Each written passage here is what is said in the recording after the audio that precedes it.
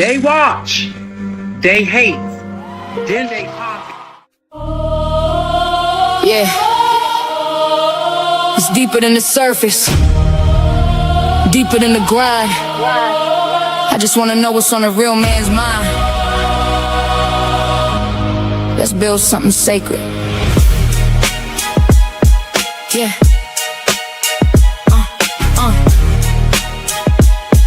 Yeah. I ain't tryna guess you, stress you, or finesse you. I just wanna bless you, see what's really in your mental. Not the armor or the mask that you wrestle, but that inner voice that whispers when it's gentle. Got my ears wide, heart open, no shade. No judgment in this room, you can lay your pain. Tell me what it's like to carry all that weight. Be the rock, the leader, but still feel the strain. Talk to me, king, I ain't here to fix, just here to feel, soaking every bit. You ain't gotta rhyme it or keep it slick. I'm listening deep, I wanna hear what ticks. Blueprint to a man, starts by listening. Let him speak truth, no fear, no imprisoning. Open space, real talk, I'm just vibing it. Tryna know the heart that beats beneath the skin. I just wanna know your mind. Every corner, every climb. You ain't gotta hide behind, just let it go. Take your time. Tell me about your father or the lack of his touch. Did that teach you silence or teach you to clutch? What do you dream when the world ain't tough? What do you need when strong ain't enough? Where's the joy that you bury in the grind? What fears dance in the back of your mind? Who taught you love? Who taught you war? What's the wound you still trying to ignore? You ain't soft for expressing what's inside. That's king energy, that's real pride. I ain't scared of your tears or your cries. I'm here to witness, not just ride. Blueprint to a man, starts by listening, not by pushing, pressing, or conditioning. This space sacred, this bond glistening. Truth in your tone, I find strength in it. I just wanna know your soul, not just what you control. This ain't no casual stroll. I'm here for the whole, yeah, the whole. No interruptions, no shoulda said. Just say it raw, say it how it's in your head. You ain't gotta bleed, just speak your thread. I'll hold the story, every word you said. So when you ready, I'm still here. A woman with ears that don't just hear. I build temples with your truth, cause knowing you, that's the proof. Blueprint to a man's thoughts. Starts by listening.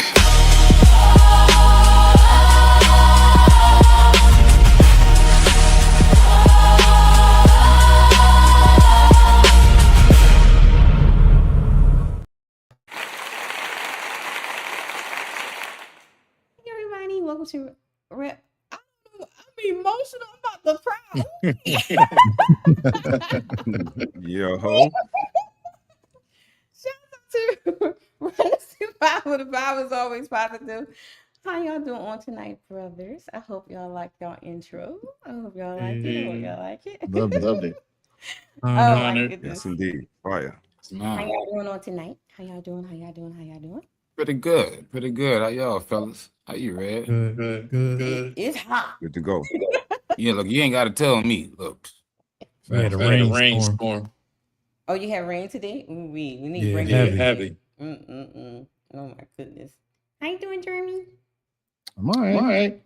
Are you recovered from the accident? Actually, I am much better.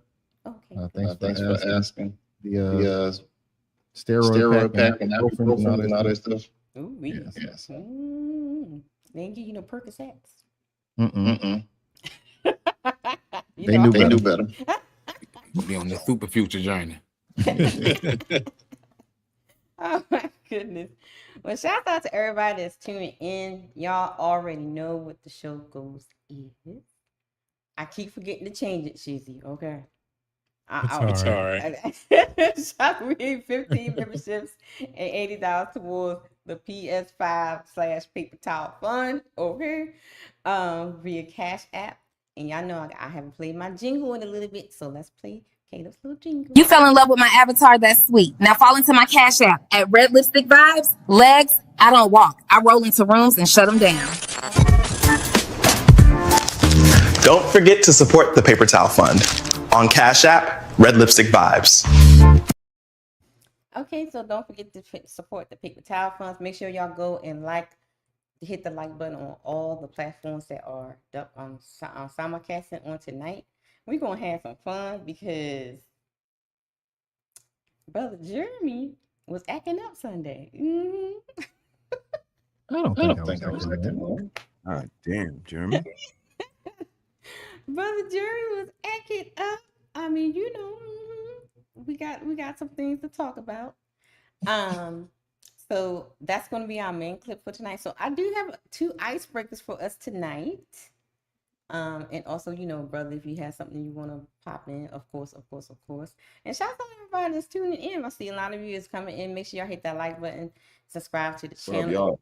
Now, I see a whole bunch of you guys. Lady Q is in the house moderating. What up, Quana? There, she's on it already. Smell the Roses did a redirect. Thank you, Roses. Hey, Roses, what's up? Appreciate it. Right now is in the chat. Case and Cams is in the chat. Dark Lake is on somebody's side. Hey, Dark Lake. Almond Eyes is in the house. CEO, Lord Jesus. Whole family. What up, family? Lord, he must be doing family night tonight. Okay. And he's working in the background. Shout out to family night. Let's go, family night. He still got hit with that Anton. He lost his voice. Oh, That's Lord. right. Oh, damn. His voice messed up. Oh my goodness. And shouts out to Lighthouse in the house, and talented Mr. Heat 8 is in the house. Shouts out to all of you guys. Shouts out to everybody that's in the clouds. Make sure y'all hit that like button, because we're gonna have some fun tonight. Y'all ready? What up, y'all? Y'all ready? You know it. Let's go. I have a let's get to it and tell you what y'all think. Read this word. Zelma. I learned cursive in third grade. Read this word. Hey, the word. No, you gotta go to another call. Read this word. This cursive? I can't read cursive. Is it a Z or a Q? What does that say? Yellow? Read this word. You're spelling sucks. Read this word. Corella. That's a J. Yeah. Read this word. Read this word. Prima. Next word. Read this word. Galra. It's in like Spanish. Read this word. Mama. What in the world is it? It's like a loop. Cursive. It's cursive. Read this word. Is that a word? Read this word. What is the first letter? Read this word. Zalera? Selena? Helpra. Read this word. Cursive, that's what this is? But what is it saying? I'm asking you. I do not know. Read this word. Pellagra. What's the first letter? Y or G? It's a Z. What has stripes? Zebra.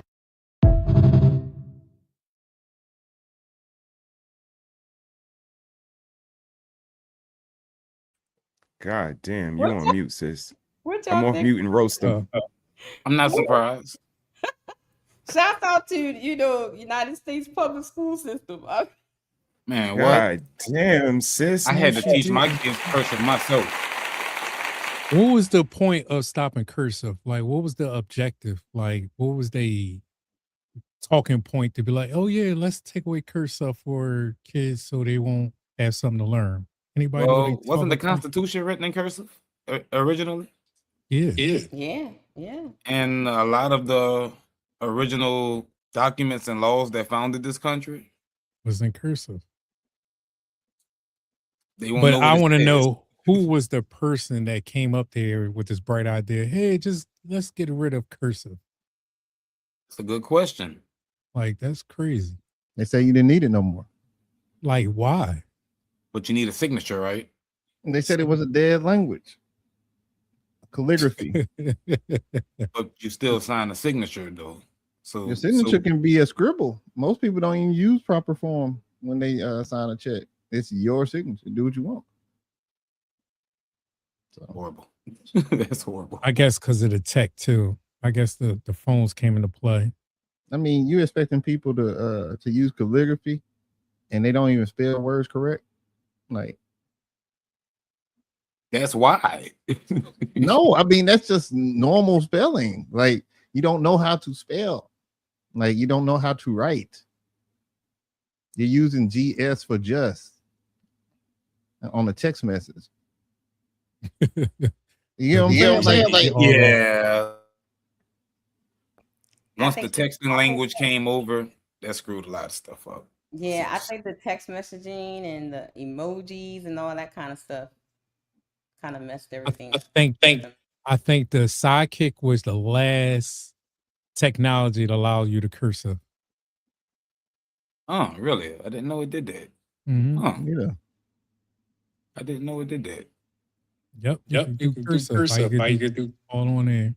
Either you could let it go through cursive or it turn into, you know what I mean, regular alphabets. But you know what's crazy? This text language that we use nowadays came from nerds. It wasn't even meant for the general public. We was using this to communicate on the internet and on video games amongst ourselves, and then people just latched onto it and popularized it. Then it became a modern day vernacular.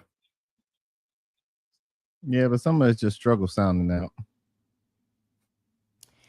And I don't even think I've seen a couple of videos where the words weren't even cursive. They were just, written, just with letters, and they still didn't know what the words were.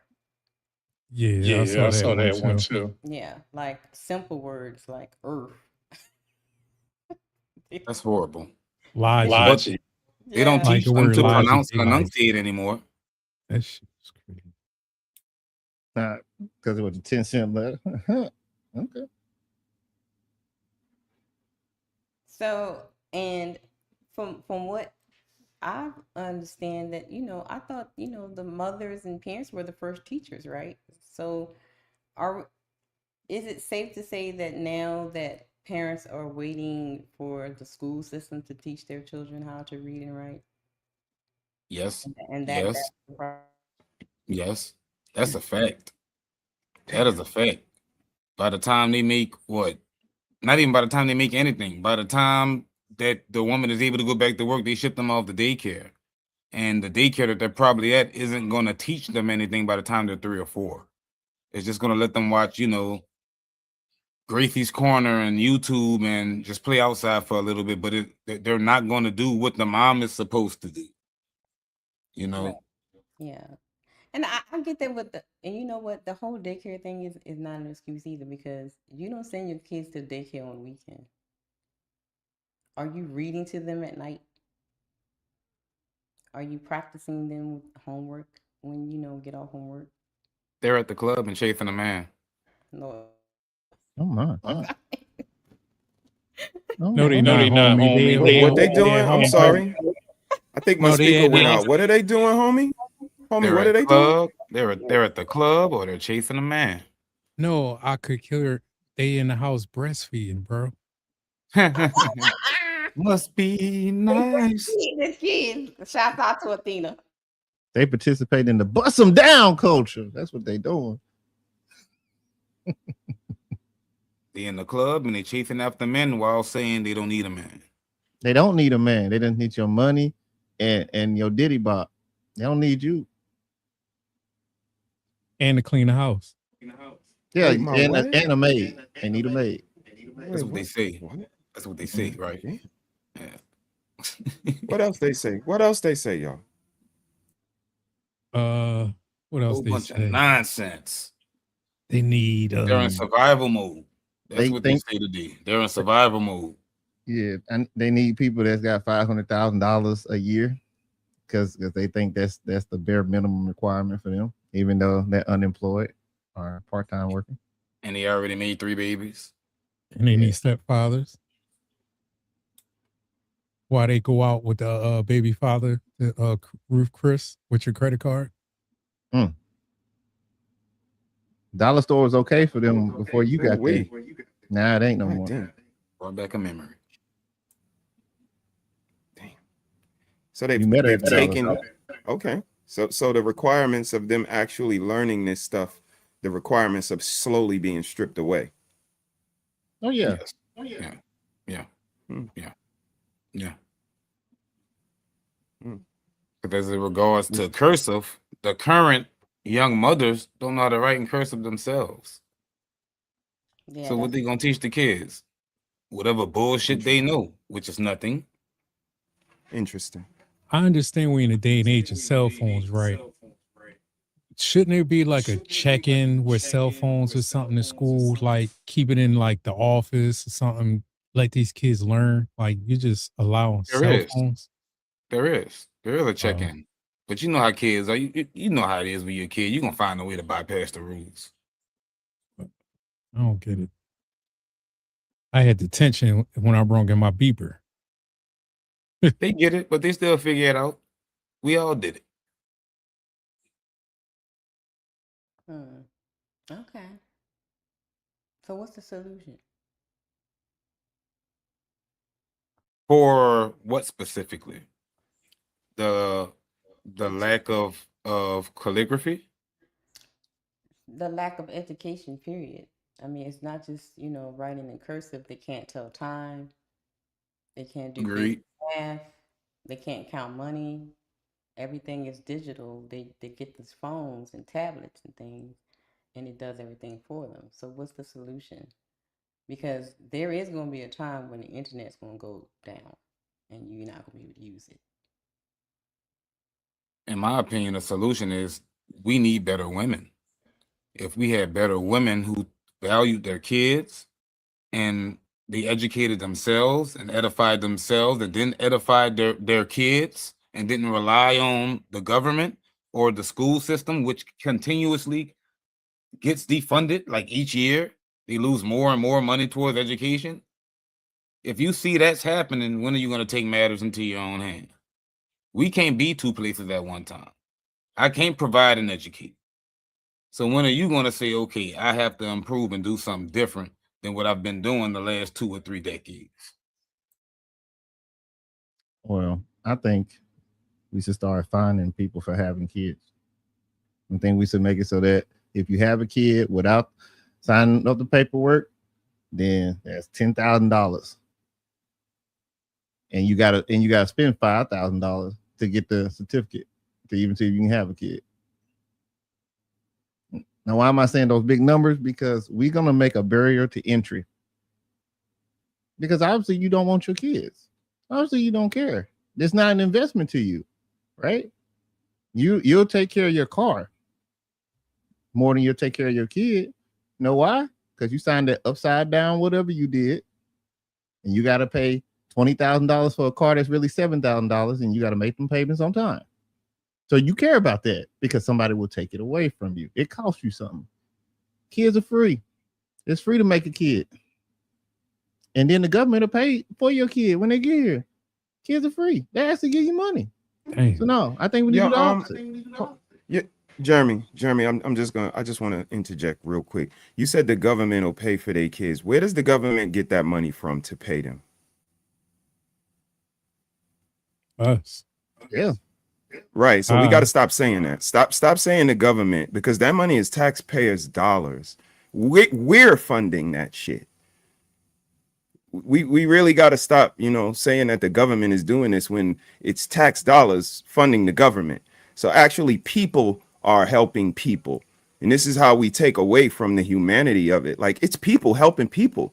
No matter how you want to look at it, no matter how people talk about them or whatever the case may be. But these are our dollars coming out of our pockets, going into a certain pot, and then it's getting distributed to the people that are less fortunate. It's like reallocation. So it's people helping people. So, no, it's not the government. It's us. And that's why we say what we say, and we have the right to say it, because it's our tax dollars that's actually funding the machine. I can agree with that. What I say is that I can't agree with the point that everybody that gets it needs it. That's the issue. When they can literally game the system. We got people telling people how to game the system. This is what you need to say in order to get this. You don't need it, but this is what you need to say. Now, I do agree that we should probably start looking at it like our own money going back to their hands. I promise you, we probably will stop a lot of this stuff. I promise you, a lot of you people will show, we got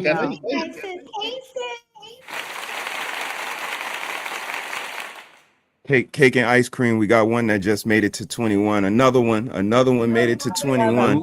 And Like a you know, dog. it's why my ears kind of fall short, because right now upstairs in my kitchen, there's 6 ladies up there building, grandma, mommy, and the girls. And they are answering questions and asking questions. And I went upstairs. It was tears in somebody's eyes. And I came back downstairs. Is it time to sing happy? When it's time to sing happy, y'all call me up. Y'all see me run up. And I came back. I got my cake. Miss me with all of that. I see what real women look like. I see my sis sitting there. Look at her. Look at that dress. Look at that dress. I know. So, you know, I get it. All power to the people and all of that. But 21, 21, 21. Congrats. Salute. That is a great thing. Yes, sir. Real talk. All right. Y'all ready for another icebreaker? Yes, ma'am. I'm gonna let y'all choose. I got a messy one. You got JP or body count. Which one y'all want to do first? JP or body count? JP. Okay. Here we go. Shouts out to Black Man on Appeal too.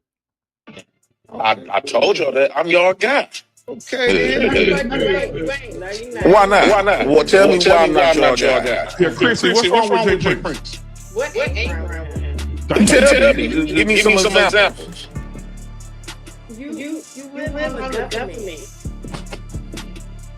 Every man you live worse than me. They Yo, he rolled his eyes so hard like a girl. That was crazy. Let's go back. Jesus Christ. Government. Every man you live worse than me. They wish they could get on the government. Don't buy no more food stamps from my nigga. Don't buy no more food stamps from my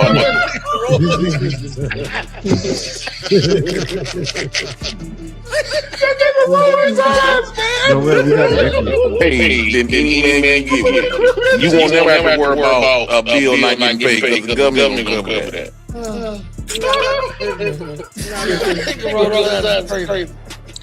You know, Chrissy, to be fair.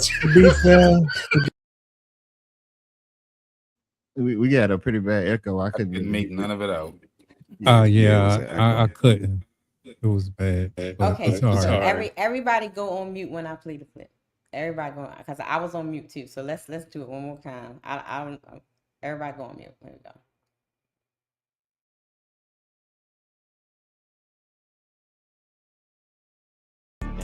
I told y'all that I'm your guy. Okay, then. No, you ain't. No, you're not. Why not? Well, tell me why I'm not your guy. Yeah, Chrissy, what's wrong with Jay Prince? What ain't wrong with him? Tell me. Give me some examples.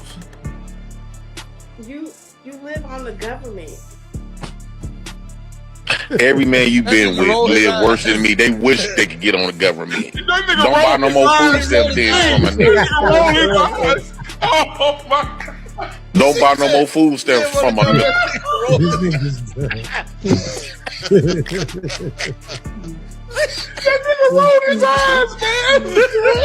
Hey, then any man you get with, you won't never have to worry about a bill not getting paid because the government gonna cover that. Nigga rolled his eyes crazy. You know, Chrissy, to be fair. All right, did y'all hear the clip? Yeah, that boy shout out. Oh my goodness. Shout out to JP, Lord Jesus, have mercy. So I got a question. And shouts out to JP, you know, he doing his thing. Do you men, as men, my blueprint panel, my brothers, do you guys view men that are living off the government as leaders?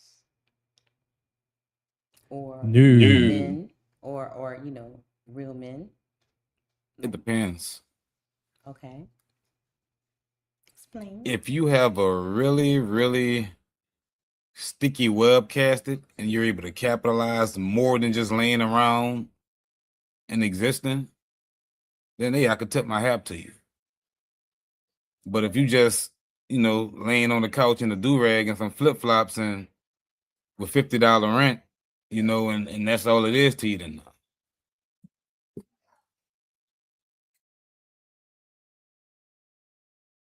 I mean,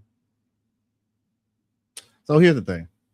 If you fall on hard time and you actually need to utilize something, I'm not going to sit here and tell you to not do what you got to do, right? As a last resort.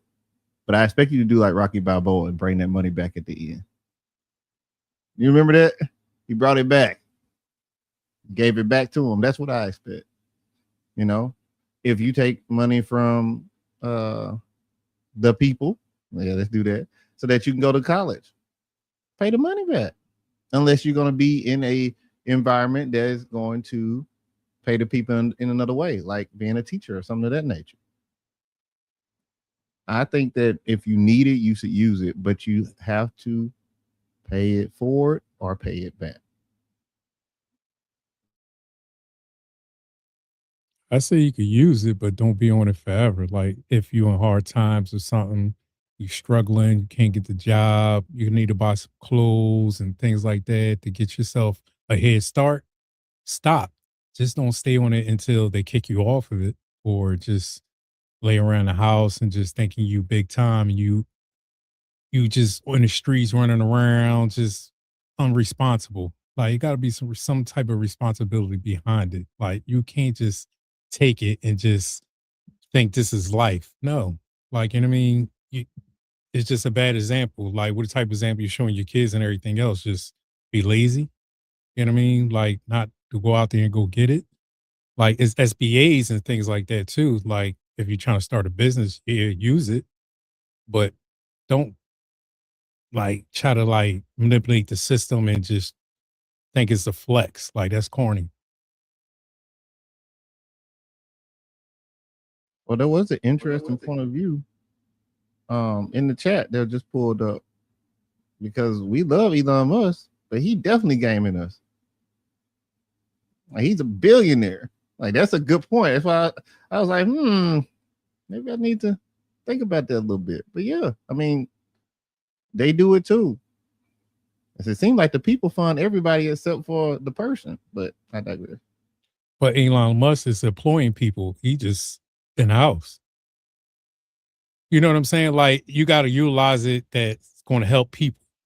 Just don't use it just for yourself and just be like, hey, you know what I mean? The government taking care of me, or the people taking care of me.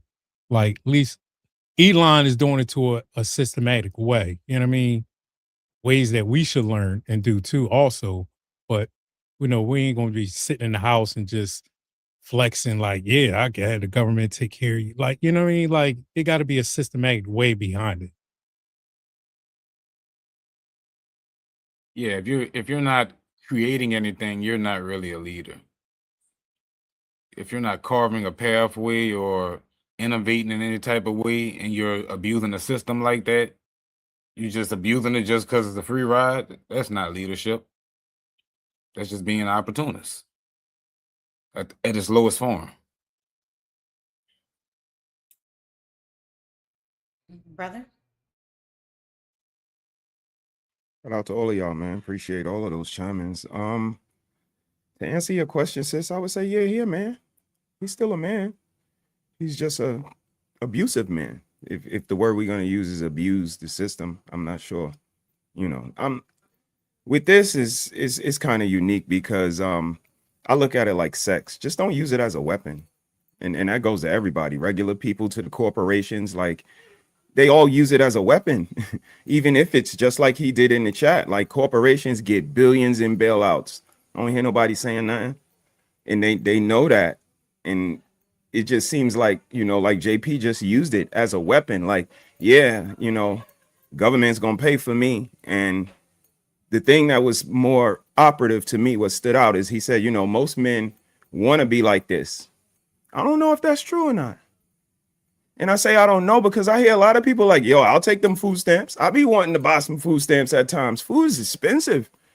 So if you really look at it, I hear a bunch of people, yeah, I'll take $8 rent. I don't know if it works like that. Y'all just be, you know, but whatever. But I hear y'all. So it do sound like y'all would take it if you could get it. But again, you using it as a weapon, and that's not prospering. That's not looking for it to be temporary. That's using it and passing it down generationally. All of that is like using it as a weapon to me. Like, if it's gonna help you, use it to help you. Like Jeremy said, pay it forward, pay it backwards, pay it in some direction. But when you just, you know, gonna leave it to your child and they're gonna leave it to their, and it's like that shit just starts to get abusive. And you still a man. I just know it's all types of men. There's abusive men, there's gentle men, there's bum ass men, there's men that eat pork. It's all types of men. I might not agree with it, but you still a man. You know what I mean? Do you think that he's a leader? Well, here's the thing. He got 3 daughters living in the house with him. He leading somebody, whether he leading them off a cliff or leading them to hell. He leading them. Leading is leading. Right. Cooking breakfast for him. He getting them to school. Well, we don't know. We don't. Yeah, he doing something. I mean, I'll say that much. Now, is it good leadership? Because the question was, is he a leader, right? Yeah, he a leader. Now, we can't get into whether he's a good leader or not. I can't speak on that. Not about what I've seen. And I ain't seen much, but I've seen enough to compare it to my leadership skills, what I think that I bring. So yeah, I mean, I can't. He's a leader. He has a tribe. But tribes get conquered and destroyed all the time. That's deep. I mean, and to even question it is a little insensitive. Was Big Mama a leader? Because everybody say Big Mama led their house. She was like the mob boss in their house, and she was getting government assistance. She wasn't paying that shit by herself. Most of them, I'm not gonna say all, but a lot of these ladies, like, their name is still on the lease. There's still a lease, even though they're paying whatever amount. There's still a lease, and their name is still on it. So to just dismiss that, he's still his name on the lease for that rent, whatever he's paying. So he's still the head of the house. So again, we might not agree with it. It might not be us, but you know, in a lot of circles, he's a leader. He got multiple babies by multiple women. Some people are talking about him and treating him as such. So, you know. Shouts out to Dark Lake. I'm not sure whose page he's on. Shouts out to you. Thank you on mine. What are y'all? On Shizzy's page.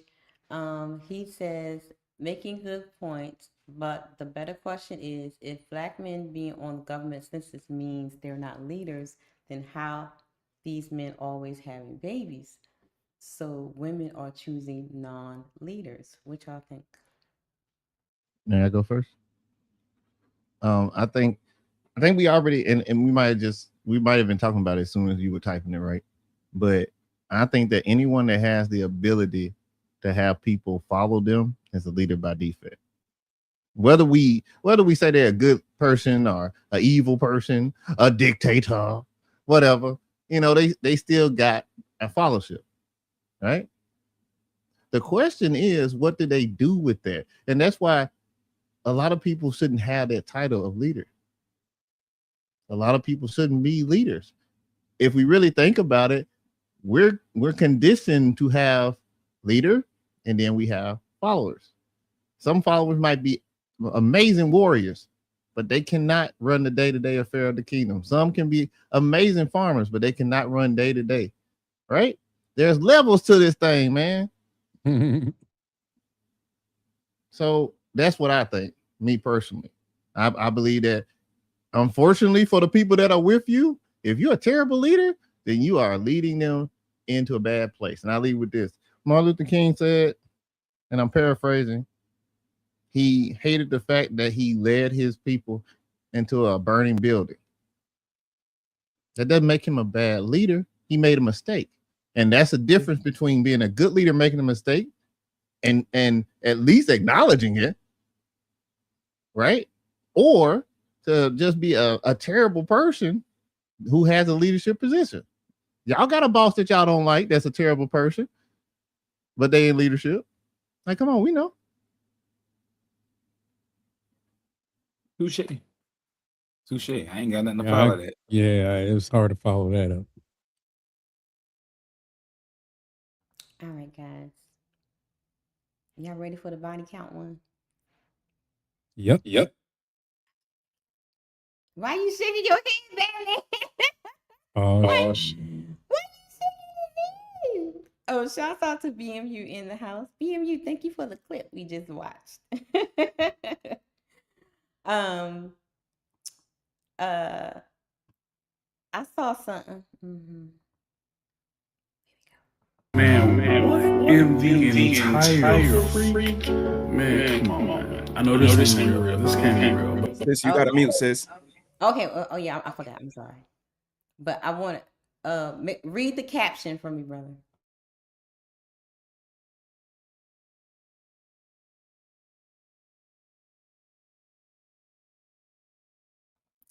Angela Reese goes viral over ex-boyfriend's Jalen Duran. That's how you say it. For Yeah, exposing during. the 80+ bodies he exposed her of taking at age of 23 years old. Okay, y'all got it. Okay. Woo. Ooh-wee. man, what in the entire freak? Man, come on, man. I know this ain't real. This can't be real, but I feel like it is real because honestly, this was on Instagram Live. So it says that Angel Reese is going viral for nonsense. I get to see it now. All the hating Angel Reese fans getting ready to pour in on this post. Y'all about to eat this up. So it says here, Angel Reese went live and was very emotional after her ex-boyfriend Jalen Duran exposed her for having over 80 bodies at 23 years old. Angel Reese went on to say, he's just mad. I had him spending $600,000 a week on me. I literally went to LSU. 80 bodies is nothing. Some of my teammates got over 300.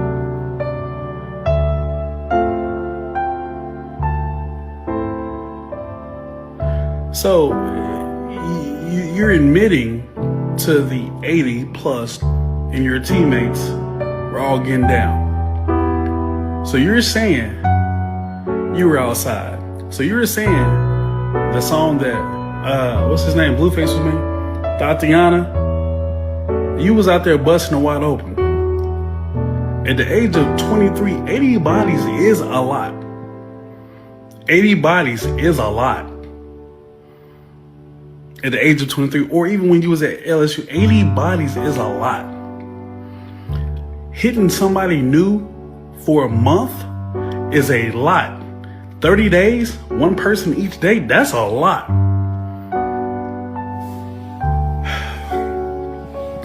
And then to even think that you're a Megan Thee Stallion fan too, you a girly girl, you a sister. Oh my God. What's your thoughts, y'all? This is diabolical.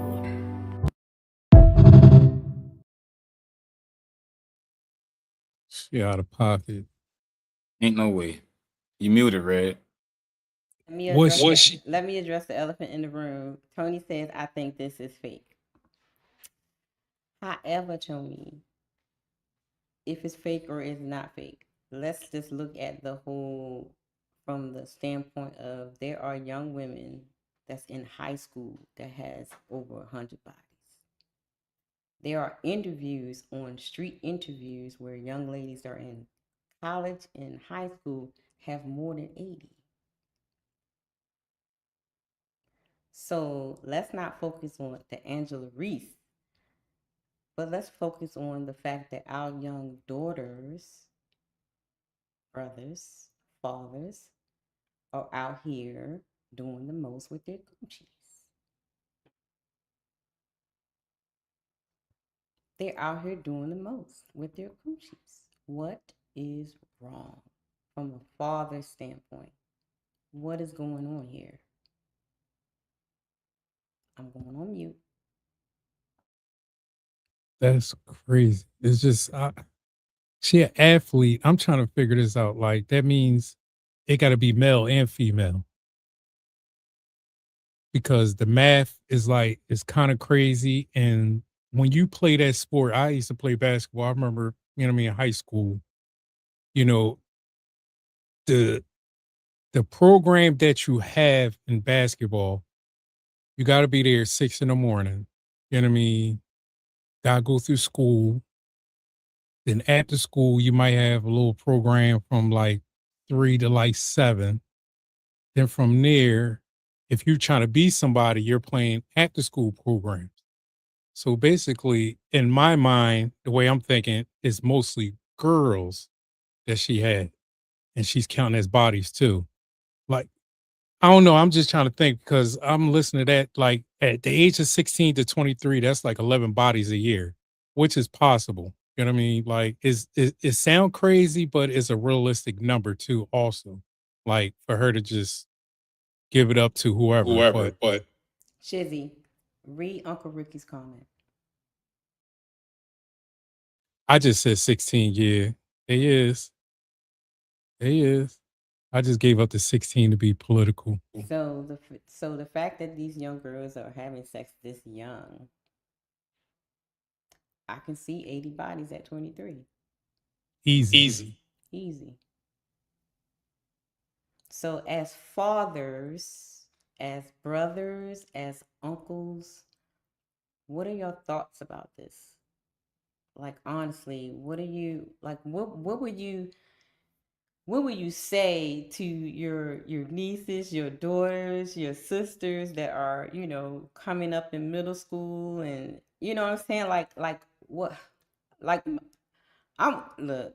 I know I'm what they call a unicorn, okay? But 20, 80, 23. So I'm like, ooh-wee, that's a lot. So what as fathers, as brothers, as uncles, what are your thoughts when you hear this? And what would you say that could be done? What is the problem? Like, let's have a conversation about that. I'm gonna go on mute. So brother, take over for me. So because I don't want to echo. Y'all heard the question. Let's go ahead and jump in. Homie, let's start with you. There's a lack of fear. Nobody's afraid of anything.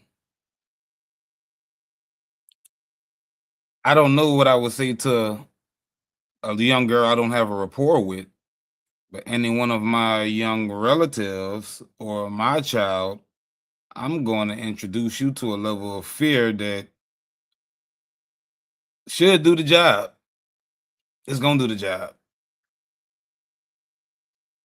And I don't mean fear as in terrorize you, but there's going to be one element of pressure, which is going to not want you to, you know, disappoint the parent. You know, that element that comes with being the kid when you just don't want to disappoint the parent. But within that, I have to actually show you that there's consequences. And they don't get consequences. That's why they continuously get away with the stuff that they get away with. From the time that they're born, they get princess treatment. You know? So I think that is the problem. A lot of people don't believe in introducing fear and death, the concept of death, to your kids anymore. But I think that deters you from making certain decisions because you have that respect. You know, behind that fear comes the respect. So I think that needs to be brought back to the fold. I totally agree with you, because the reason why I only had one at 23 is because the fear of my father. And the main thing was the fear of disappointing him. Yeah, right. See? It wasn't fear that he would whip my butt or anything like that, but I just didn't want to disappoint my father. And I say that because while I was out there doing my thing, all of my failed attempts came from women that had good relationships with their father, and they didn't want their father to be disappointed in them. They held him in a high regard. They had the utmost respect for him, and that guy did a good job of instilling values into those women. And they would talk about him so much that to the point to where I knew I couldn't even, it wasn't going to work. It'd be a waste of time. You know, so just from running into that roadblock, for myself, that's something I can reference, you know, and utilize myself for my own kids or nieces or nephews or something like that. Not out of, you know, the need to be a dictator or a terror, but this is a method. This is how you raise individuals. It works. So why are we trying to reinvent the wheel when we know what works? We've done it before.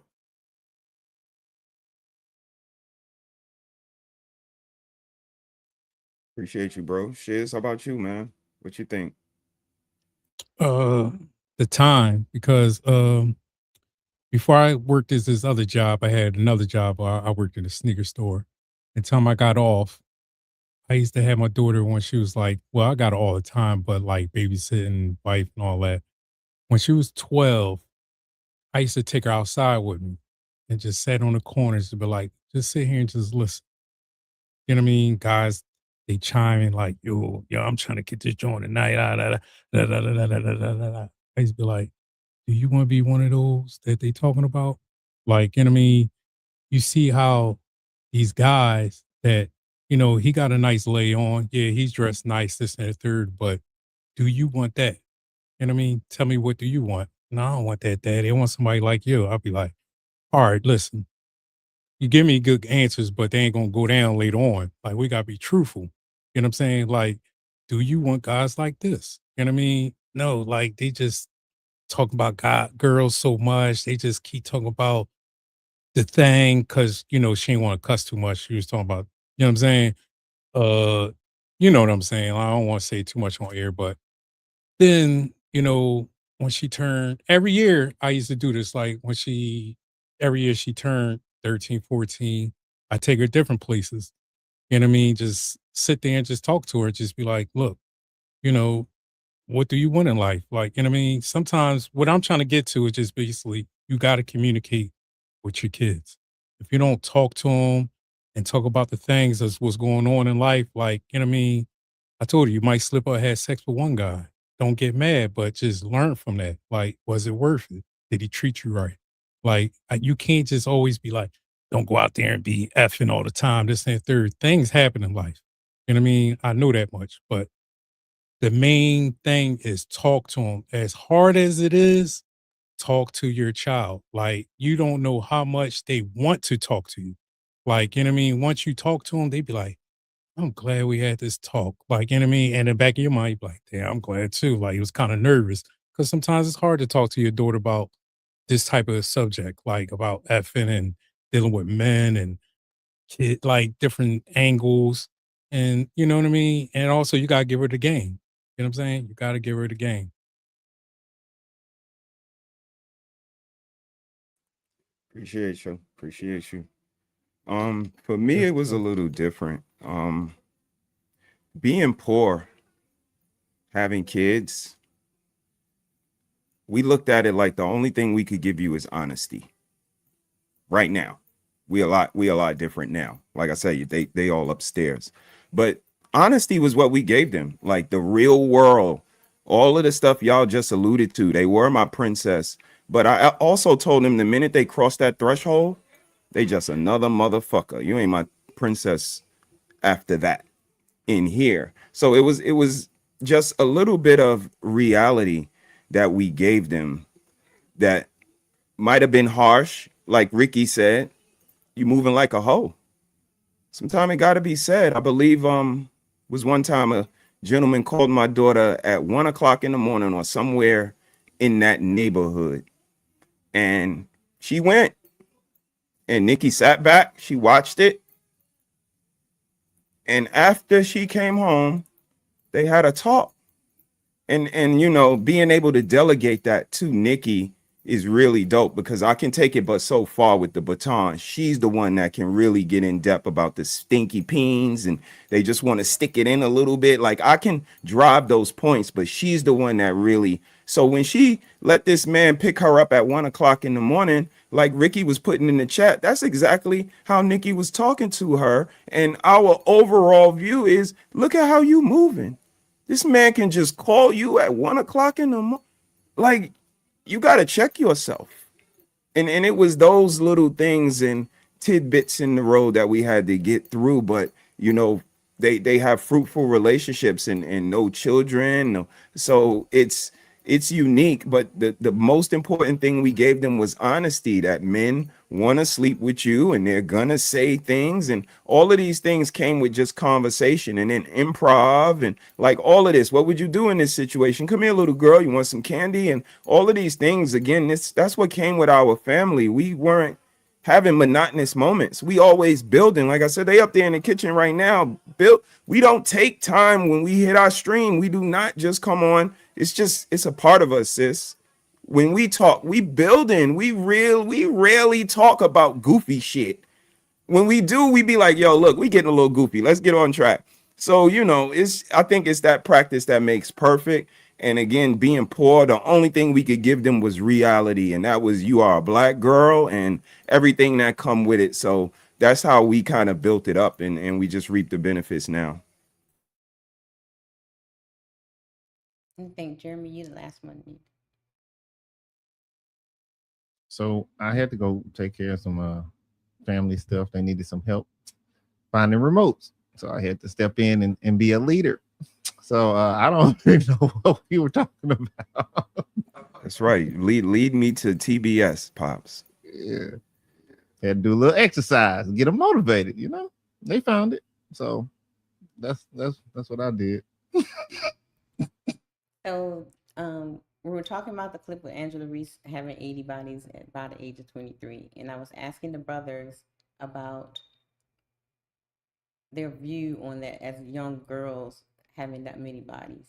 And if that was your daughter, your sister, your niece. Okay. I remember. Yeah.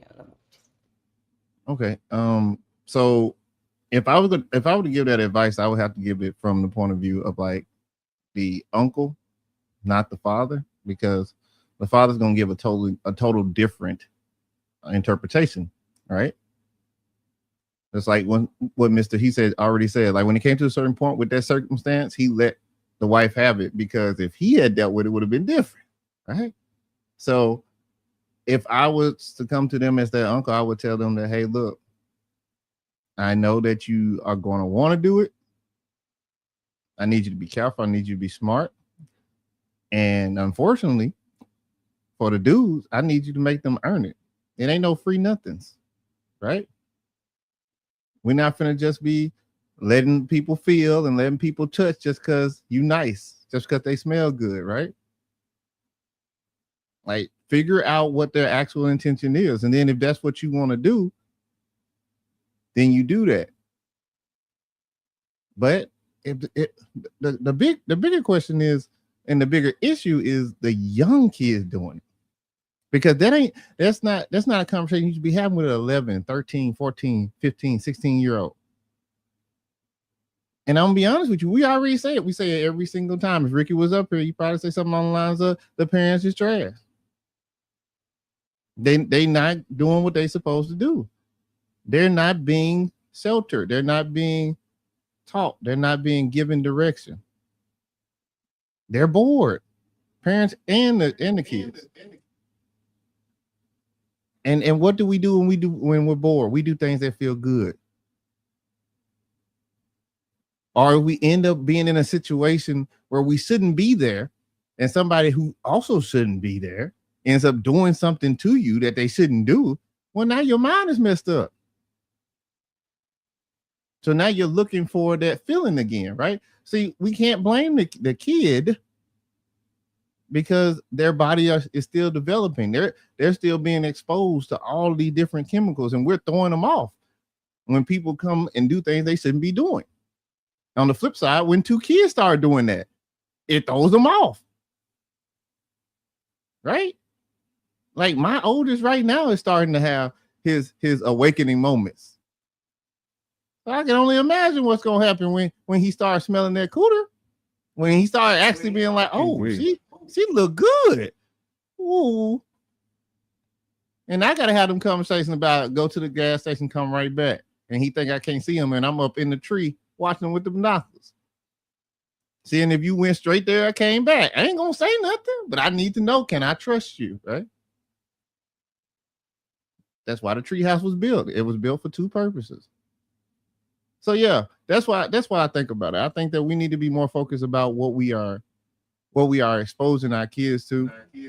And we also need to understand that yes, they are going to want to do something. So unless you're keeping them to do something other than destructive things, then what do you expect them to do? And they see you do it all the time. They hear their mama in there with Uncle number 47. Oh, that's just your uncle.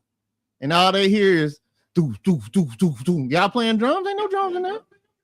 Wait a minute. Wait, we got a drum set? Oh, I thought we was having a real come on bad. That's crazy. What uncle number was it though? Uncle number what? 47. 47, 42, Whoa. 87. That's crazy. I think she meant to say John, but don't worry about it.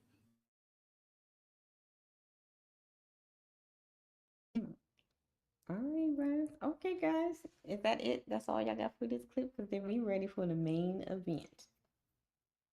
Yeah, as far as this clip go, I think we need to bring fear back. What's being a kid without being scared of your parents? You're missing a big chunk of your childhood. You're taking all the excitement away. You gotta have some fear, especially from your daddy. How do because we in the era of soft and gentle parenting, Problem. right?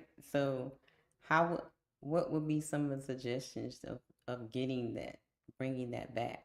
Because we can say bring it back, bring fear back, just like how we say bring shame back, right? But how do you actually do that?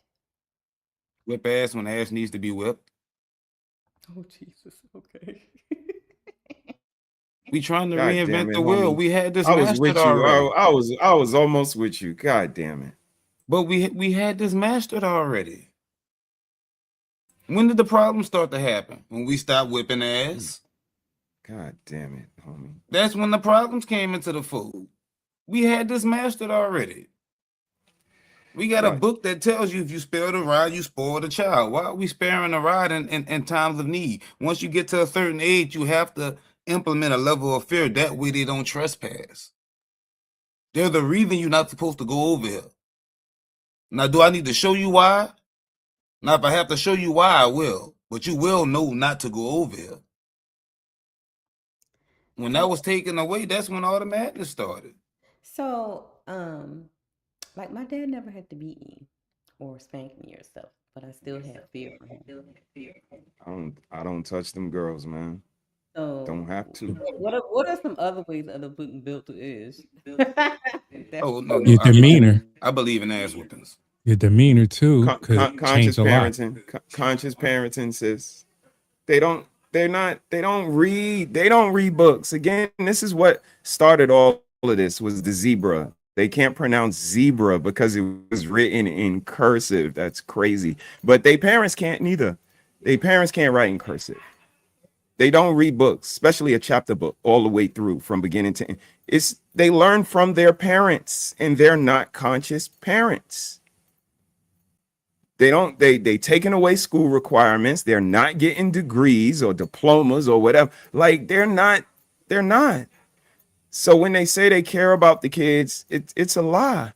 And like Ricky said, these kids are being made from fucking, and they're fucking without knowledge, wisdom, or understanding, and then bringing forth children.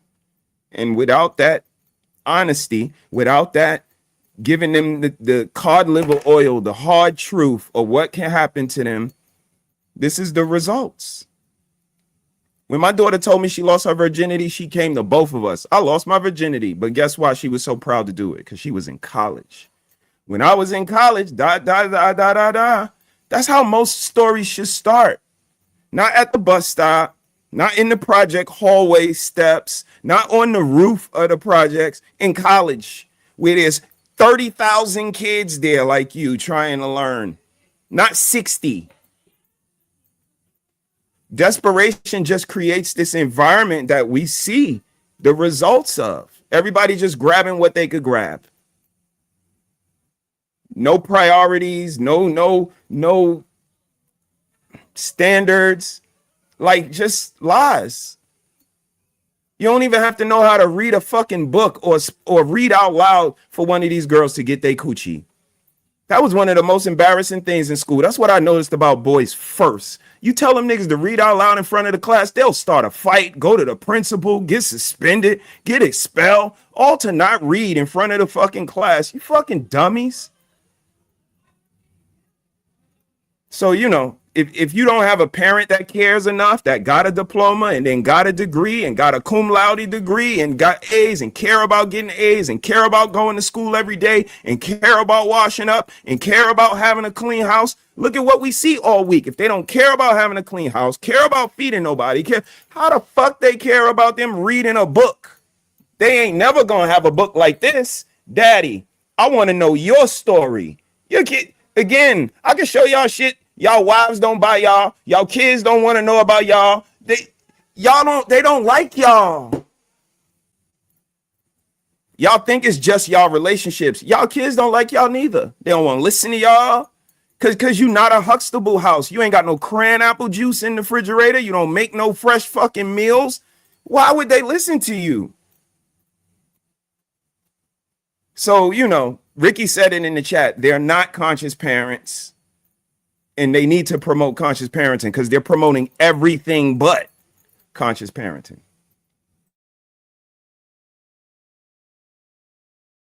All right, anybody else?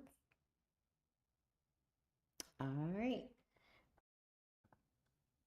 So we're about to get to the main event. Jeremy was speaking of parenting. Gee, Dad, hold on, y'all. I think it's a learning experience. I mean, we'll see. I look forward to seeing how y'all felt about the actual dynamics because I know, I mean, the point of views they are what they are, but to really just break down the whole thing, you know, I'm open for correction, so we're gonna see what's gonna happen. But if it ain't no correction to be given and you wrong, I'm gonna tell you. All right, shouts out to everybody that's tuning in. It's open panel tonight. If you want the link, just let me know. I will drop it. It's about to get interesting. So you know what I have to play. I have got to play my song. So y'all got to get y'all drinks, roll up, get y'all snacks, because y'all know what time it is. We love that liquor, love that liquor, love that liquor, baby.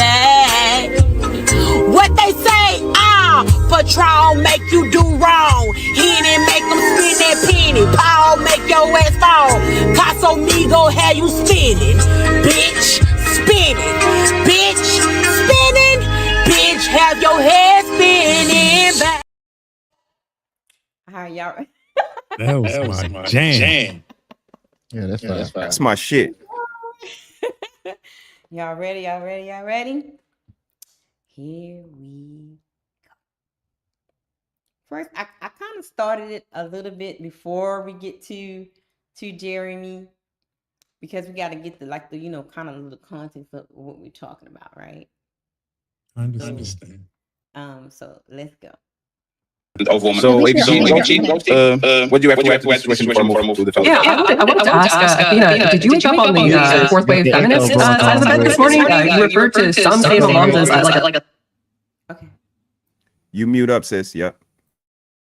a slave. You said you basically And of woman. So, ABG and Ghosty, what do you have to add to this situation before I move to the fellow? Yeah, I wanted to ask Athena, did you wake up on the fourth wave feminist side of the bed this morning? You referred to some stay-at-home moms as like a slave. You said you basically preached. You said it's worse than a non-believer, and then you started talking about exceptions again, like a feminist. Like, what the heck is happening to you, girl? No.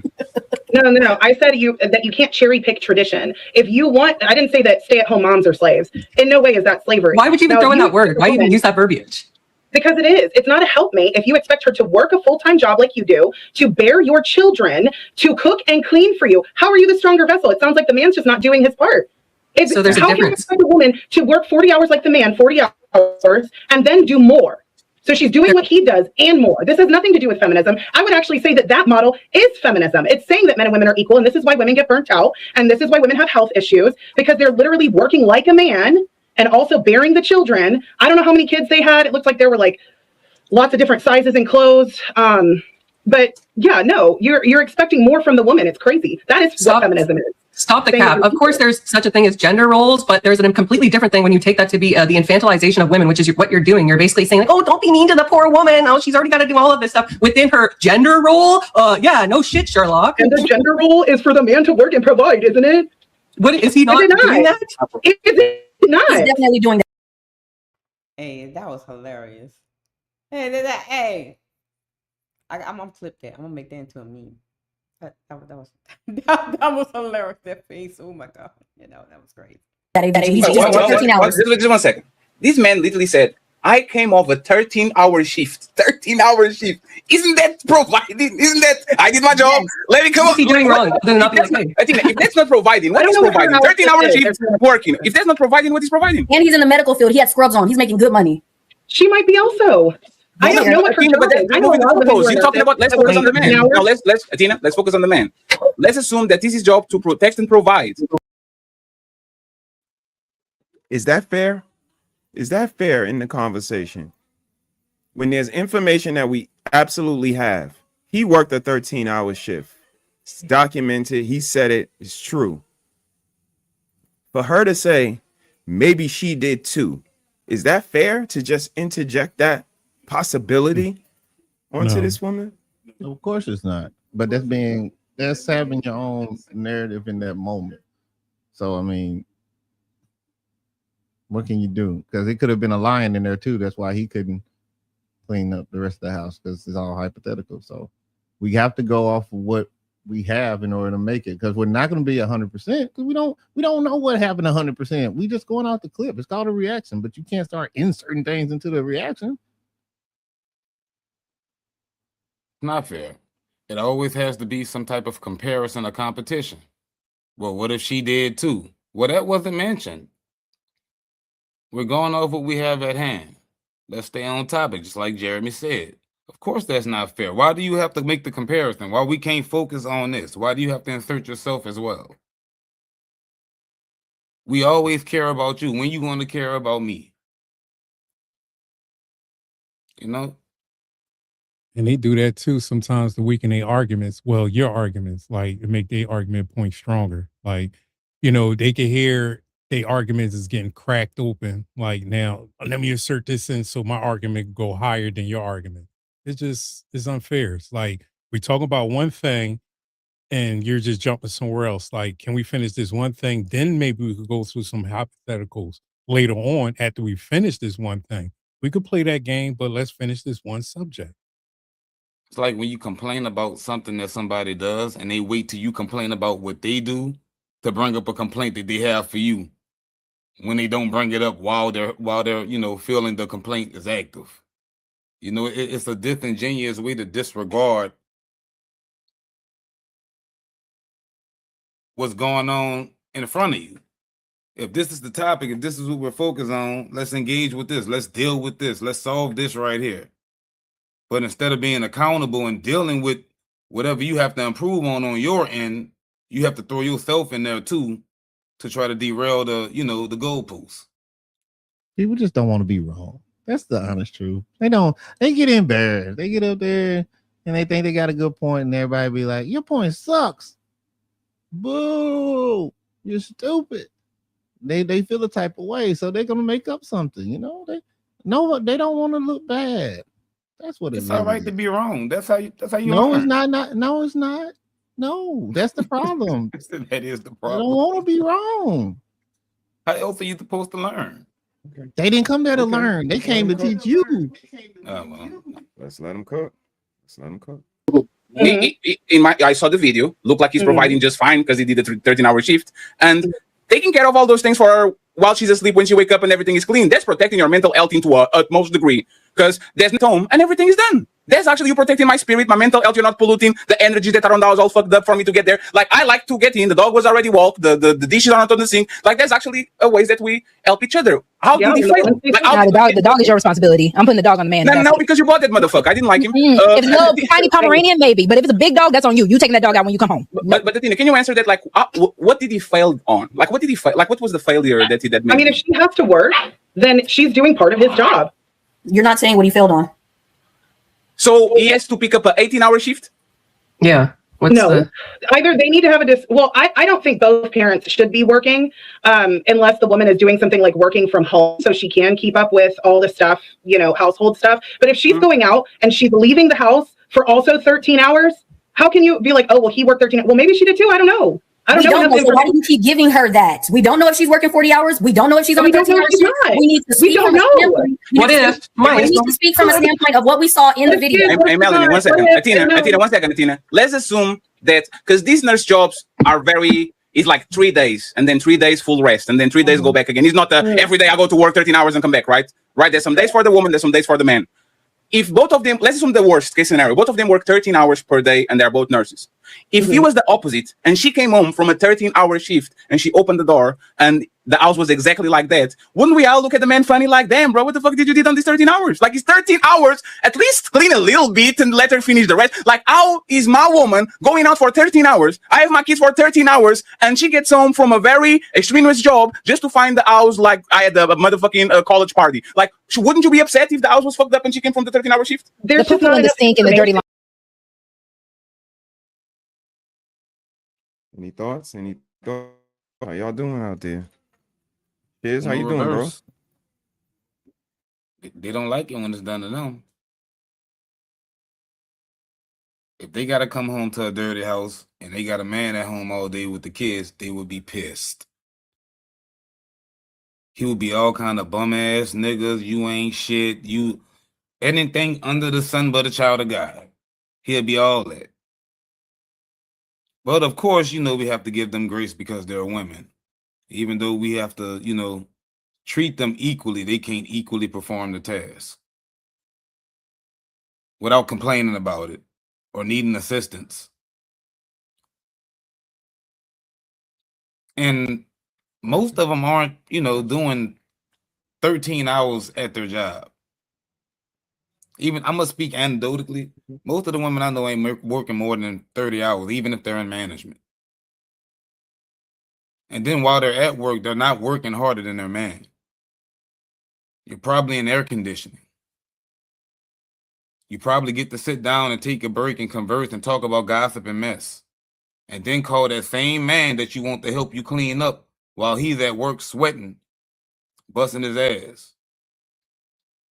Then you come home after having a pretty cush day of gossip and expect him, with all his limbs aching and hurting, to assist you with what you're supposed to take care of, while cutting the grass, taking the trash out, fixing the hole in the wall, changing the brakes, and whatever else is entitled in his responsibility. He still got to come in and help out with the house, but that's supposed to be your duty. You know what I'm saying? They don't enjoy femininity. They don't enjoy being women. They don't enjoy the responsibilities of being women. They have no value in that. They see no value in that. I think they definitely enjoy being a woman. How else can you get away with this type of logic? Because you're the thing that's sought after, right? But you're also the thing that has autonomy to do what it wants, right?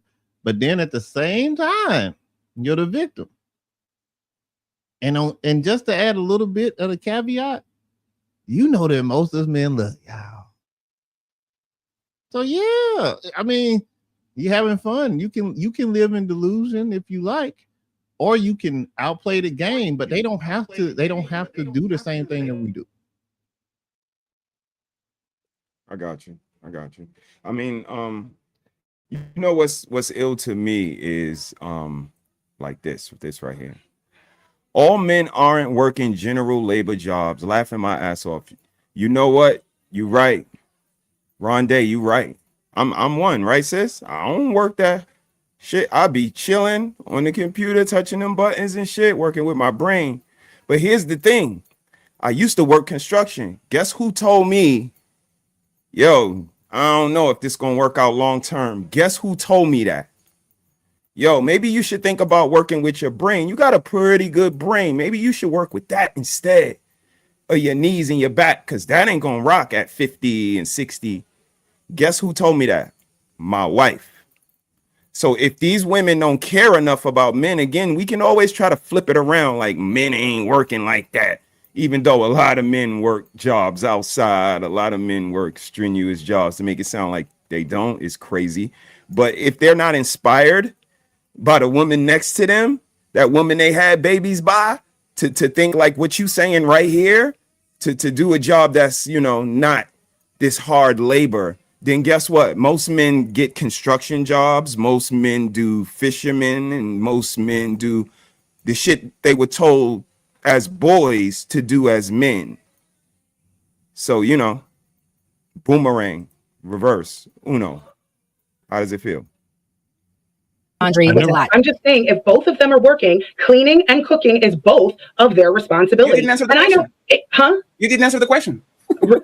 Repeat your question. If she worked 13 hours, and it's my day of taking care of the kids, she went to work instead of him, and she comes home after 13-hour shift, and the house is destroyed like it was, wouldn't you look at the man funny for letting the house completely destroyed, and the woman has to come in after 13 hours to clean up everything? Wouldn't you look at him funny? Who said she was home? You were making a scenario that you didn't even know. Athena, is a hypothetical. You started the hypothetical. Now, 1 second, Athena. He was at home all day. Athena, please. You started the hypothetical. What if she works 13 hours? And I said, let's do that. Let's pretend she works 13 hours. Let's now switch the roles. She went to work and did the 13 hours you said she did. And she comes back home, opens the door, and the house is exactly the same way the guy was 13 hours with the kids for 13 hours. Wouldn't you look at the man funny? Because she comes home after 13-hour shift and the house is literally destroyed. Would you look at him funny? No, if he worked a 13-hour shift and then she gets home right after, no. I think both of them. That's impossible. Who is taking care of the kids on the 13-hour span? It can be you. Like, it is impossible. There was a 13-hour window. Athena, this is just math, Athena, right? Athena, this is just math. If you left home for 13 hours, I have to take care of the kid for 13 hours. So between the moment you leave and the moment you come back, plus driving and whatever you have, that's probably been 14 hours. Everybody's like, what was she doing on the 14 hours that she was with the kids? If flip it, what was he doing on the 14 hours he was with the kids? That's the question, right? He was home, yeah. So if he was home, she was home. You just said if she worked and he was with the kids at home for the entire time, yeah, that would be wild for the house to look like that. Just like if she was home that entire time while he was at work, that would be crazy. So what do you think she was doing? Probably working. How? Who is with the kids? Most people put their kids in daycare and oh, Athena, there was a baby in diaper shitting. There's literally shit on the sink. The kids are with somebody there in the house. If they're on daycare. You said she worked. Athena, there's comprehension skills at this point, Athena. Every single person in this conversation, if they had a 2-parent household, they understand you have to stack shit. Both parents either go out at the same time and you are a latchkey kid, right? And now you would just bump. This is not motherfucking Rugrats, right? This is not Angelica and the rest of the kids walking the house. There's supervision there. The kids probably have somebody there and there's the mom, right? If I work 13 hours, you stay with the kids, come home, there's my shift, I go to sleep, wake up, I take care of the kids, now when you go. That's what actually usually things happen, right? What is the confusion? That's not what I've seen. I've seen most people put their. What's the confusion? Are you guys confused as well? Same way she is? Yeah, I'm confused. Nobody got the kids. Just her. So she taking the kids to work with her then. I'm not confused. Her house probably trifling. She doesn't like the fact that Fatty now inserted a hypothetical. But you started with a hypothetical. So it was like, it's okay when I did it. And I want y'all to get the chat. Like, that's what's happening. Like, she's flustered because he literally did the same thing to her. And now she's saying, oh, wait, you can't do that. Oh, yeah, I can. You just did. Because when I wanted you to answer the question, you never did. You started giving excuses. So now we giving excuses. And it's like, it makes the conversation feel unnecessarily heavy. Right? And it slows down the tempo because you are so set on being right that your anchor is just down there. Somebody got to literally drag you off the ground because he ain't going to get off of it. And I don't know if y'all noticed or not, but she did a response. So I seen it. She's still dragging the weight. It ain't over. She's set on not telling women they have a duty. Because he reversed it to equate the scenario to see if she'll carry the same logic. Now, once she recognized that what he was doing, she She didn't want to answer the question. Because Well, once you reverse it back, then you're going to be forced to assign a duty to somebody. Well, I know that the response that she was making was in reference to a situation of leadership and a good man, as far as like a Bible thumping man, right? And she was trying to say that men shouldn't be able to lead if they don't have the prerequisites of basically following God, right? But as we already covered earlier today, shout out to Red, a leader is a leader, regardless of a religion that you claim to have. If you can get people to follow behind you, then we still in the same boat. But I think that's what it was. And you know, nobody wants to be wrong. And when you don't have anybody on your side, then you feel like you gotta fight back, you know. And I also think she's projecting because she has a farm and a lot of things like that. So she expecting people to do the things that her lifestyle fits. You know what I mean? It's like a lot of projection going on too, also. Like, you know what I mean? Every guy ain't gonna be this Christian person that you like could run a farm and do this and that.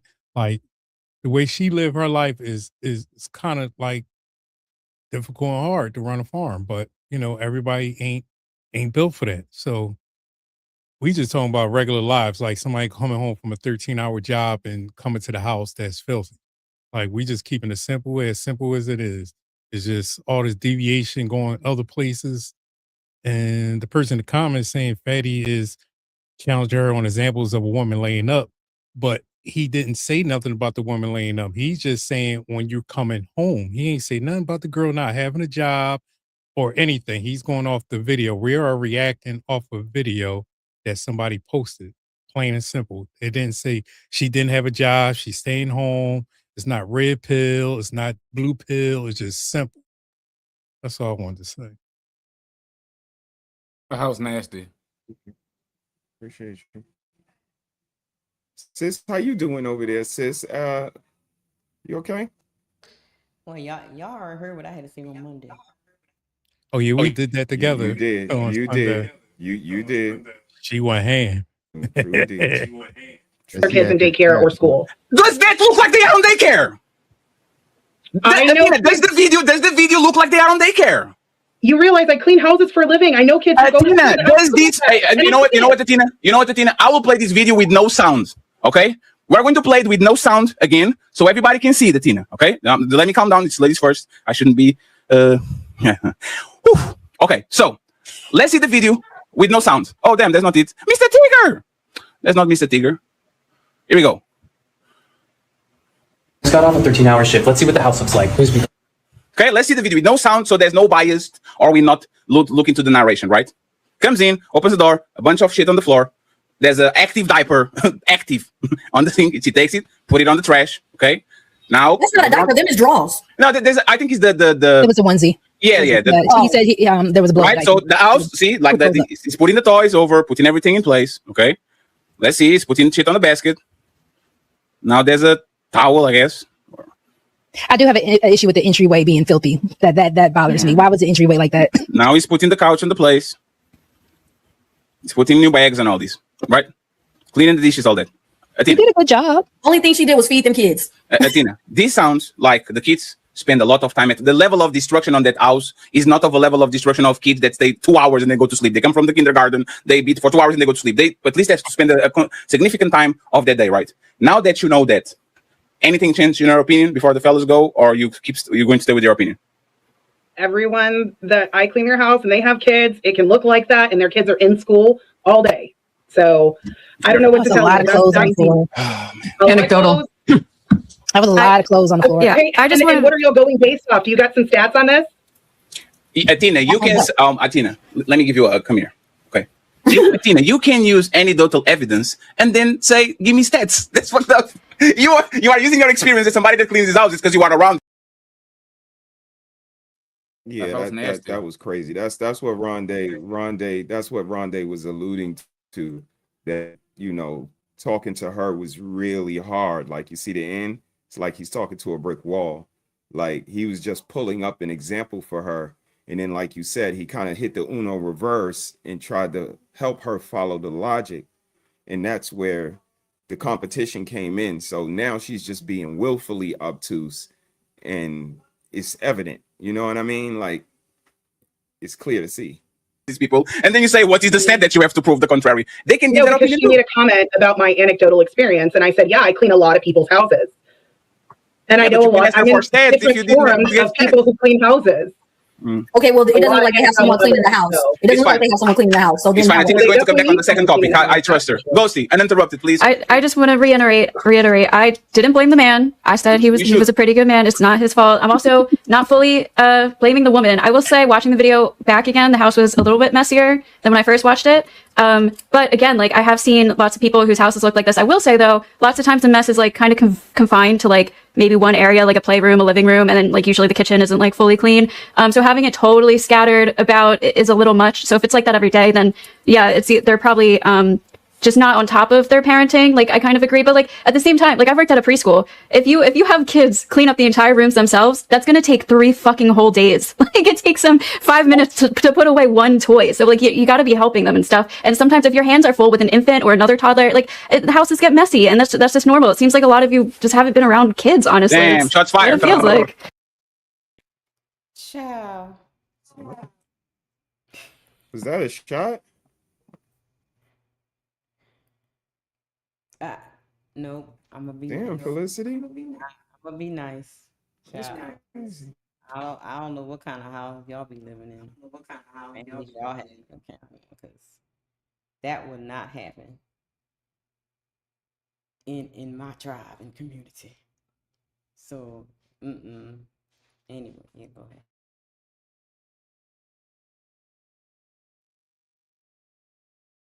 How are y'all just nasty? Thank you. Let's call it what it is. Y'all just nasty. Thank you. Thank you. They trifling. Y'all just nasty, trifling, just lazy, just. Who's arguing against a clean home?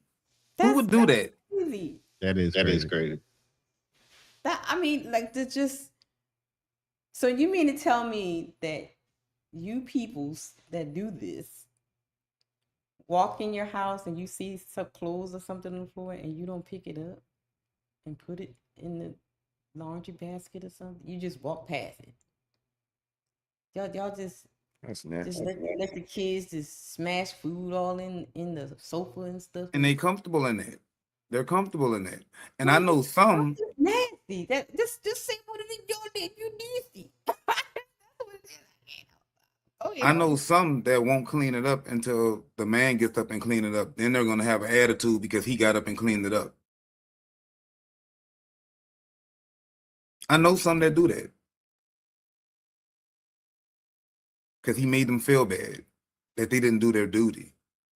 And he had to do it.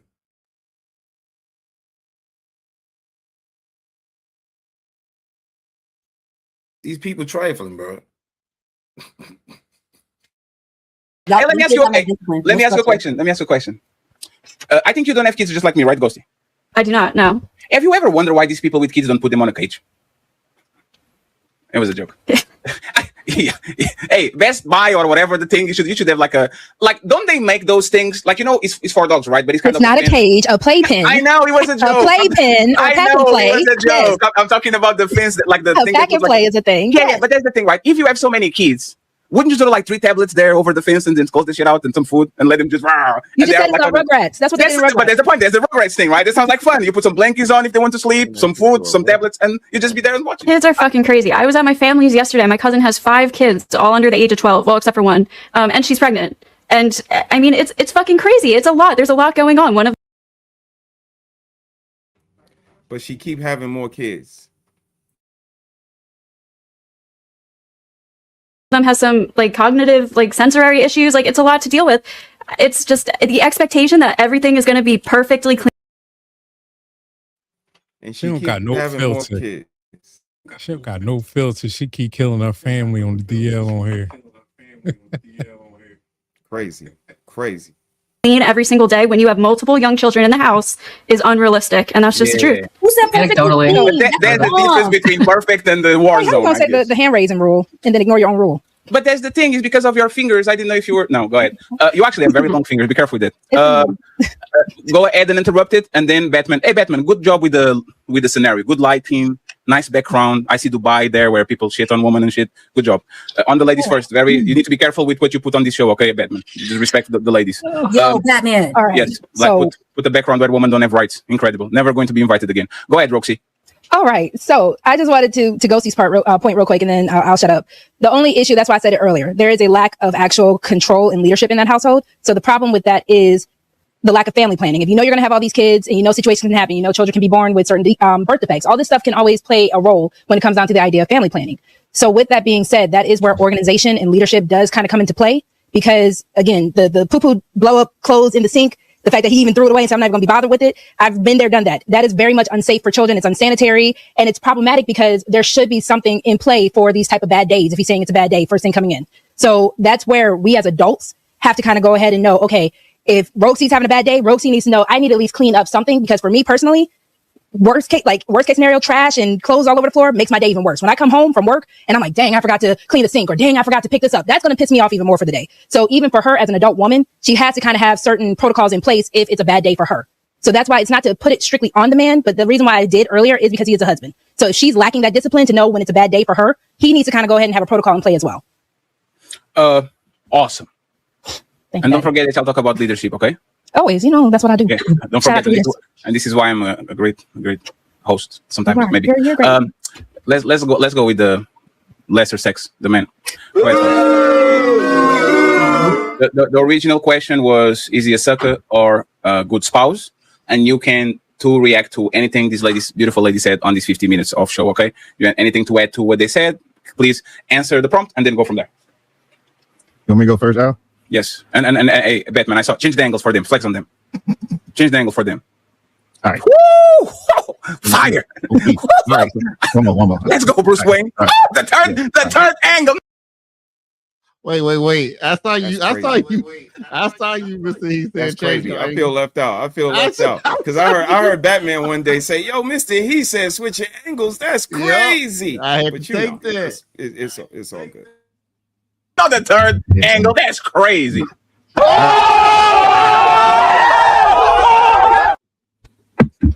All right, so this guy, he not doing something right. So I'm gonna be 100% with you on that. He ain't doing something right, and the reason why is because he has an expectation of bullshit. When he opened the door, he's like, "What's gonna be messed up today?" Because he already knows that something ain't right. All right. Another thing too, for you people that might not know, there is a sink that's used just for washing clothes. You have to have a washing room for that.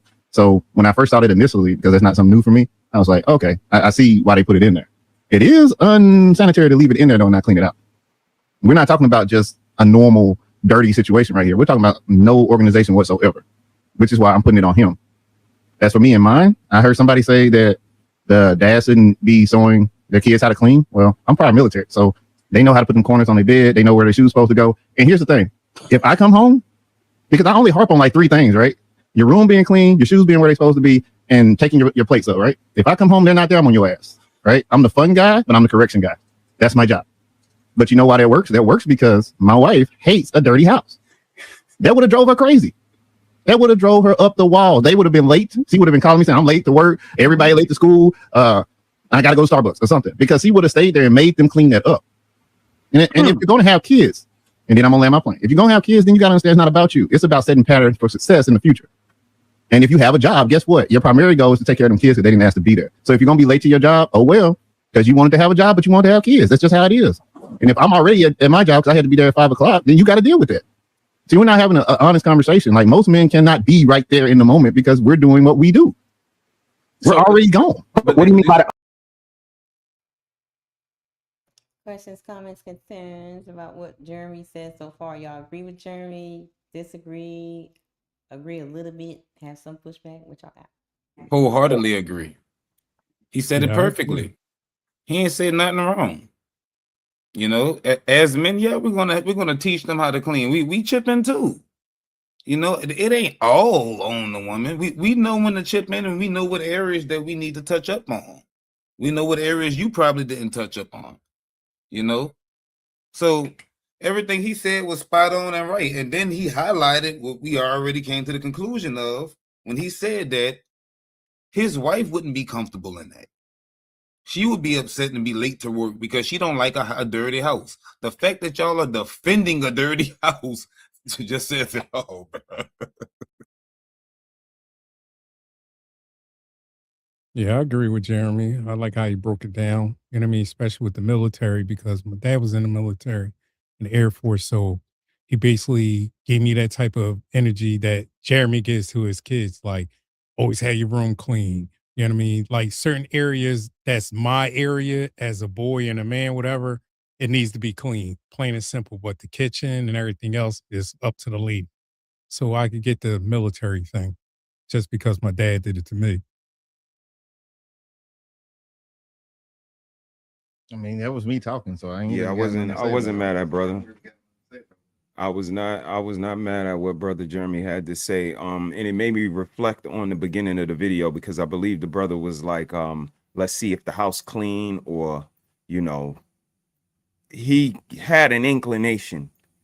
So he was aware. He was kind of questioning and going to show all of us. So, you know, that was something he could have actually got together early. Like, yo, girl, what's up with that house? Because you know what I mean? Like, I'm on my way. So, you know, he could definitely play a part in it. And I think that's what Jeremy was alluding to, like he alludes to all the time. Look at what part you played in it. I get all the rest of that stuff, but what part did you play in it? And that's overall what I heard, because I know that's his overall stance.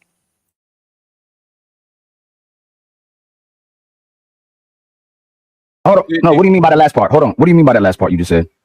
In regards to a man, so for me, by the time they wake up, I'm already at work. Right. So what do you mean by that? Can you clarify real quick? Yeah. Okay. So what I'm saying is you gotta have a partner that's willing, able, and understands that her part is to take care of them kids when you're not there. So I was about to cook you, and because I was gonna cook the ladies, but I was gonna have to cook you, but you just cooked yourself. You contradicted yourself. You said she should already know. I ain't hear no contradiction. Y'all heard a contradiction somewhere? There was no contradiction. You gotta at least see what he gonna say. So that's why I was like, all right, what we talking about? Okay, here we go.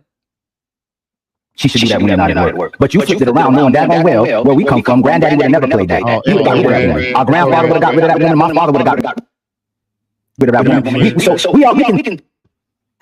Hey. What? Sis, you gotta mute. You got to mute again. Okay. I'm sorry. StreamYard doing us dirty. Yeah. Okay. I'm going on mute. See, we're not having an honest conversation. Like, most men cannot be right there in the moment because we're doing what we do. We're already gone. What do you mean by that? Hold on. No, what do you mean by the last part? Hold on. What do you mean by that last part you just said? In regards to a man, so for me, by the time they wake up, I'm already at work. Right. So what do you mean by that? Can you clarify real quick? Yeah. Okay. So what I'm saying is you gotta have a partner that's willing, able, and understands that her part is to take care of them kids when you're not there. So I was about to cook you, and because I was gonna cook the ladies, but I was gonna have to cook you, but you just cooked yourself. You contradicted yourself. You said she should already know she should do that when you're not at work. But you flipped it around knowing daggone well where we come from. Granddaddy would have never played that. He would have got rid of that woman. Our grandfather. I ain't seen nobody get divorced over not washing dishes. Yeah. And folding clothes. Have y'all ever seen somebody get divorced over that? I've never seen nobody get divorced over that. Because granddad gave up the check and went out to go to the bar.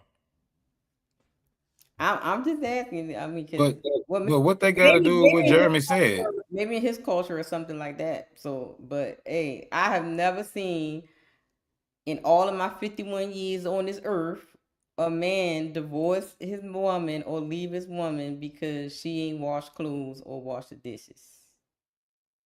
So I'm not sure. I don't understand how that refutes his point that he made. Like, I don't understand where that fits in that to what he was talking about. Yeah, that wasn't even what I said.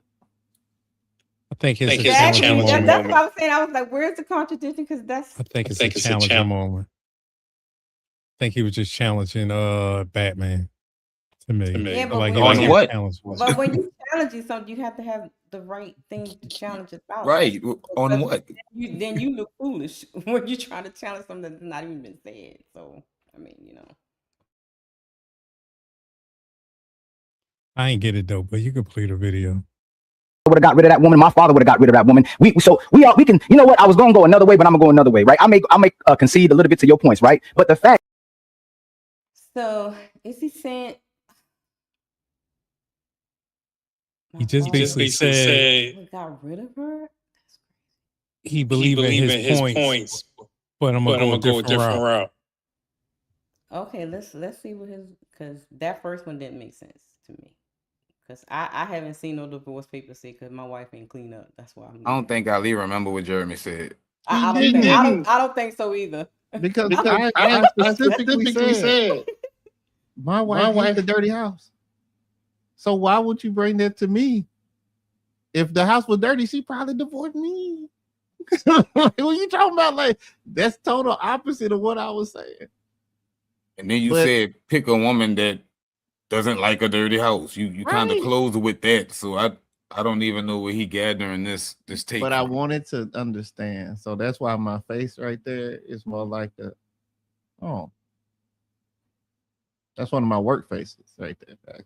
Oh, we going there. Yeah.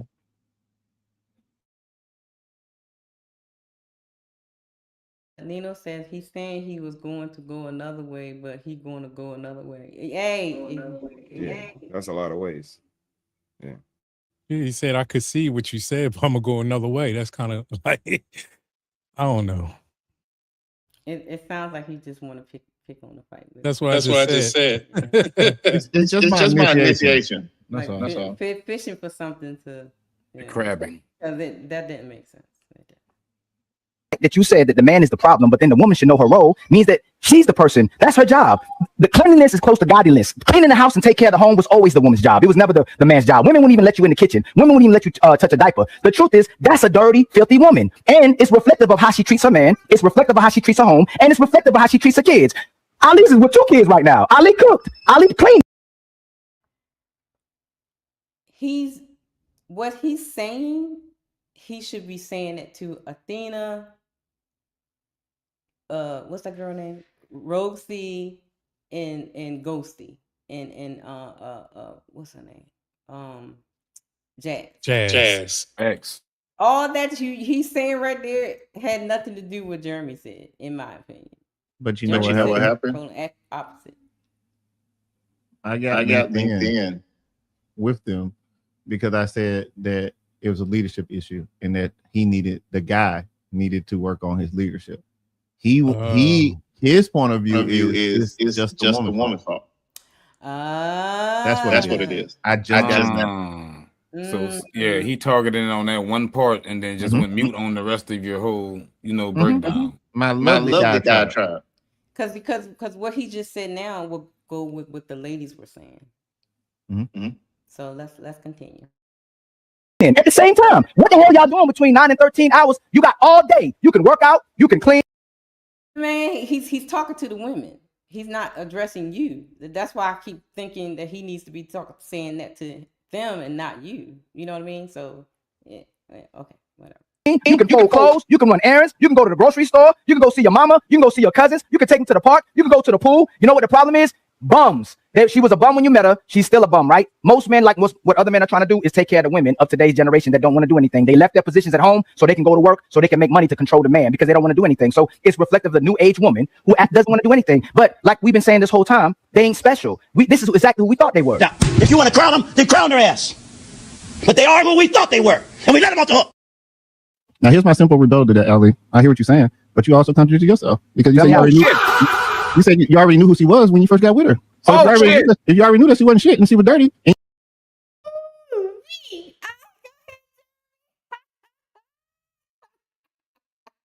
I'm still waiting on everybody to slide for Jesus. Good job, sir. Shout out to Mr. He Said. Let me give him his flower because he is Mr. Hey, you know you done fucked up, right? So I learned that from him. I'm gonna go ahead and let y'all know. let you go ahead and land your plane, and then I'm just going, hey, come here. He do that to us all the time.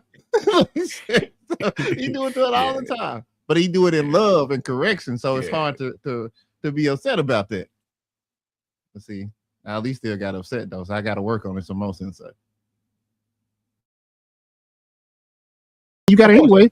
Then I mean, like, why did you even give her the title? You better get him back. You better go down there and get him back. So where did y'all hear that from? I'm just wondering. So they bait and switch. Sometimes She just got chill. chill. Hey, sometimes, ladies, y'all just need to shut up. Shut up. Learn that. Know when to talk and when to shut up. Unnecessary ad-libbing, unnecessary is annoying as fuck. I'm sorry. Shut up and just let the men do what they do. Learn that. You learn how to do the wigs and the makeup and all that stuff and how to look cute on camera and all that. Learn when to shut up and learn when to speak. That's my jewel for today. Okay. All right.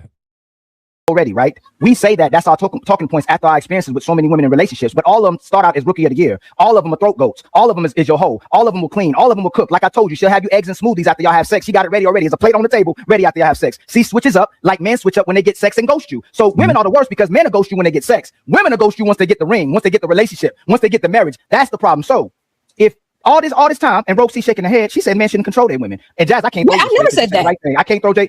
Yes, you have. You said men should not control. So women should do exactly what men let's say. deal with one person at a time. I'll get back to you. I'll get back to you because that's what we can be jumping 7 people. One person can be 3 people. I never saw that. Stay consistent. I can't give. I wanted to throw a. I can't throw no stray at Ghosty. You said you're looking at me. I got you. Go to ABG. Athena can definitely get it because it don't make sense. Especially Athena. How old are your children? Boy's going crazy, man. How many people he fighting right now? Just, I think it's only 2 people. He's fighting three people. I could Maybe roll Athena, me. Okay. I don't think he wanted to fight you no more, Jeremy. He lost control of the Too Draco. bad. He didn't want to fight you. We but here now. that's why he wanted them to get off of you so they could talk. And Fatty was like, ho. You know what I mean? He checked it like, no, you better, you know what I mean? Finish that first. But you want to know the crazy part? I like the fact that he broke it up because it gave me time to start turning wheels. I'm like, all right, so I guess, how do I want to do this? Like, because, I don't want to start no mess, but at the same time, we're not going to do this. So how are you going to go about this? Ooh, 1 on 5. My son is turning 7 in October. 7? Just one? My son cleans. I just asked you a quick question. I know I asked you a quick question. You can throw me the alley. How old is your child? He's turning 7. So you only have one kid? Yes. You're telling me when you were at home and you were breastfeeding and you had a 1-year-old or less that you couldn't get nothing done. You couldn't clean while you were breastfeeding. You couldn't cook while you were. Hold on, excuse me. Let me go. Let me go. Oh yes. You're saying that man. You said you're the weak, and this is reflective of the fact that women are the weaker vessel because they complain about anything when they really don't want to do anything. That's why you should stay in the kitchen. That's why you should cook. That's why you should just be a caretaker and watch the children because you suck at that as well too. So you are the weaker vessel because the man went a 13-hour shift and came home and helped cook and clean. Help clean. He probably was gonna get the cooking as well too. The woman been home all day. That's the main question I want to ask y'all. What kind of sorry time management, what kind of bum and lazy person is this person sitting at home 9 to 13 hours? What can't you get done with a child? I got a 1-year-old and a 3-year-old. You move them in a certain room. Either you move them in the living room or you live into a room. You put it, give them some snacks at a time or when they're eating and sitting in their chairs, get the cleaning. Are you taking them all? So this goes right back to what I said earlier. His fight wasn't with you at all. He wanted to get at them. Because everything he's saying is towards what the ladies were, rebutting. It had nothing to do with what you said because what you said was correct. But you know what? And that's why he went so quickly to the ladies and left you alone. Because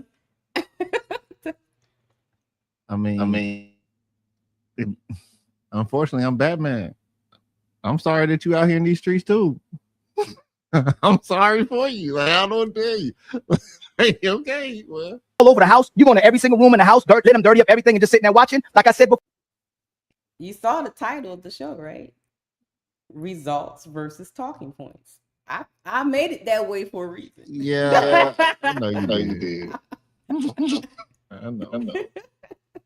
You know, I'll be diabolical. You know, I'll be doing things. What y'all do? Is All right, Fatty, he want to fight hold right on, now. Rosie, hold on, Rosie. Fatty, Because you've been doing everybody that. You want to fight right now. Not me. Hey, it doesn't apply. Let it fly. I know her. Hit dogs holler, right? I don't even have kids. I don't know what he's talking about. Ain't no, you saying everyone's name. Ain't no hit dog hollering. What You don't hear me complaining. What y'all saying? What y'all not saying, excuse me, is that the women are doom scrolling all day and taking breaks all day. They're not getting nothing done. Their day is not prioritized. That's the problem. She doesn't have no investment or interest in being a mother or being a wife. That's the problem. No, I'm saying the selection that you got is that. That's what I'm saying. Not you as in you, but as people as a whole. Like, they don't have the right people to choose from. Like, this person ain't gonna do right. You choose them anyway. So they're gonna choose them. No, so they gonna choose them. The man, because the man wants a woman. A woman doesn't need a man. So women to show you. Hold on. You ask the question. Our aunties of the last generation, the grandmas of the last generations, they prove to everybody they don't need a man. They can go to the grave with the cat and dog. They don't even need a cat and dog. They really don't need a man. There's the problematic ones. They don't want to serve anybody. They don't want no responsibility. The man still wants a woman, even if he get a side chick, even if he gets whatever he gets, a woman he can cheat with. He's always paying money or taking care of somebody. Whether it's his hoe, whether it's his side chick, whether it's his wife, he's investing in somebody. These women are constantly investing in themselves. Tag right up here because you'll get No. But Batman, is what you're saying? Because I'm about to say this, and let me know if this align with you or saying. Why complain about her being dirty? You want to pick the dirty hoe. Why complain about her not cooking and cleaning and doing what you want, and you picked her, married her, wifed her, gave her kids. You can't say that all of a sudden she started being nasty. Nastiness starts young. you can pick it up. So is that what you're saying? Yeah, I mean, that is actually what I'm saying, and I'm gonna say it too when I go back up there, because it's like I didn't quite understand what his issue was, because it seemed like he was like, you need a woman, but they don't need you. My response is, you don't need a woman. You can just do what you need to do with it and go about your business. Ain't your thing song? Bust them down. Like, what we talking about? You contradict yourself again. Like, what are we talking about? So yeah, I mean, like, do not marry somebody just because you want to be with somebody. Like, real talk. Like, what are we doing? You just gonna pick somebody that's trash because I don't want to be alone at night. Like, really though. Yeah. And I know I ain't gonna say normally, because I agree with what Ali's saying right now. I just think that the message is missing the accountability on the man's side. Because like you established earlier, you was aware you was walking into this situation, so this must be a routine. Why is that acceptable for you? That should be the accountability for the man right there. But that's being glossed over because, I guess he operating with a head trigger on the Draco right now. It just got out of control. Oh, he gonna spray some more. No.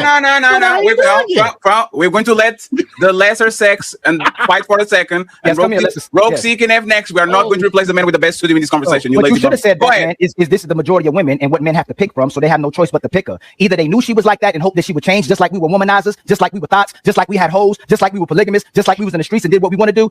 They expected us to change once we get in a monogamous relationship. So whether she was a hoe, whether she was a bum, whether she was selfish, she should have immediately changed when she got to a relationship. The problem is the man has to always be responsible and be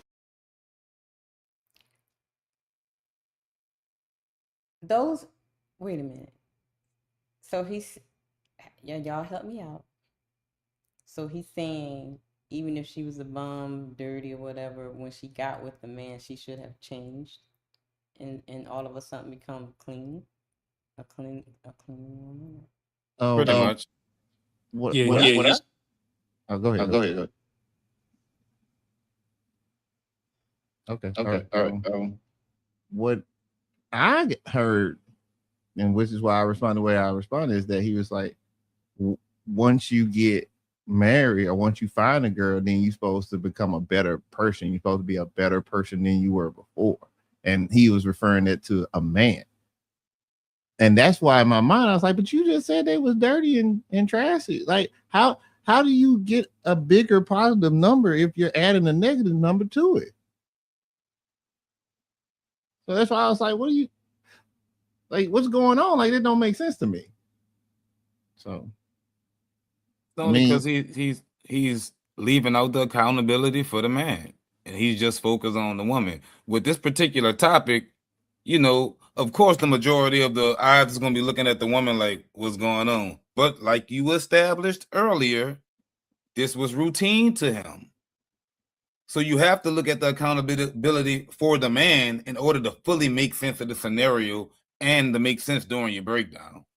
That's why it sounds like he's all over the place. He was changing camera angles, y'all. Like he knew it was gonna be dirty when he got home. Did y'all not pick that up? Like he had different camera angles. He knew it was gonna be dirty. It's a different story if you see me pop up on Instagram and I'm like, man, look at this, and I'm like punching the button and it's all messed up. Like, come on, man. but that's why I leave falling short at. You know, you have to hold him accountable for condoning that as a man, as the leader of the household. You're okay with this. You let this go on. So we have to address that. We can't gloss over that and just, you know, beat the women head in, because as the leader of the house, you allow this to happen.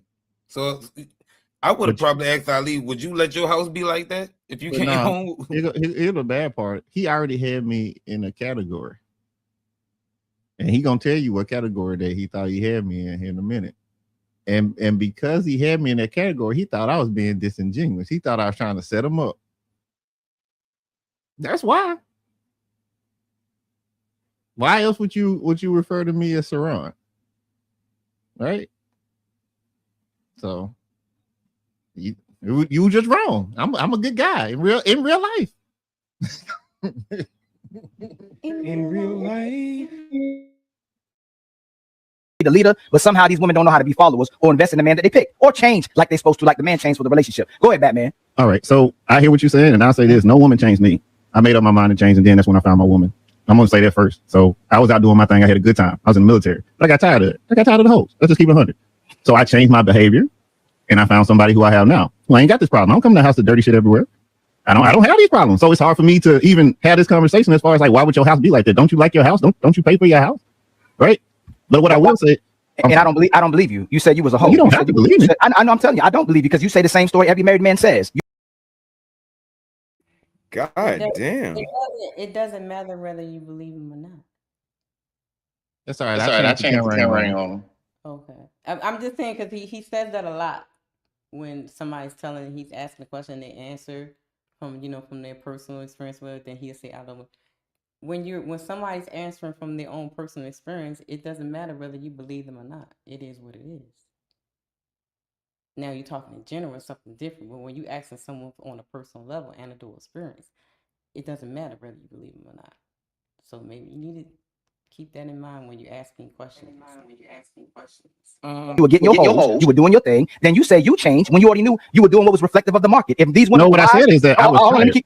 Yeah, you said you was tired, right? And you settled down with the first woman, I guess, that you felt like was a good woman or a woman that was different. If you dealt with the same type of woman, you said you found another woman that wouldn't like that, right? Because you said you changed, right? Mm-hmm. So what does that mean when you say you changed? You weren't, when you was being a hoe. You I stopped trying to just get a girl to fuck her in the first 2-3 days. Why? Because I didn't want to do that no more. So I actually started having a conversation. I said, why did you?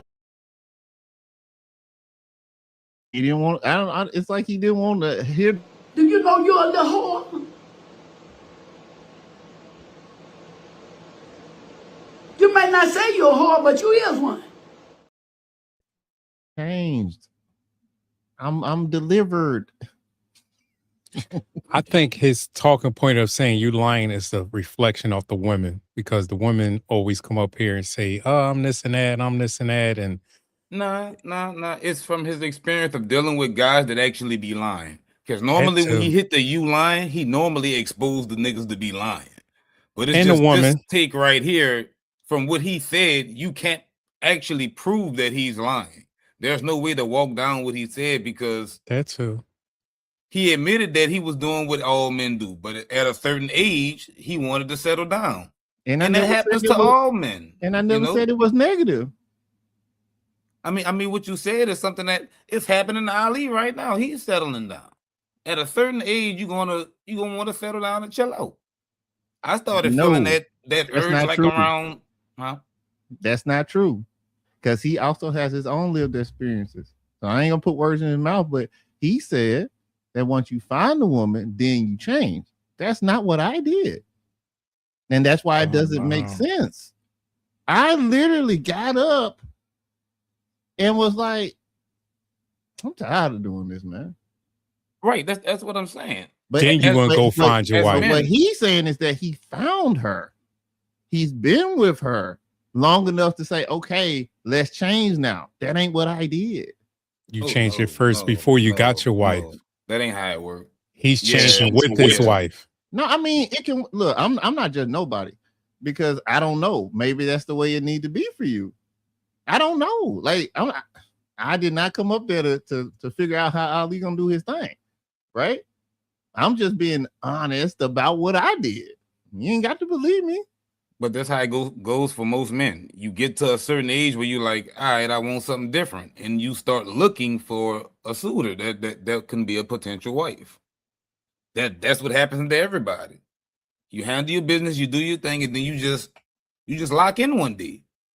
You know, I don't know too many people that, you know, found their wife while they was still playing the game and locked into the game. Like you could run into somebody and hold on the sideline for a while, and you know that's the one. But while you still playing the game, you be, oh, you've been next to me the whole time, and I don't know too many people that's in that scenario. There's some people like that. I know some people like that. That's It's crazy. just different for different That's people. how the game went. So I'm thinking, so I'm sorry, y'all. He's celebrating down there. In my mind, I'm thinking what you were saying, Batman, is I made the right change. I changed in order for me to attract the right woman. Yes. I got you. Because my whole hunting style had to change. I literally said on the live stream, within 2 days, I was trying to fuck. Like if I'm not saying you can't find a good woman doing that. Let me change. But what I am saying is that I was intentional. And it wasn't because I woke up in one day and was like, God, I give my life to you. No, I was literally just tired of dealing with the same old thing. I know she finna be fussing for no reason. I know I'm finna say what I need to say to her to make her be quiet. She gonna be quiet for 2-3 days. Then she gonna be like, hey, big head. Cycle repeats. Don't nobody want to do that forever, man. Hey, Jeremy. Was you at Fort Bragg in 2000? Say again? Was you down Fort Bragg around 2000? Yep. In Fort Lee. Yep. See, come on, man. Like, you know. I was down there. Oh, you was part of the problem. Goddamn. You don't respect your butthole because anybody can dig in it, and they ain't even got to know you 5 motherfucking men. He ain't your. Well, you on the top side of 2000 or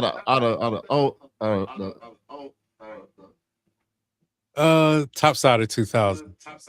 Oh no, you turned that ground up for me. I was walking in your footsteps. Yeah.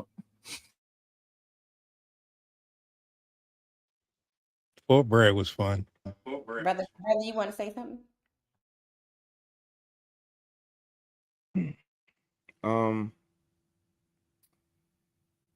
Nah, you good. I'm good. I'll wait. Want to do that with women in the first place? Because I wanted pussy. What are you talking about? Right. Why did you just want pussy? Because I was at a military base and I wasn't gonna be there nowhere. Right. So why would I have a relationship with somebody if all I want is pussy? I'm gonna be gone. You're hiding the identity of what women were doing. You were trying to get pussy because probably a woman compromised you before, a woman let you down before, a woman broke your heart before. Sure, oh, of course. So just tell the truth then. So you say you changed. You said you was being a whole change. How did I say you left that context out. You didn't put the context. You want to hear my whole life story? No. I wanted you to. Oh my God. At some point, this becomes annoying. I'm just saying. I'll just say. Can you just say pineapples at this point? What exactly you want him to say? Like, I mean, everybody else got it. You didn't get it. I don't know. Just lost control of the chopper. That's all. He lost control.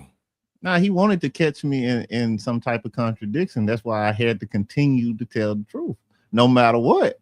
That look, y'all. Hey, look. If you're dealing with a shock jock, that is the style, right? You gotta keep telling the truth. The second you stop telling the truth, they got you. Now, if you're not willing to tell the truth, then that's when you backpedal to agree.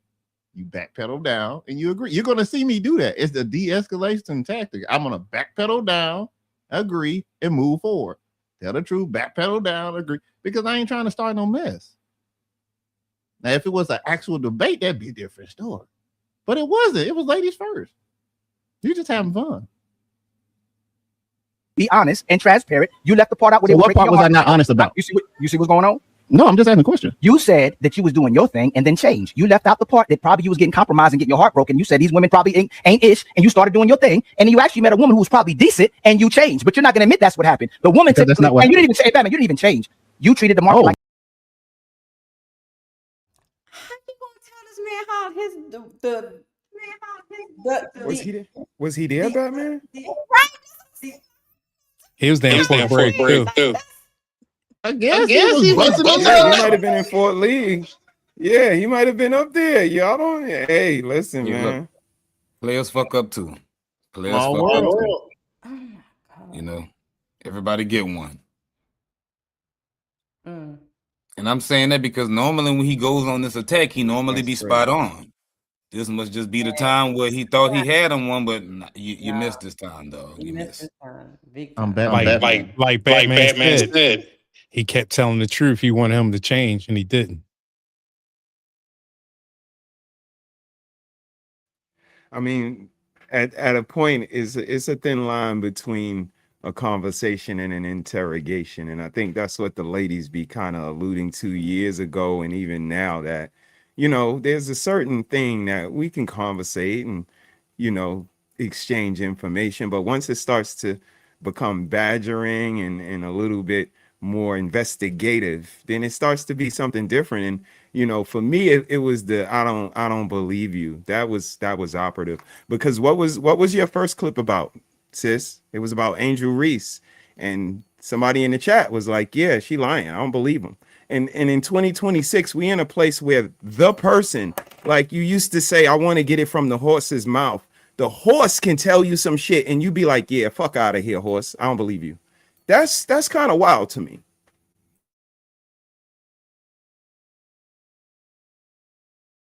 So you're telling me that I ain't changed? That's exactly what he's doing, Batman. And Love C gonna co-sign you because they love hearing you say your story. That's cool. So my question is, did you change? Let me land, brother. Let me land. No, Okay. I already know what. So I started out thinking all women was like my mama. I was treating women like with great deal of respect. I was Captain Saberho. Hey, why you doing that? Why you dealing with that dude like that? Why you doing this? And then I got with some of these women. Them women was hoes. Them women was selfish. Them women was using sex as leverage to use a guy. They didn't really love you. That's why most women ain't loyal. What you did was probably, it's the probability, because you didn't tell the other story. Now you're telling this part of the story, is you met a woman that was different, or you thought was different, whether she was doing something similar to another woman that broke your heart that was similar, and she didn't switch up. She didn't. You could ask me, I could tell you. So you you left context out, so it's gonna be hard to believe for the rest of the show. But you left context out about the fact that women were breaking your heart to make. So Ali, I like you, but you're not gonna do that. So why'd you do that? No, let me finish. No, because you. Yo, I stole that. I'm just gonna let you know I stole that shit. Took that shit. When I was at work, I used that. Yo, I like you. You know that. But right now I disagree. Right now we gotta. So shout out to you, man. Kudos. It's just a light tap. It ain't because he didn't stop talking, but it's just a light tap to let you know, hey, look, chill out, bro. We are entertaining right now. This ain't even a show for us. This lady first. So, hey, come on. I liked it when you said this is more like the shock jock, I want to get you kind of moment kind of thing, and it's not working, so he's working overtime to try to get you, and he's still trying to go at you, but it still it's not landing, and that's making him even more agitated, try to get you.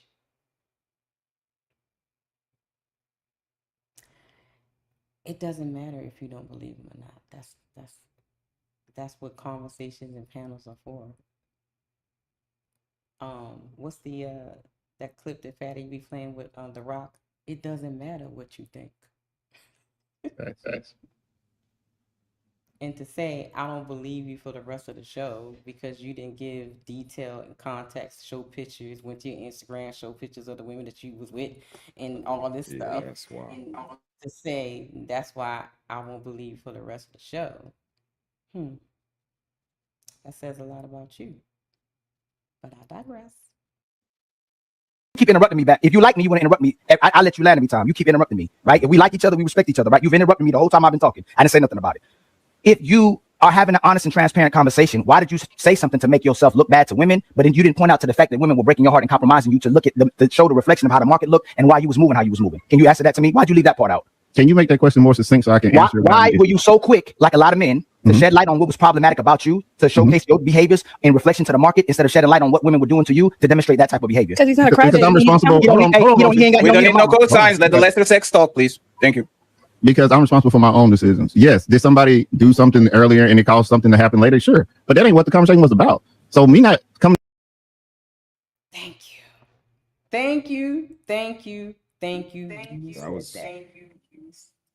That was so That smooth. was not what the conversation was about.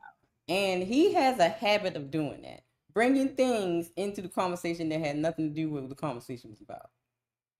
And then try to make it seem like you're being disingenuous. Y'all need to get a new word. I'm tired of hearing that word. You're being disingenuous. Find a new word. To get that moment. So I'm so glad you said that, because all those little context and details that he was expecting you to give had nothing to do with what the conversation was about, in my opinion. But I don't know nothing. Up here and giving my whole life story about all my sexual exploitations and what I did and who I did it with does not mean that what I said was disingenuous nor not true. Like, if you want more context, then you can ask. Like, I don't have no issue with you. You spoke in it in a way as if you were not a good guy because you just wanted pussy. There was nothing wrong with you just wanting pussy if that's all women had to offer. I never said I wasn't a good guy. But that's how you feel yesterday. So now you know it's bad when you got Ghosty saying he ain't say that. He didn't say that. Like, come on, man. You got Rogue fuming over there. It's like all of them. Like, you finna turn the whole all the ladies like, what is you talking about? They two now. Hey, y'all love this. Yesterday, Sharon gave the same implication as if, well, you should have known what type of man he was. To seem like the man was he was trying to not Sharon, Ali. Hey, Batman, you see what you keep doing?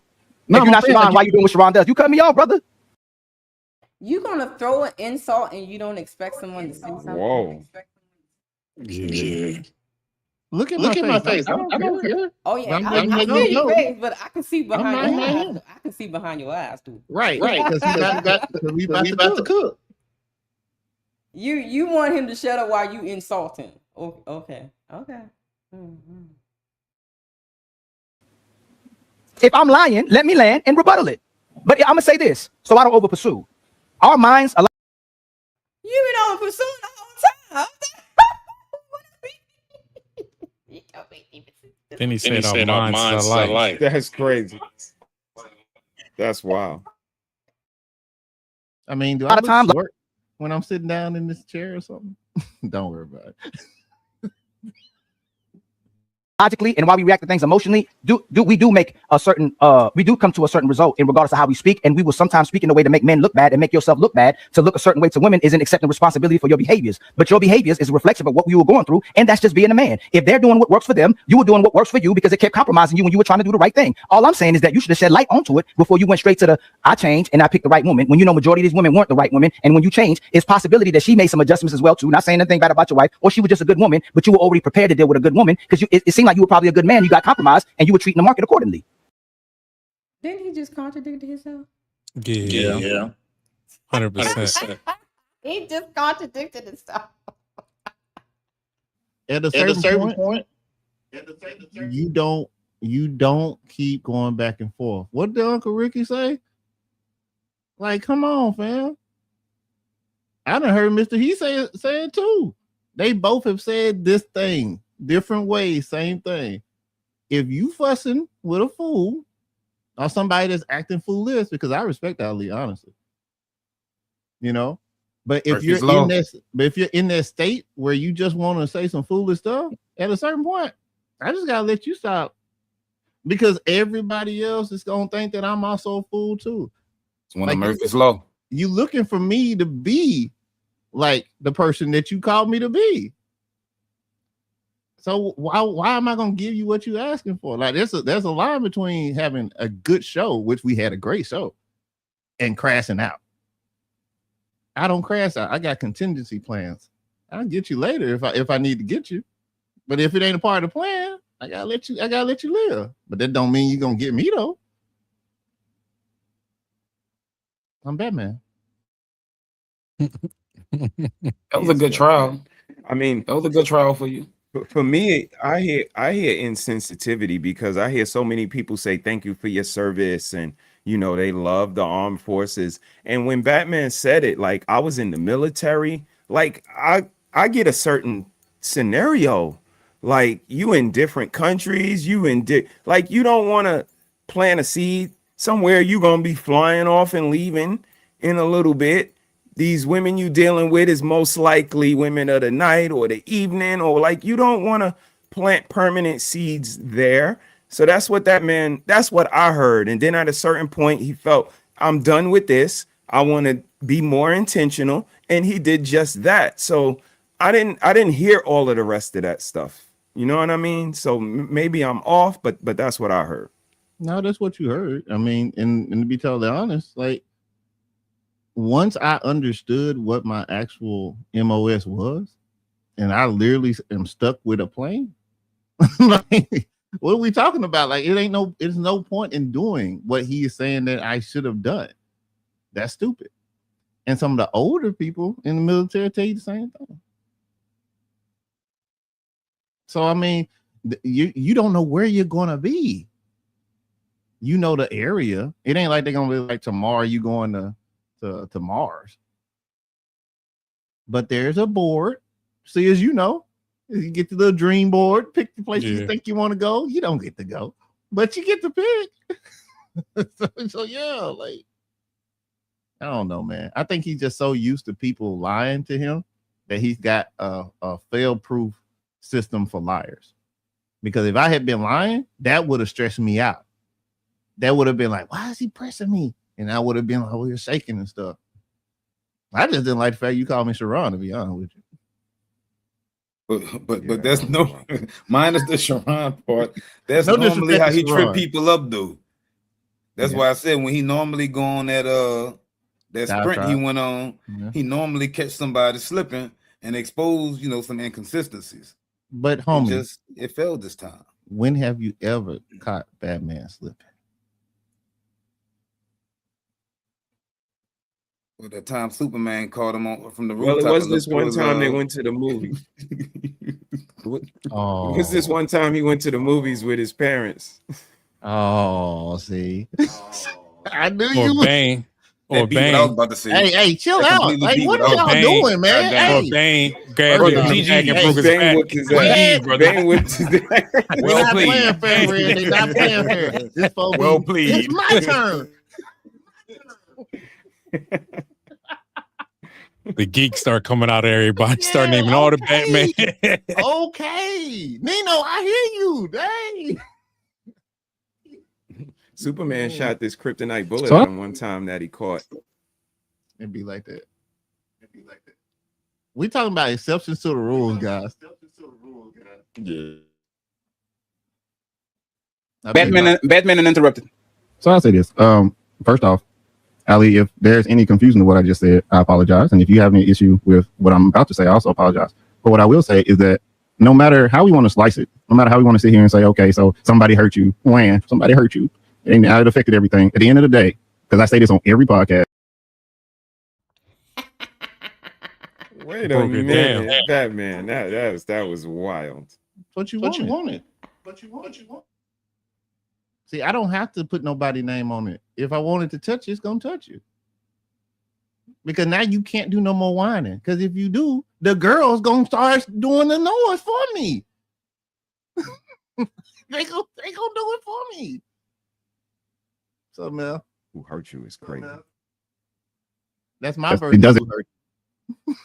It doesn't matter what anybody else did. It only matters what you did and how you did what you did. It doesn't make you a bad person just because you wanted to go do something. You did something as a man, because men, we make decisions for ourselves, right? So I made a choice that's what I wanted to do. It was advantageous for that part of my life. I got tired of doing that. Now we can have the whole conversation where I can tell you about the older woman that looked 25 and how she turned me out and then come find out she was married. Yeah, we could do that. I was in the military. I was young. I had fun. Don't regret it. But it comes a time where a man, and I know you can agree, we have to make a decision on whether we're going to stay in the streets or whether we're going to actually try to settle down and find somebody worth being with. And look, there's no such thing as a perfect person. Me and my wife, we have arguments every once in a while.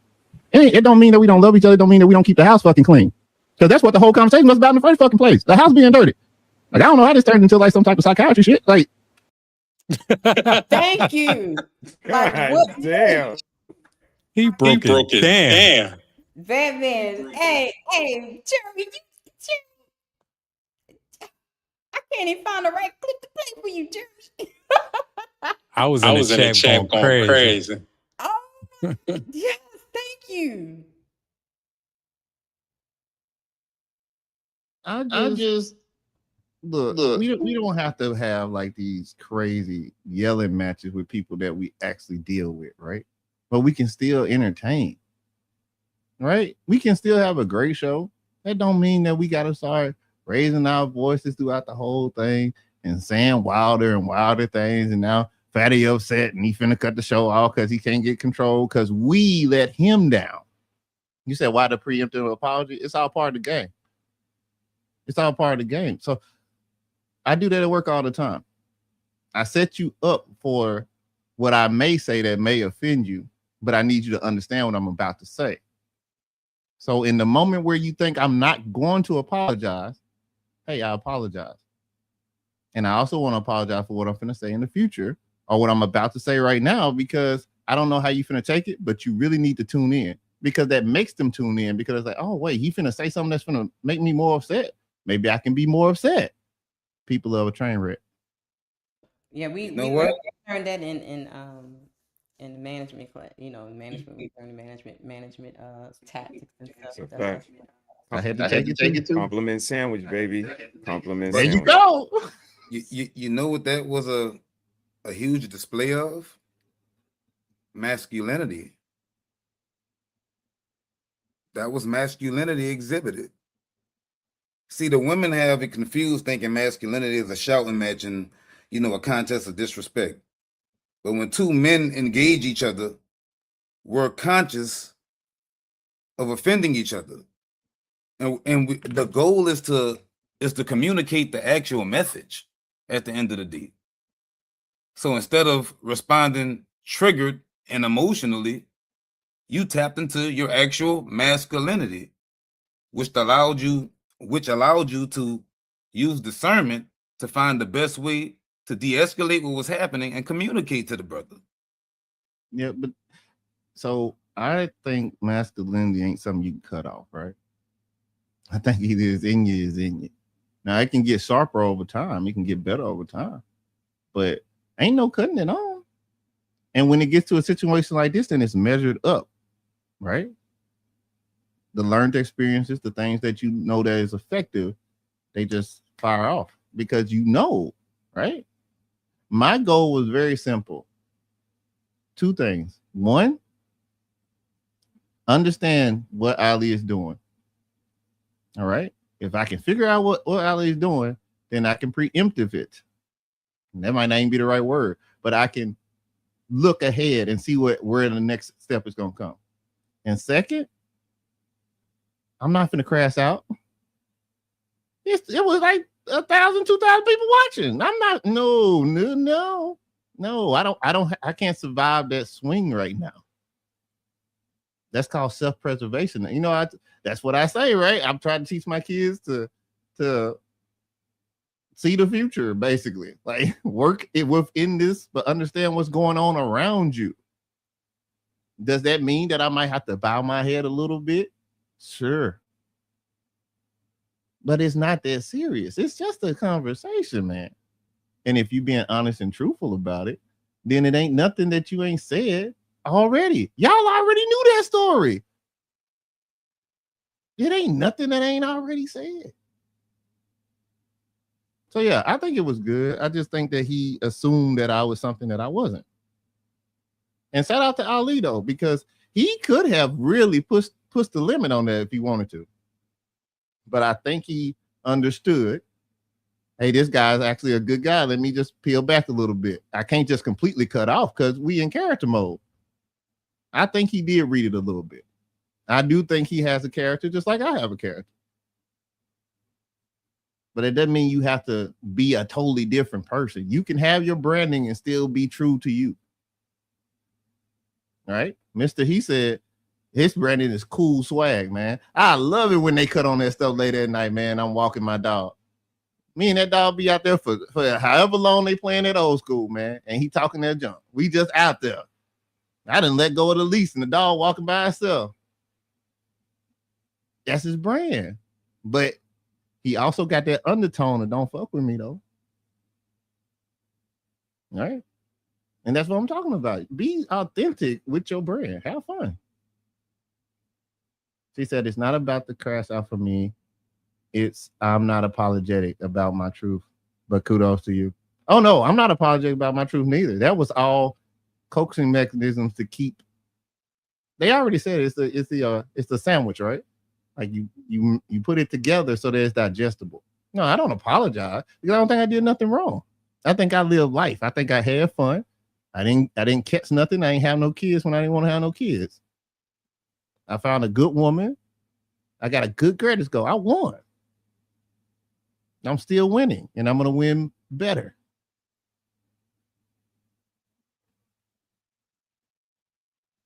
The house is fucking dirty. Y'all need to clean your fucking house. No, she needs to clean the house. She needs to maintain the house, not you. It's her job. See, what we forgot through our history is the fact that we gave her fidelity and you could already cook and clean. For some reason, these women can cook and clean until they get a man. And all of a sudden, Athena, Rogue C, all these women got problems. I can't say everybody else on the panel because I can't see their names because I throw shots as well too. I'll put all the names on it as well too. But I don't understand how they're strong, independent, and can cook and clean by themselves, which was all performative. Then all of a sudden you get in a relationship. You can't take care of kids. You can't take care of a house. You putting shit in the sink. That's some dirty, nasty hoe stuff, man. To take a dive. When my son doo-doos, immediately I smell it. Even my son, so Daddy, on his poop, I get the poop, get 2 bags of plastic bags, wrap it around, it's thrown in the trash. What the hell you doing throwing it in the sink? What we doing? I agree with that. The fact that women were actually justifying that and she don't got enough time. What are we doing? My kids right now, they right in front of me. They watching TV, playing, eating, like house clean. What are we talking about? What are you doing? So just to make sure, Ali, you think that men shouldn't help clean? Hold on. It's not an obligation. It's a privilege. Now, Red, do you understand why he asked that question? Because I did. What was the question? Fatty said, so is it okay to clean? Basically, as a man. We haven't gotten to hold the full question. He just interrupted right there. Oh, I thought he'd already said it. Okay. No, he just said it like the first 2 words. How clean? What are we talking about? What are you doing? So just to make sure, you think that men shouldn't help clean? No. It's not an obligation. It's a privilege. If the woman is doing what she's supposed to be doing, I think men can help clean. If you have a good woman and she's doing what she's supposed to do by you. Okay. So that I think he's asking that question, okay, because Ali just said that he cooks and cleans. Okay, I got you. Game was over. He just contradicted himself again. Okay, got you. He does it. The game was over right there.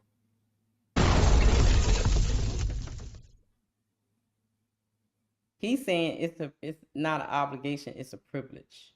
So you're doing that with your kids right now, that's a privilege or not an obligation right now? That's just unnecessary words. Right. You still take care of your kids. He's saying things that doesn't. Yeah. You know what I mean? Yeah. Okay.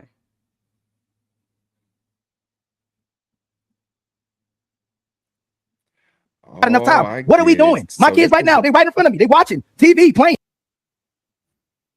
This is a hazing. So Batman, this is your hazing right here.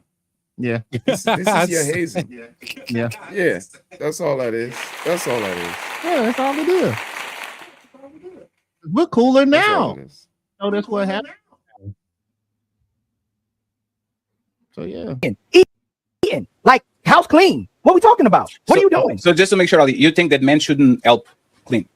No. It's not an obligation. It's a privilege. If the woman is doing what she's supposed to be doing, I think men can help clean. If you have a good woman and she's doing what she's supposed to do by you, she's supposed to earn that part. But her actual role is to keep the house clean and cook and maintain the house. That's her role. Most women I ever did. So I got a question, brothers.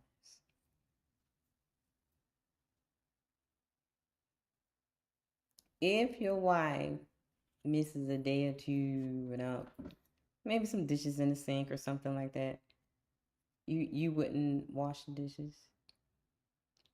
Yeah. Sweep the floor. It has to be like, a privilege. She's supposed to do it. I mean, okay, I'm trying to see it from his perspective, right? I'm trying to understand where he's coming from. Because like if you don't like a dirty house and you see, so is he saying like if something toys is on the floor and something, and maybe she went to the store or something and you won't pick it up, you wait till she got home to pick it up? I don't help me understand his logic. I'm confused. I don't understand his logic, but I will help my wife out. Like, you know what I mean? It's just, it is what it is. It's our house. Like, at the end of the day, it's like, it's not her house where she got to clean it. It's still our house. Like, you know what I mean? Why not pick up a toy? It's not going to kill me. Oh, it's your duty. I know it's your duty, but like, it was in front of me. Why have it there to give her more tasks that it takes you 2 seconds to get up, bang, put it up, bang. Plain and simple. Nobody's feelings is hurt. Nobody's duty is out of whack or nothing. It's just 2 seconds. You know what I mean? Just 2 seconds. It is what it is. But I can't understand his logic, though, to be honest. I really can't. I understand his logic. I just think he's not articulating it well. He's pretty much, to me, breaking down the unappreciation of having a man and allowing that house to be dirty, and that man has to do what should have already been done already. Now, it shouldn't be a problem for us to pick up the slack where we see it at, but goddamn, it shouldn't be a problem for us to pick up the slack where we see the slack at, but it shouldn't be forced upon us as an expectation. If we're holding up our duties that you don't, pick up the slack behind, then why should I pick up the slack behind you? So I guess that's where he's kind of coming from with it, and just not doing a good job of bringing clarity to the message. I just don't see it that way. Me either. If it's dirty, it's dirty. And I'm starting not.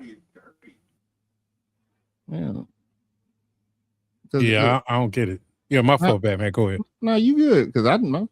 We were literally reviewing me talk, so you can say what you need. Yeah, I'm starting to see it not that way. Like, as we start to talk more, like I was saying the other day, it's like a brick through the windshield. We're not just gonna let the windshield just be non-existent. And it's the same with our house. Like, we live in a nice place. We're not just gonna let it be nasty. So yes, the bathroom that's in our room, I will clean it. The steps, I will sweep down the carpet in the steps. And yes, I will. And what sealed the deal for me is I don't really do dishes like that. I got so many ladies in here, like I got automatic dishwashers. But when there's no dishes in the sink and I go to the sink with a dish, I feel like, nah, I'm not just gonna drop this one ass dish. That feel crazy. Boy, if you don't wash your dish, and that's what Ricky put in the chat, like we take a responsibility in just picking up after yourself so that the house don't get crazy. So, the neglect is either ignorance or neglect, and you got to pick one. You can't say it's neither one. Yeah, I feel like the conversation got somewhere else. Like it went to, you're coming home to a house that's dirty versus would you clean up certain things that's in front of you. Like it got really weird. It's like why not? Like why not pick up the thing? Yes, it's her duty, but at the end of the day, I still have a duty for my house too. Yeah, I pay the bills, I do this, I do that, and maintain the house. It's still whoever lives in that house. Like, you know what I mean? Whoever gets to it first. Like, to be honest, like first person to it, get it. Like, you know what I mean? It shouldn't, nobody should be stepping over trash. Put it like that. Like, not the kids, the wife, the husband should be walking over nothing. Period. It should be picked up and just dealt with. It takes 2 seconds. It's not going to kill you. You're not less of a man. For a second. Would y'all feel the same way about your wives taking the trash out? My wife did the other day because I had to work until I'm like not gonna- 2, yeah. 3 in the morning. I'm not like, gonna you know, lie my to you. job. I hate it. I hate it too. But she's like, I did it for you. Oh, I appreciate it. Cause she know I get off late, like 3, 4 in the morning. She probably thinking like, you know, 16-hour job, you might be tired. You know what I mean? Forget. She did it. But I told her, stop doing that. I'm gonna do it. But she stepped up and did it. What about her cutting the grass? I'm on the street, so I roasted her about cutting the grass, so I don't have to worry about that no more. My girl is a country girl, so she got a whole chicken thing going on back there, and garden and stuff. Like, she don't got no problem getting out there doing it. We got a old school push lawnmower, like just the blades. So like, it's just different over here, man. I don't know what to tell you. Yeah, Okay. a little bit too. We like sis. So sis don't like humans. So we not exactly the same, but we don't want no outside food. We don't want no outside influence. We kind of don't like the outside, but the garbage is right in the backyard. I don't get the big deal. She pick it up, she take it out. It's not like we both get out and cut the grass. It's therapeutic. It's us it's nobody else doing it for us, and that's what we hang our hat on. We really don't need anybody to do stuff for us. If we do, it's okay, but we don't take pride in cooking for ourselves and going to a restaurant and tasting it, but knowing that you could go to your kitchen and recreate it whenever you want just because you tasted it. Just let me taste. Oh, this was nice. Remember that? Yeah, let's put that together. And again, maybe I'm a sucker because I went to culinary school, but maybe I shouldn't have said that out loud. But you should both be able to do shit in the house, like washing clothes and cooking meals and cleaning up. That's not gender specific. And if you live in a nice house and we pay all of this money, like y'all said, the men, we pay the mortgage. So that's the hard part. That's how I look at shit. The hard part is paying this $1,700 every month. The easy part is picking up a fucking sock. The easy part is taking the money to the bank. Do you want me to call the bank for you? No. What I want you to do is put the $1,700 in there. That's the hard part. So all of this shit is this is projection and animosity toward your relationship. And that's something you got to work on yourself. So I asked those questions because I know plenty of women who will agree with the sentiments of, if a man, walks past something in his house and sees it there, it shouldn't be a problem to clean it up. But, just how I asked you guys those questions, if I ask those women, do they see a problem with, picking up the slack in those areas, they'll catch a fucking fit. So they will leave their house dirty and not clean up and expect the man to clean up, and they still wouldn't even bother to assist in the areas that he may need assistance in, with whether it be yard keep or taking the trash. I done seen trash cans overflow until the man gets home with the house dirty, and expect him to take the trash out and still help you clean up the house. So I just wanted to see you guys' perspective on that, as But opposed to be to what I've honest, been accustomed to hearing. any of them ladies married? Some, yes. Who's Some, married? yes. Some Who's of married? the I don't women know. I've seen those examples of. No, right here. Who's married? I don't know. I think some of them might have some Not that I know of. people. Not that I'm married. Like, See, that's another thing. Partnership, like what Unc said, like once you get together, start paying bills together and start doing things together, all that shit doesn't matter at the end of the day. Like, you know what I mean? You just take care of it. Like, you know what I mean? Like, if I slack on something, she picks up. She slack on something, I pick up. Like, this is our house. Like, this is ours. We supposed to cherish this house. Like Uncle said, we paying $17 a month.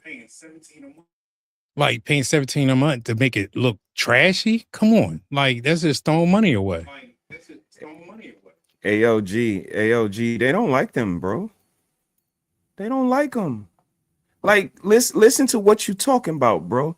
That's not a relationship. That's a sibling rivalry. That's some shit we did for mom and dad. Yo, I told Peter to take the garbage out. You see the garbage overflowing and you like, I'm not touching it because she told Peter to do it. She didn't tell me to do it. She told you to do it, nigga. You take it out. And this is how they operate in relationships. They have sibling rivalries. They're not for the family. Again, I'm looking at the garbage. That's the garbage in the house. It's smelling. Maybe a fly, maybe a gnat. Who knows if y'all have fruit?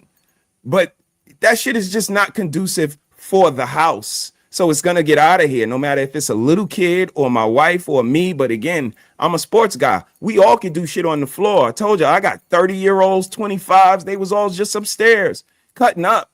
Like, we're a team. Everybody could do everybody's role. You could shoot, you could rebound, you could dribble, we teach them to do everything. And this is what I mean about conscious parents. They don't do that. They want their kids to be stupid and dependent on them all the time. So they can either get a check off them, say that they're, delayed or whatever, or keep them around so that when they don't have no husband or wife, they always got their kid to take care of them. Like, it's a whole thing. But they operate like they're siblings. They don't operate like they're, about each other. They're more keeping score. You didn't do this, so I'm gonna do that. You cheated, so I'm gonna cheat. You went out. So like they're more worried about what they're missing out on than growing together. And until they see that, they're gonna continue to get these results. But it's just, it's evident to see when people are operating in a relationship that's just not conducive for them. They hair don't grow, they skin not nice. It's a lot of indicators. You ain't lying on that though. Yeah, it's just crazy how we keep getting into this video, just start making me reflect on things like trash. Like it's a good subject, a good show and everything, but we're talking about trash, about cleaning up. Like, damn. Like, I ain't know the YouTube world get like this. Like, we got to talk about trash. Like, I don't know, man. Really, it was a thing that threw a wrench in all that, because everybody was pretty close to the same, to the same place. I don't know why. I don't know what. Well, we know. We can't say it, but we know. Let me see where we at, because I think I lost right place. Men should help.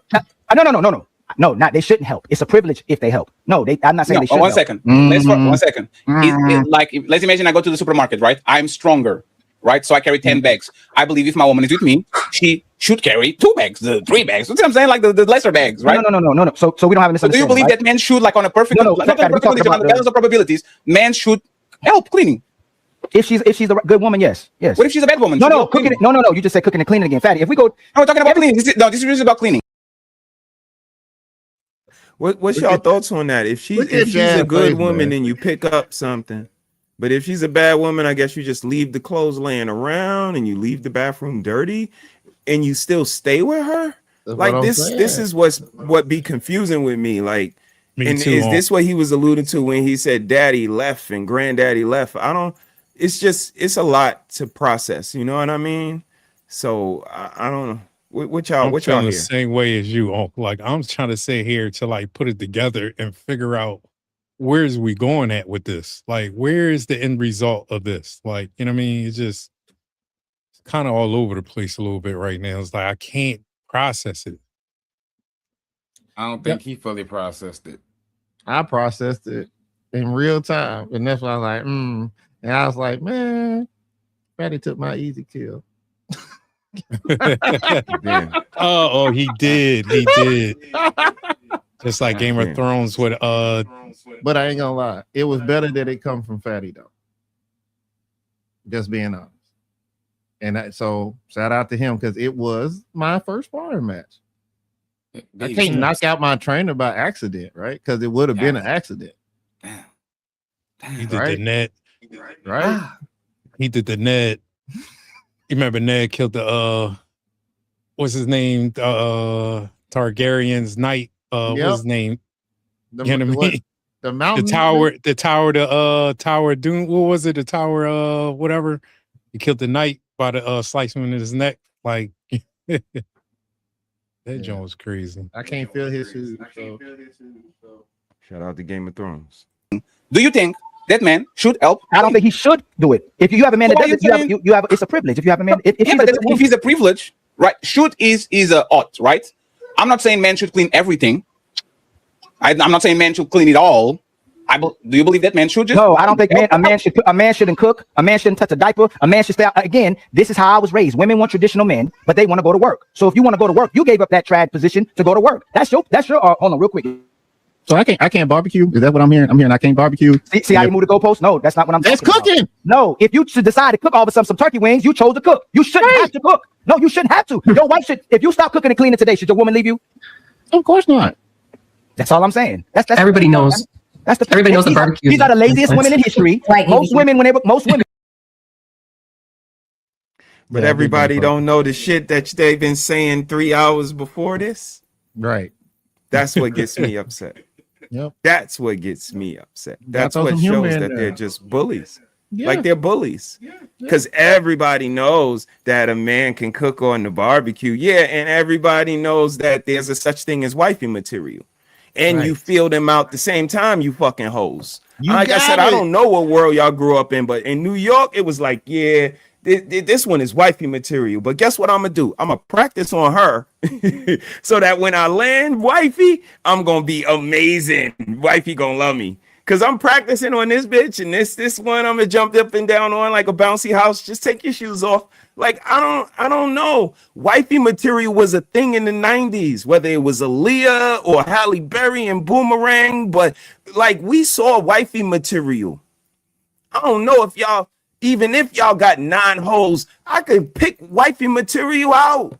She the one sitting quiet. She's the one that will accept flowers. She's the one that can keep the flowers alive for more than 2 weeks. She's the one that don't have a fear of missing out. She's the one that got to do her hair on Saturday night. She can't just bow down to your every whim. She's the one that don't have her kids on the screen like, mommy, mommy. And she's like, hold up, give me a second.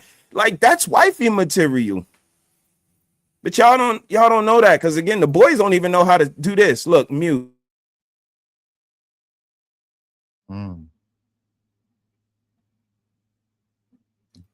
All of y'all be wanting to be on some YouTube. You cutting me off and you cutting me off. And go, Lord Jesus, you know what? You right. Let me just mute.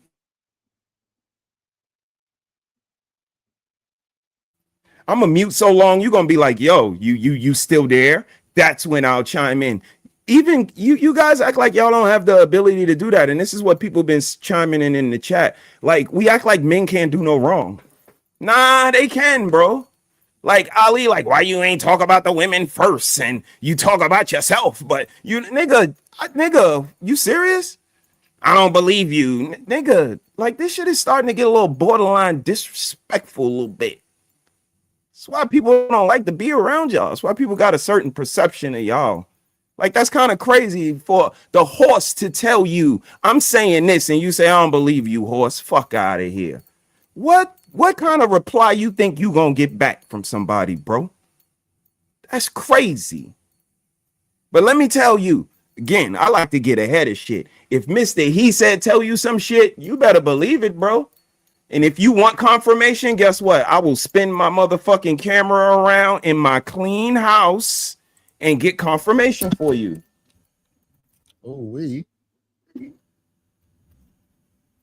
But I don't see y'all doing that. Again, you talk a lot of shit. Spin your camera around. Let me hear Mrs. whatever the fuck her name is confirm the shit that you be talking about, bro. And it ain't no shot, but that's the only person that can confirm it, because I don't believe your mother.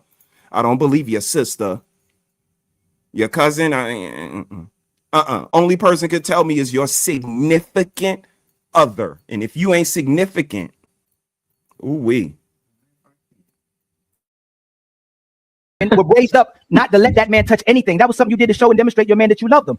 Now these, you know what women are bragging about on top of cooking and cleaning? I got a man that cooks and cleans, and I got a man that's cooking now. Most of the dudes I come across now, they doing most of the cooking and women are bragging about it. But in the same way, men should be able to, a man that can cook is hot. Now we're not gonna do that, we should be house husbands and start bragging about it. You started bragging about. I know a lot of men who are great chefs that cook way better than a lot of women do. I don't see cooking and cleaning as gender specific. We're not talking, 1 second, friends, because the conversation is sliding. We're not talking about Michelin chefs and I'm not even Michelin chefs, just a person that knows their way around a kitchen. Let me explain what I'm saying, right? There's the fun cooking on the weekends. My dad, for example, was the fun cook. When we wanted to eat something, like he would go and do the barbecue, the specific thing. But there's somebody that needs to be doing the day-to-day. It's not every barbecue every day. See what I'm saying? Somebody has to do the day-to-day cooking. And the same thing with the cleaning. I believe, it's my opinion, that a woman usually have the primary job of cleaning, but I believe that the man should, everybody in that house should be helping with cleaning, from the kids to the grandpa to the grandma to the man. I believe this shouldn't be solely be on the person, even though I believe that the woman should be the quarterback. She should actually be grunting the most of the decisions. And I think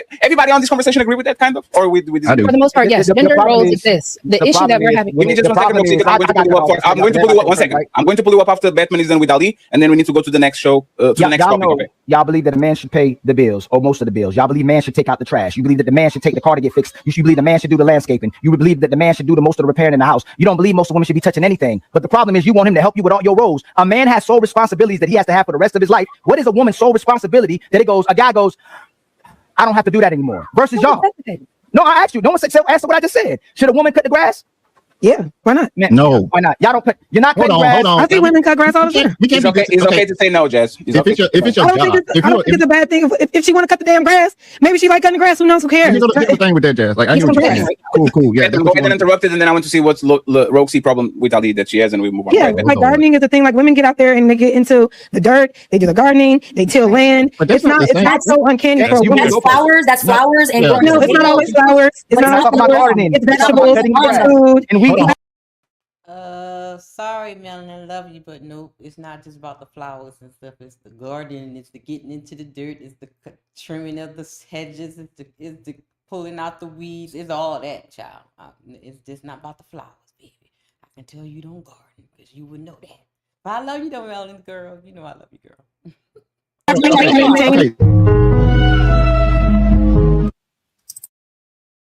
You're muted, fatty. You got to maintain your land. It's not important to talking about gardening and side quests. If you have a garden, you have rich people problems. It's like, who changes the filter of the pool?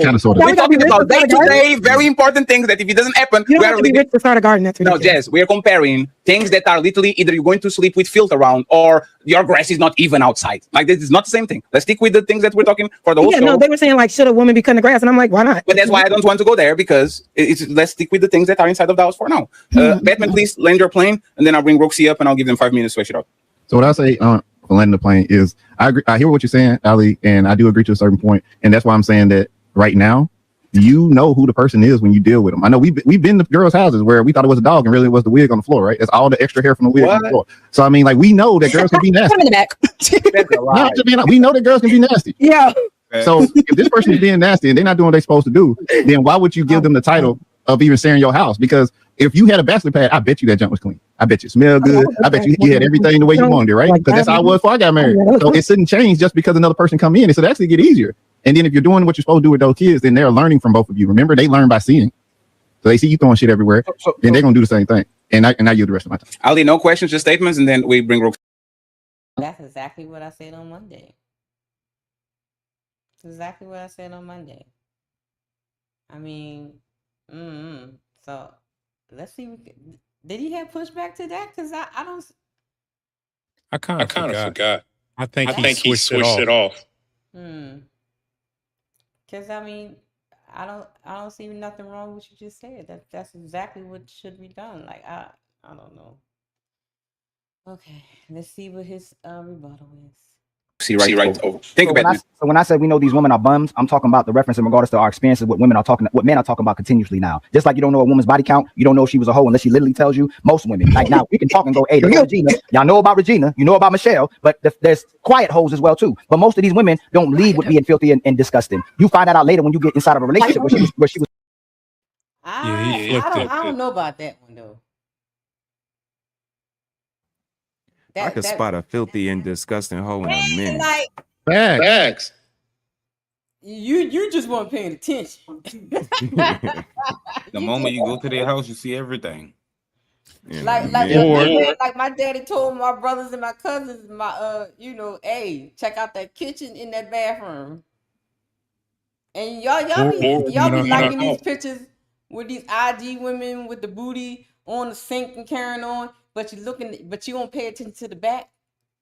The mirror filthy, stuff all on the counter, unsanitary. Hey, y'all don't be paying attention. She was showing you signs, you just weren't paying attention. Makeup stains everywhere, just like Jeremy said. Hairballs all over the fucking floor. And we all done been there. So open the bottom cabinet up, you see a bunch of weave, everything everywhere looking like a bird's nest. You literally thought they had a dog sleeping behind the door. A little mini dog. Hey, facts. Here's the better question. You seen all that nasty shit. Did you leave? Nope. Because I hear a lot of niggas say, I like a big booty bitch, and I like a bitch with big titties. And my question is, if the big booty and the big titties walk past you in a dirty house, you still going? If she's neglecting her kids, you still going? If she don't read to her kids at night, is you still going? So again, like I said, these niggas, they not perfect. They try to make it sound like niggas is perfect. Niggas still be going in these dirty ass houses. Yep. Especially if they plan was within 2 days of meeting you, I'm trying to get it at you. I don't care. Wham bam. Thank you, ma'am.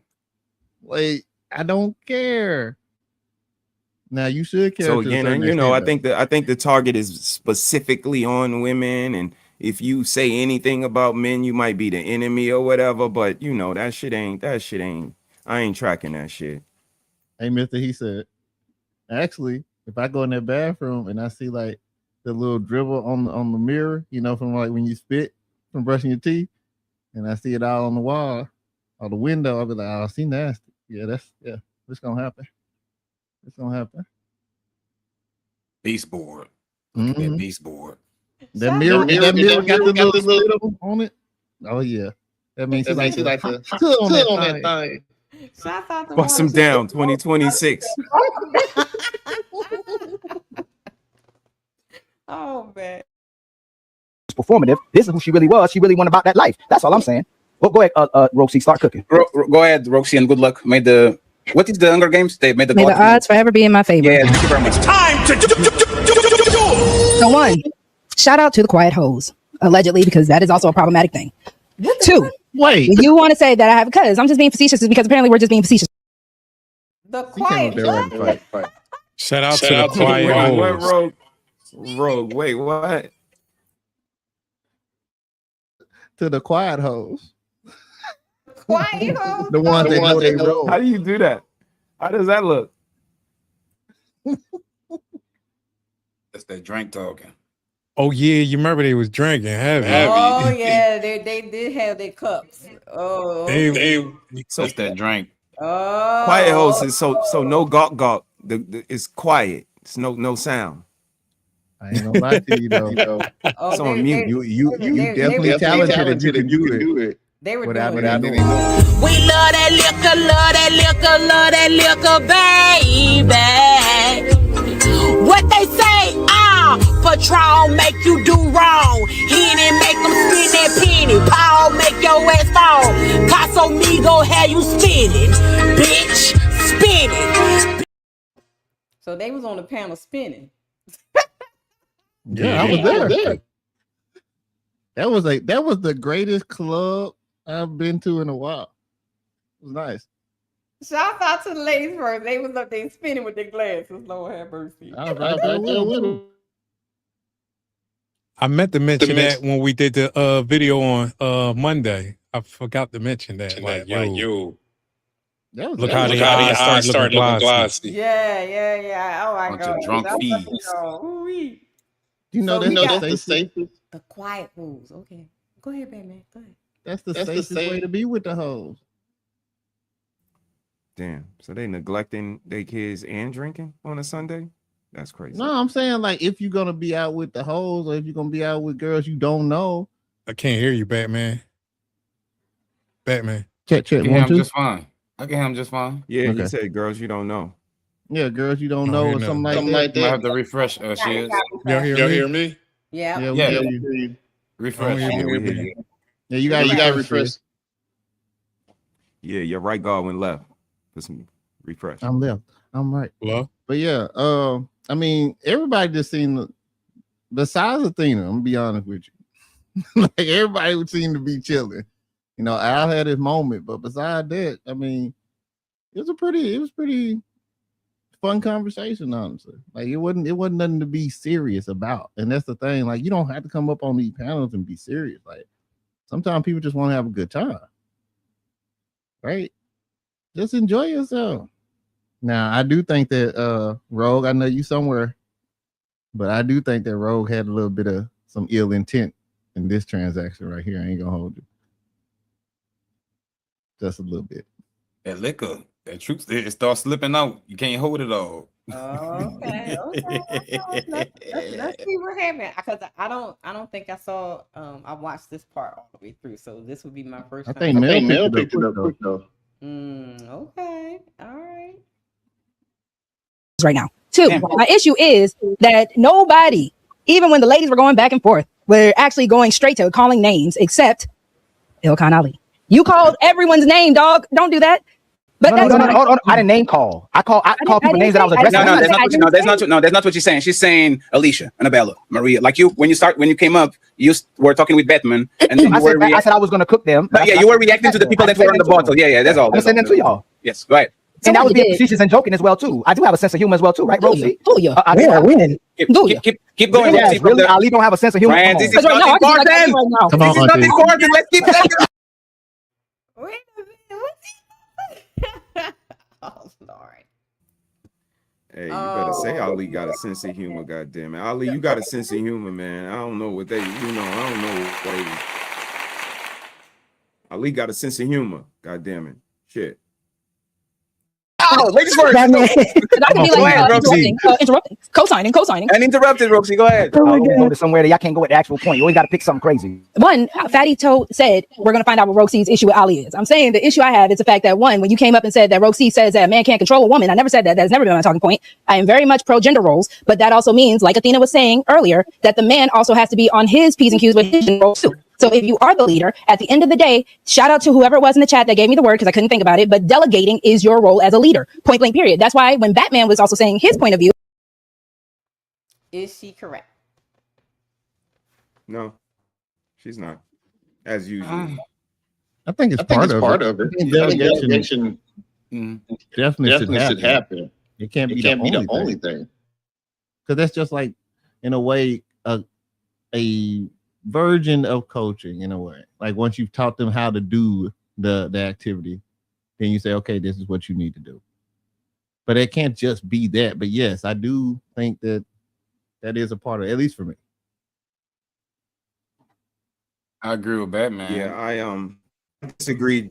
I disagreed because I kind of look at families like a there's a CEO and then there's a manager. And the managers actually manage the workers. And I see it like the kids, the wife, the home. She actually managed. She dispenses the duties. And you do your room. I'll pick up y'all toys. Like cleanup day is on Saturday. Like we go to the market. Like she actually manages because I'm actually off site a lot and things done. So me and her have powwows.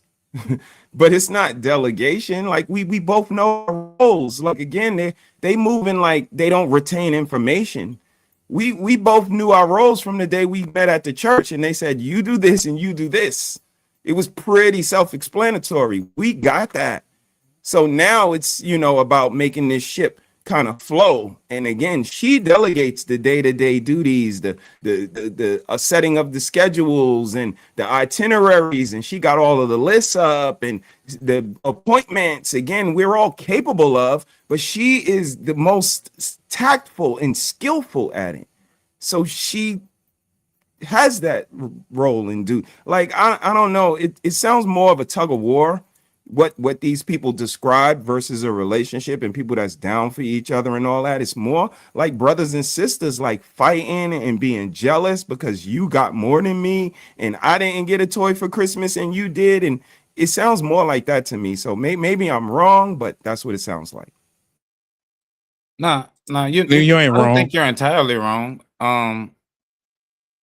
So for the most part, I agree with Batman. From what she's saying, she's correct.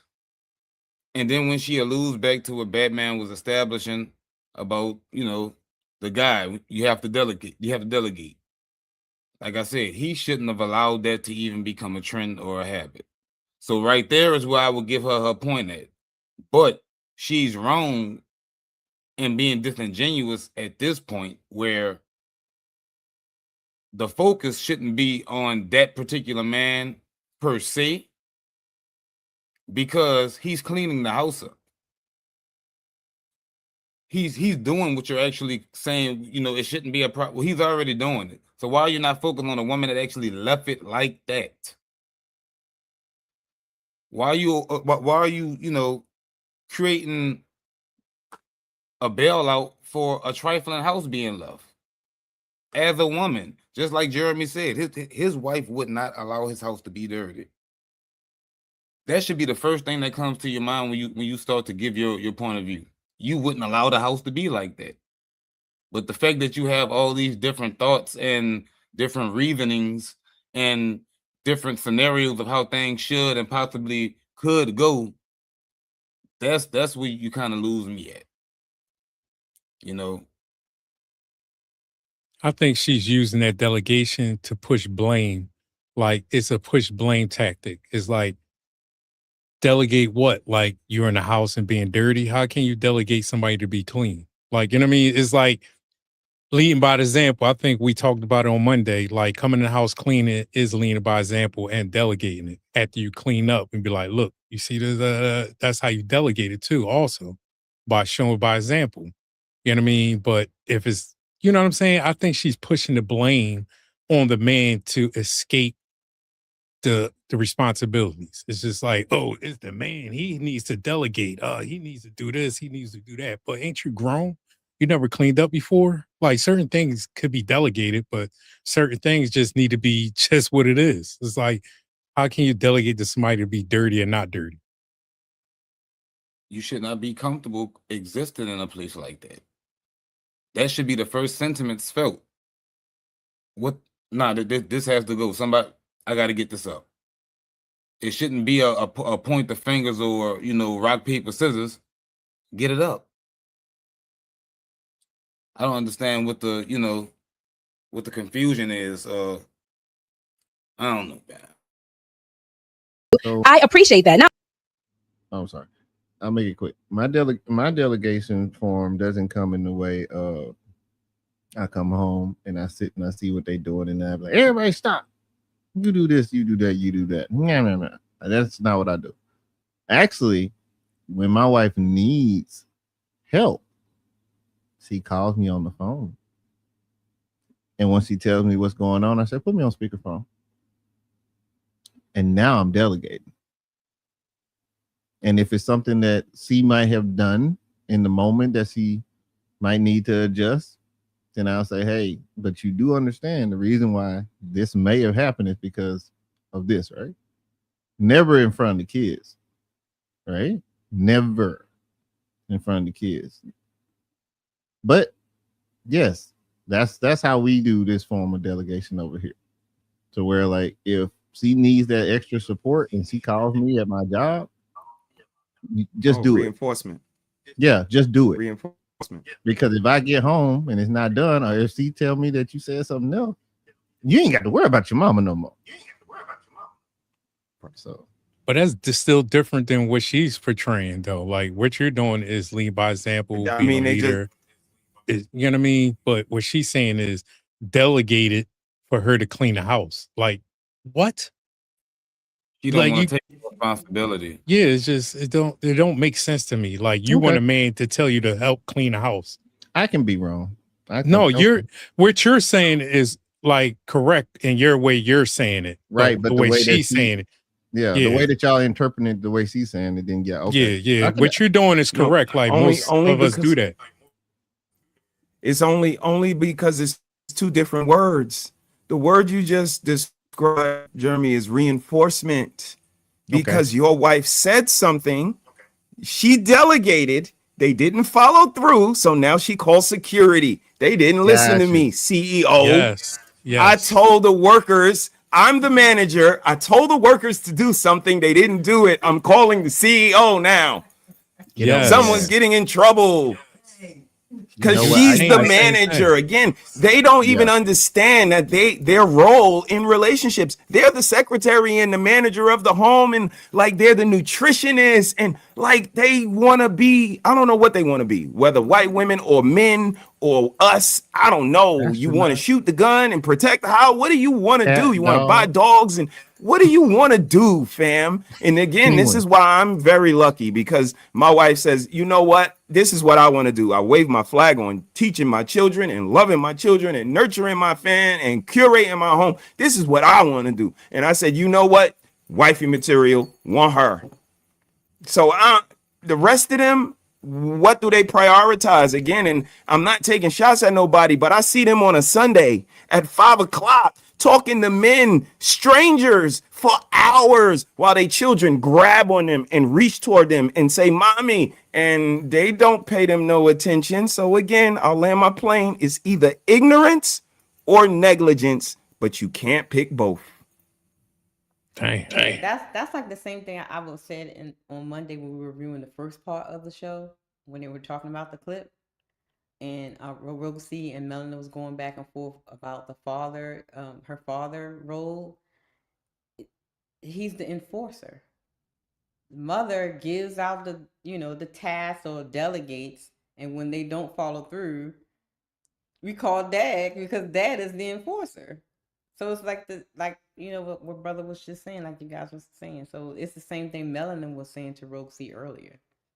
So it's what brother said. It's sibling wars.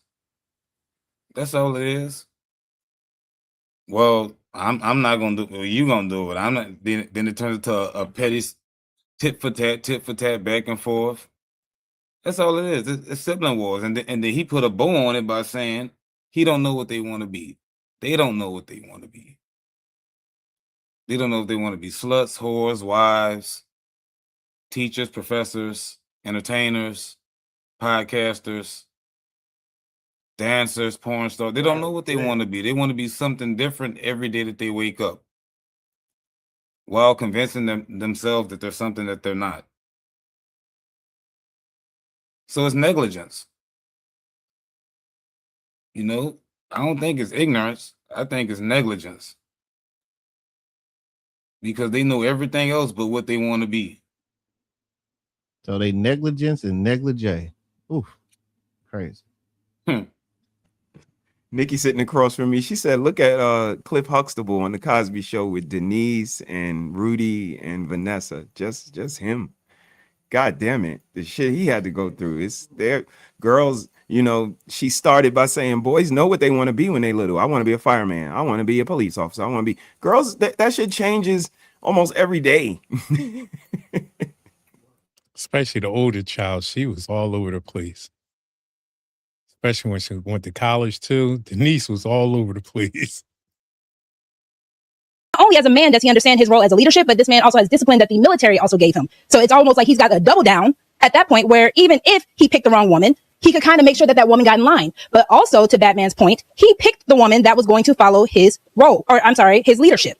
A lot of men aren't doing that because, again, and I'm always going to say this over here, y'all want to go to Big Booty Keisha and tell Big Booty Keisha you need to obey. Big Booty Keisha ain't even obeying her own daddy. Big Booty Keisha ain't even obeying her mama. So at the end of the day, you either find you a good Bethany, you find you a good Sarah, you find you whatever Dolly housewife, Martha Stewart woman you want, and you let her get under your covering and follow your leadership. Stop taking Big Booty Keisha and trying to make a hoe into a housewife. That is y'all's issue. And then y'all want to say, well, these women are heartbreaking. These women don't, they're bums. You picked a bum.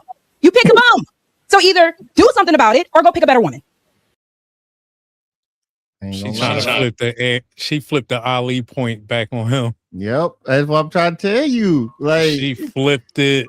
Y'all better watch out for Rose, man. She's Rose, you starting to better learn. watch it. She's studying. Yeah, she flipped that thing on him. And it was perfect.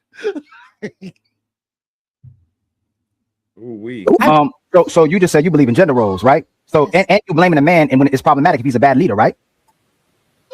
Right, without the antics and the body language, the facial expressions. I know it hurts, right? It hurts, right? But you said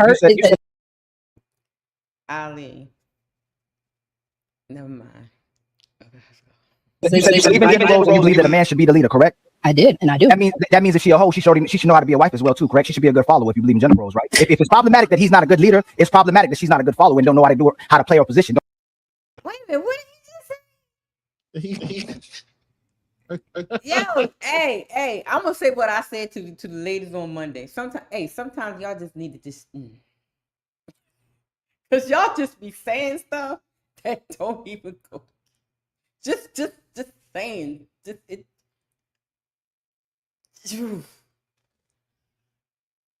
that make sense to what he just said? I didn't care. I'm not touching that. Let's Now go it's back. about race. I need to go back because that was right? Without the antics and the body language, the facial expressions. I know it hurts, right? It hurts, right? But you said you believe in gender roles and you believe that a man should be the leader, correct? I did, and I do. That means if she a hoe, she should know how to be a wife as well too, correct? If she's a hoe, she should already know how to be a wife too. What? If she a hoe, she a hoe. If she a hoe, because she told you so. Can y'all explain that to me? What that means? What was he trying to say there? The cat could be a dog. Oh. Why did you say no? I asked you a question. I would. So if he's saying just as her being a woman, not necessarily her, I think what she still should have like wifely duties. Is that saying? No, I think what you're trying to say. What did you mean by that? Because I'm confused. If a man knows how to be in the streets and turn into a husband. I don't know about that, Ali. You got to pull up and debate that one. I don't know. Well, not because what he's trying to say if man change, a woman could change. Is that what you're saying about them changing into a housewife? I don't agree. She should be her husband's whore. I think maybe she should be her husband's whore. I don't know. A freak in the sheets and a lady in the street. Is that it? That's the analogy that I go with. I'm not sure. Now with everything, there's an exception, but I don't know if I would make that a rule. Yeah, I'm confused on that one. Like, unless they talking about just like gender roles, because they talking about gender roles, right? Because I mean, a hoe would know how to. He said he about to pull up. He said you on the way. Because a hoe would know how to clean up, right? You know what I mean? Yeah. Okay. He just you don't think hoes clean? Wait a minute, y'all think hoes don't know how to clean? What? They do. I would think that someone know how to clean the house. How do they get returning customers then? Yeah, I was going to say that how they get clients. They got pussy. They hired to clean. Fuck, you got niggas that fuck crackheads still. Fuck, pussy gonna sell. It don't matter where it's at. I think they just told you that. She go clean houses. So yeah, right. So I mean, that goes back to everybody's original premise. Say what you said, brother. Go ahead. I says that goes back to everybody's original premise. Jeremy's, he said you got to check your part that you play in it. And I said some of these men be going even in dirty houses and all types of conditions, and they still be going. So if this is the case, they don't have some consideration at hand. Like y'all clapping cheeks of dirty girls, B. Like they houses is dirty, they kids is dirty, they like, and y'all still clapping their cheeks. That don't say nothing about you. You just gotta have cheeks. Then that's, you know, that says more about you. The accountability on men. He not wrong.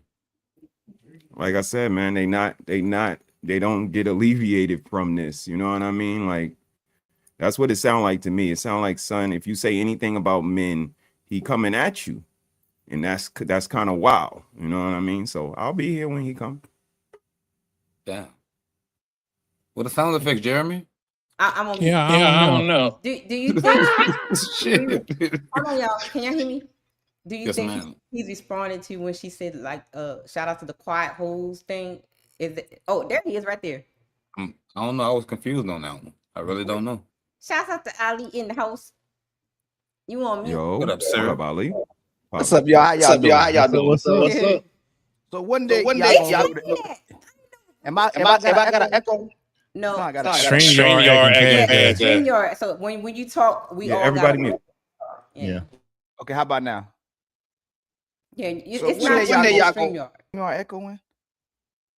Then it's gonna be hard to do this because when I hear myself, I'm like, it's like I'm debating me. And then when that happened, you know what I'm saying? I start clashing with me. But oh, there you go. I think we good now. So when that's crazy that's happening. Y'all realize there's a method to the madness, right? The women will tell you they know how to be feminine for the right man. They're submissive by nature. They'll submit to the right man. They already know how to perform for these men. They know how to cook. They know how to clean. They already know how to perform. So just like we do, we know how to bust down the woman we want to have sex with. We know how to treat the hoe the way we want to treat the hoe. And we know how to treat a woman and give her a wife treatment. That's why they'll say you shouldn't give a man wife treatment, because they know how to give a wife treatment. We have to stop being playing down women's intelligence. So if she gets with a man, if she's a hoe, she should turn into a wife. They refuse to turn into a wife because she's still in her whole mentality. She still wants to use the man, or she finessed the man. The younger woman is a hoe off jump. As she matures, she understands men more. She has to bait the man before she gets with him. So she's going to try to look the part of what that man is looking for, especially if y'all have a conversation. That's why a lot of times when people say you sit at the table, don't tell somebody what you want, I still disagree with it. You tell them what you need and what you want. If they fail at it, then they're not the right person. But a lot of times people say if you give the people the talking points and what you want, they'll perform until they switch up if that's not really who they were. But if men can be thoughts, womanizers, hoes, bust down everything in front of them, and then expected to be monogamous, expected to treat the woman with respect, provide and protect, the women know how to do it as well too. That's what I'm saying. So if she says the guy picked wrong, looking for the right woman, then the wrong woman should have been the right woman when she got picked. I hear you, but I still don't agree when with I that. hear you. That's you don't have to talk. If you don't agree with it, then there's no reason that we should wife up the women that we wifing up, because we're taking the risk that she no longer a hoe. Most women we get with, over 95% of women are hoes when we meet them. We can deny it all we want to. We wifing up hoes, and we're wifing up previous hoes. They already knew what they were supposed to be doing, and now that they want to settle, they'll switch up for this guy at the moment. She may switch up at any moment, but she's acting like a wife to this guy. So we have to accept women truly for who they are. We can't keep saying they women. We can't keep saying they're emotional. We can't keep saying they don't know better. They know exactly what they're doing, and they're hoping we either dumb or play dumb to be with them. I heard you. I absolutely heard you. The most operative thing in there, it wasn't the whole part for me, because we all want our wives to be our hoes. So ultimately, whole knowledge may be beneficial for them. That may be debatable. What I'm gonna hang my hat on is the fear of missing out. like you said, they want to now start jumping ship and going somewhere else. And that's not the characteristic of the hoe. That's the fear of missing out. If they're always going to be thinking about what's going on over here and what's going on over there, and I wonder what they doing over there, that's a characteristic you need to hone in on and see that this bitch is never satisfied when I got her in this moment. She's always in her phone, or she's always off into space, or she's always looking for the next opportunity. That's on you to see. So again, you know, I hear what you're saying, but sometimes we try to alleviate men from them being responsible and cognitive of what's going on with them. You can put that up, even when I'm not mad about that. You can put that up. Them kind of comments, that kind of stuff don't bother me. You can put them comments up. I like the criticism. I like when people going at me. I love all that. You know what I'm saying? Most people are on their phones. He said, we're not in 1990 where we didn't have phones. Most of the people you're going to come across is going to be doom scrolling, going to be on their phones. I see older people old people that I thought never be on their phones. They're on their computers. They're on their phones.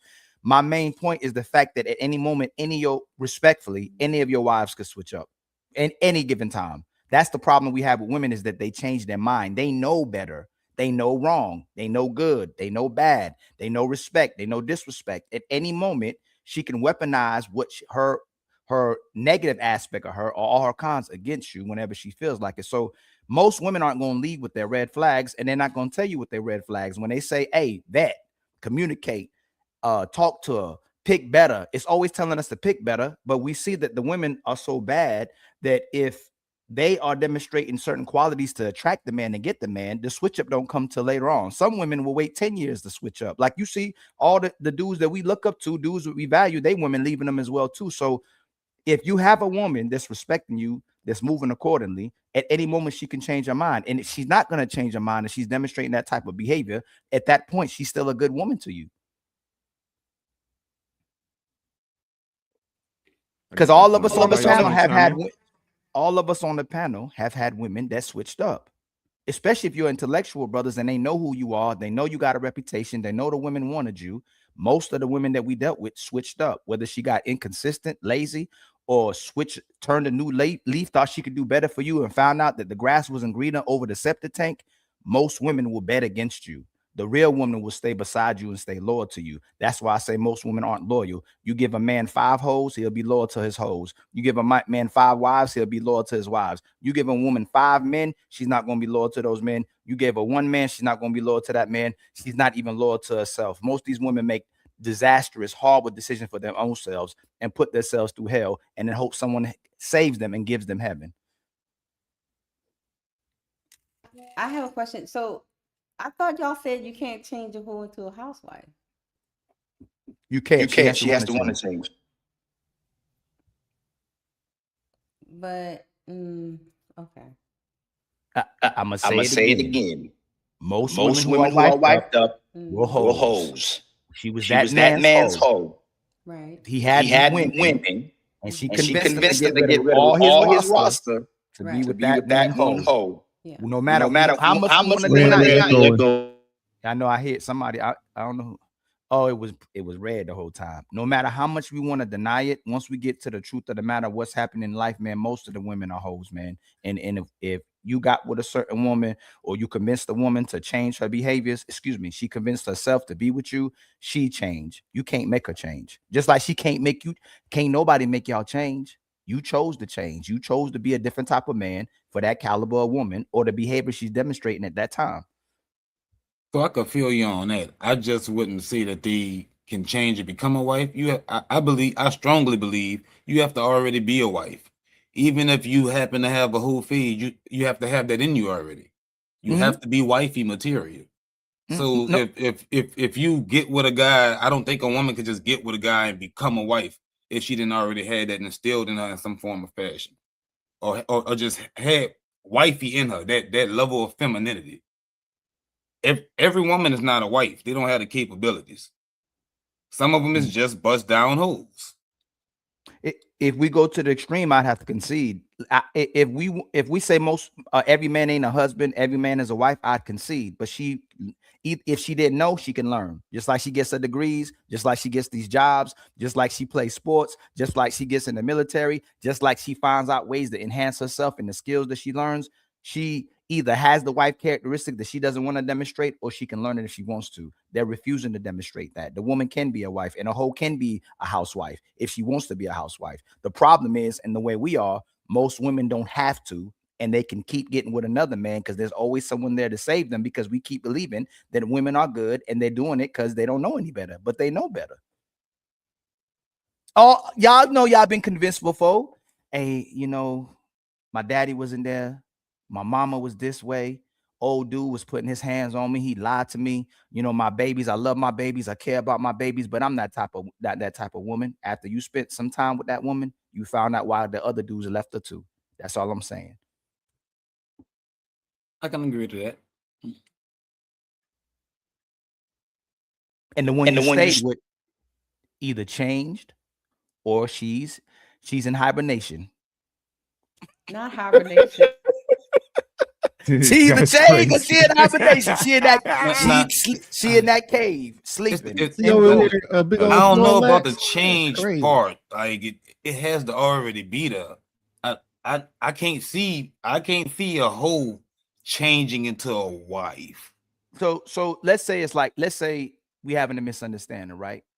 The same way a person that was a crackhead will always be a crackhead even if they stop. You always be alcoholic even if you stop. You always be a smoker even if you stop. Addicted to nicotine. Men are addicted to hoes. Men are addicted to women, and we love women by the pounds. We ain't gonna say we change. We'll say we'll control ourselves. Let's change it. She can control herself. I don't think control has to do with it, because I think more comes with being a wife than just control. I think being a wife is a skill set. Yeah, but she can learn. But that, homie, you keep going right back to the beginning. I didn't disagree with you. It's just like making. I just learned how to make Indian food a month ago. Now I can make it. You know what I'm saying? I want to learn how to make Indian food. Now I can make it. If she doesn't know how to be a wife, most women have the skills and traits to be a wife if she wants to be a wife.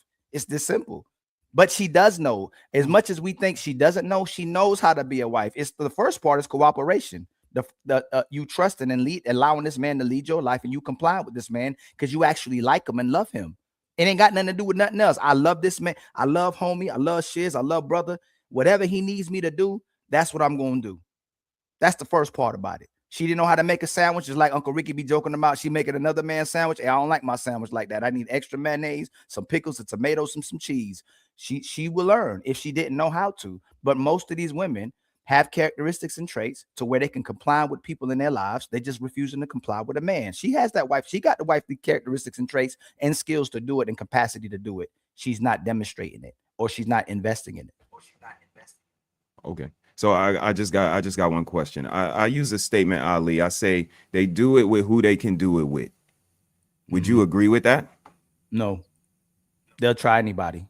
And they'll put anybody on the chopping block.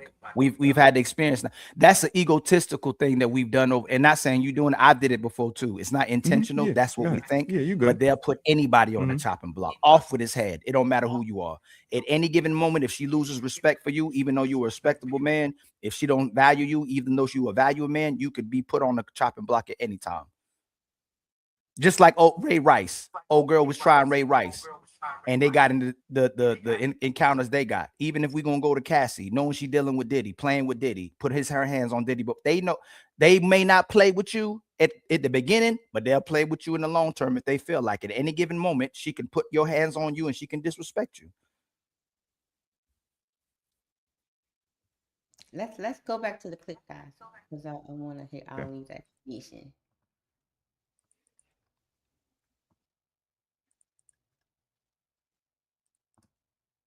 Doing that because again, and I'm always going to say this over here, y'all want to go to Big Booty Keisha and tell Big Booty Keisha you need to obey. Big Booty Keisha ain't even obeying her own daddy. Big Booty Keisha ain't even obeying her mama. So at the end of the day, you either find you a good Bethany, you find you a good Sarah, you find you whatever Dolly housewife, Martha Stewart woman you want, and you let her get under your covering and follow your leadership. Stop taking Big Booty Keisha and trying to make a hoe into a housewife. That is y'all's issue. And then y'all want to say, well, these women are heartbreaking. These women don't, they're bums. You picked a bum.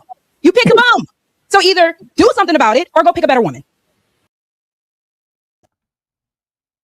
Thoughts or that part? She disingenuous. They always go to the worst case scenario. Big booty Keisha, a flat booty Keisha can do it to you. Educated Keisha can do it to you. Preacher girl Keisha can do it to you. She, in order to corner the conversation and make it go their way, they always got to go a complete opposite way and become extreme. So any woman can do that to you. The good girl is good until she goes bad. So no, she that was a disingenuous conversation. And they can corner the bad women. They can corner the man that can lie and cheat and abuse, but they'll never talk about the women who do it as well too. She has to show it to you in the beginning. No, the worst type of women are the manipulative one that hide their true characteristics and wear a mask. It don't come off till it comes off. Most women are performative. You don't get to see who your woman truly is until them doors close and you spend some more quality time with her and you get to see who this real woman is inside of the door, not outside of the door. And then the world may not know who she is, but now you know exactly who your woman is. So what do you think that it's not okay? So you said once you get her behind closed doors, you learn who she is. Mm-hmm. Yes. So but can we say that maybe you're giving them the title too soon before you get them behind a closed door so they can show who they are?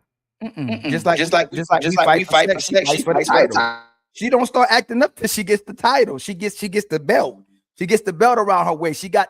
Now she Mrs. Homie. Oh, she homie's girl. Then that's when she starts performing. And if she's really a manipulative, she wants to get that ring on her finger and get the marriage. A lot of women can't make it that far, and they mess up. That's why we say almost these women can get everything they want, Petty, just pretending.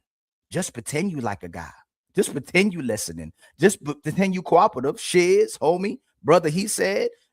Batman gonna put everything on the table that you want. Just pretend. But they know that we'll do it regardless, that they don't even give us one or two of the things that you're asking for, and they'll even do their men that love them wrong as well too. So again, if women even lied and pretended, most women can get everything that they want. If men lied and pretended, most women still ain't gonna give you what you want. For some reason, she gets worse the better you get.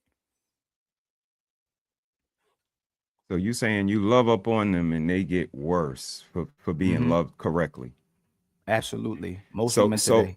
So I had a little bit of smoke earlier because Batman made a statement to you, and your ultimate summation from it was that he wasn't telling the truth and he was giving you information about himself. That was kind of insensitive, was the word that I used, because again, we use a term called straight from the horse's mouth. And if the horse was giving you the information, you were actually kind of like telling the horse, like, I don't believe you. And could you elaborate on that? Absolutely. If he would have never said that women did him dirty and he was just a dirty dude that was doing women grimy and they all respected him and they valued him and they cared about him, I would have never went there. And Batman is more so in helping him with the conversation as well too, because all of y'all, when we give pushback, it's to help y'all or it's to work with y'all, it's to build with y'all, but it's also being transparent as well too. If he would have never said, after I asked him, if he would have led with the, hey, these women was doing me dirty, these women were compromising me. These women were breaking my heart. I try to love these women. I felt like they were my mothers. I thought they were valuable. I thought they was good women. I would have never came up at him like that. But I came with him as a debater. I love Batman. That's my brother. I love Jeremy. So I come at anybody the same way I would come at you playing chess, playing basketball. It's like almost a sport. I'm not going to pull back any punches from y'all because I respect y'all. Yeah, I mean, I don't think that we don't have any district. I don't think that we have an issue or anything like that. But I will say that I had a good time. Me too. I didn't have no issues with girls outside that one instance. So I think. Oh, you talking about? Yeah. Hey. I got PTSD too. A lot of the men that be on here, when they be trying to make men look bad, they'll usually say something that you said, and it hit me. You know, a lot of men would talk about how they were bad men, how they were mistreating women, or how they were using women or having sex with women, and they didn't lead off with what those women were doing to them and them discovering the actual nature of a woman. Where we learn, y'all, when we doing us, that woman that really likes you and loves you and cares about you, she has to get you to change and care about her. She has to change your mind because you met her the same way you was because of what you were encountering in society. She changes your mind. You were doing the same thing you was doing with her, like you was doing with the other women after you found out how women were doing. It's her job to alter the way you maneuvering and in changing your mind. That's if you even have the capacity or energy to keep going there as well too. And what I know for most brothers, no matter what we talking about, we always looking for that woman, always looking for her. Yeah. So right. I mean, and that's the power of differentiating. Again, isn't there a such thing called wifey material? So while you practicing on whatever women you dealing with, you notice the woman that's wifey material that might be the one that you want there for the longevity of it, and then you hone into her the skills that you're acquiring while you're dating these other women. Is that not a thing anymore? So there's no more wifey materials. Even if you're looking at a room full of hoes, it's not one or two in there that you can kind of see. I put 100, 200, 1,000, 20,000 on all y'all. If you get the woman that you want, you're gonna stay loyal for life. I'll put any type of money on it, not the women. Even if she's a phenomenal, good, graceful lady, they don't stay that way. Most don't. So I would say that, hey, you hone in on a woman who has marriage minded. She's wifey material. She's so respectful. She's late. You know what? One of the ladies that came on our shows, she seemed very feminine, like a lady. Wanted to believe her. We've been there before. She couldn't answer none of Fatty's questions, and she also she was lying. You catch her in multiple contradictions. She was lying, but she was the sweetest, kindest woman that looked like the perfect wifey material. But she was lying the whole time. Oh, y'all know exactly what I'm talking about. So when most women aren't like that, brother, he said, because if that was the case, we can put the formula and blueprint on today's show, and all of us gonna have a woman, or all the women gonna have a man. Then it's not about you, it's about her. With us, it's about her. We care about her and we'll stay loyal to her. Most women, when they get what they want, for some reason, again, they moving like men as if it's sex. They get a badge of honor. They get a notch on their belt. On to the next one. If I can get Batman, I can get Brother He Said. If I can get Brother He Said, I can get Homie. If I can get Homie, I'm gonna get Shiz. They just keep trying to go up in society and up their reputation. But that talking point, I think, is destroyed as well too. They don't want the responsibility to maintain a relationship. That's where it's coming to now. I used to think it was more hypergamous and trying to find a man. They don't want to have a relationship. They have to maintain. And worst part of it, they're going to turn you into an asshole and horrible person once they meet the good guy, because it has to fit their narrative of most men ain't ish, the one they've been rocking with this whole time, because she doesn't want to demonstrate her womanhood, because a lot of these women are genuinely miserable. Ali's not doing the emotional thing no more. I'm not doing she's a woman anymore. That's an evil woman. That's a no good woman. She got what she wanted, and now she's her worst person now. But she, for some reason, was allowing dudes who was horrible to mistreat her, lie to her, put their hands on her. Now you get a good man and you mistreat him. So that's who she deserved.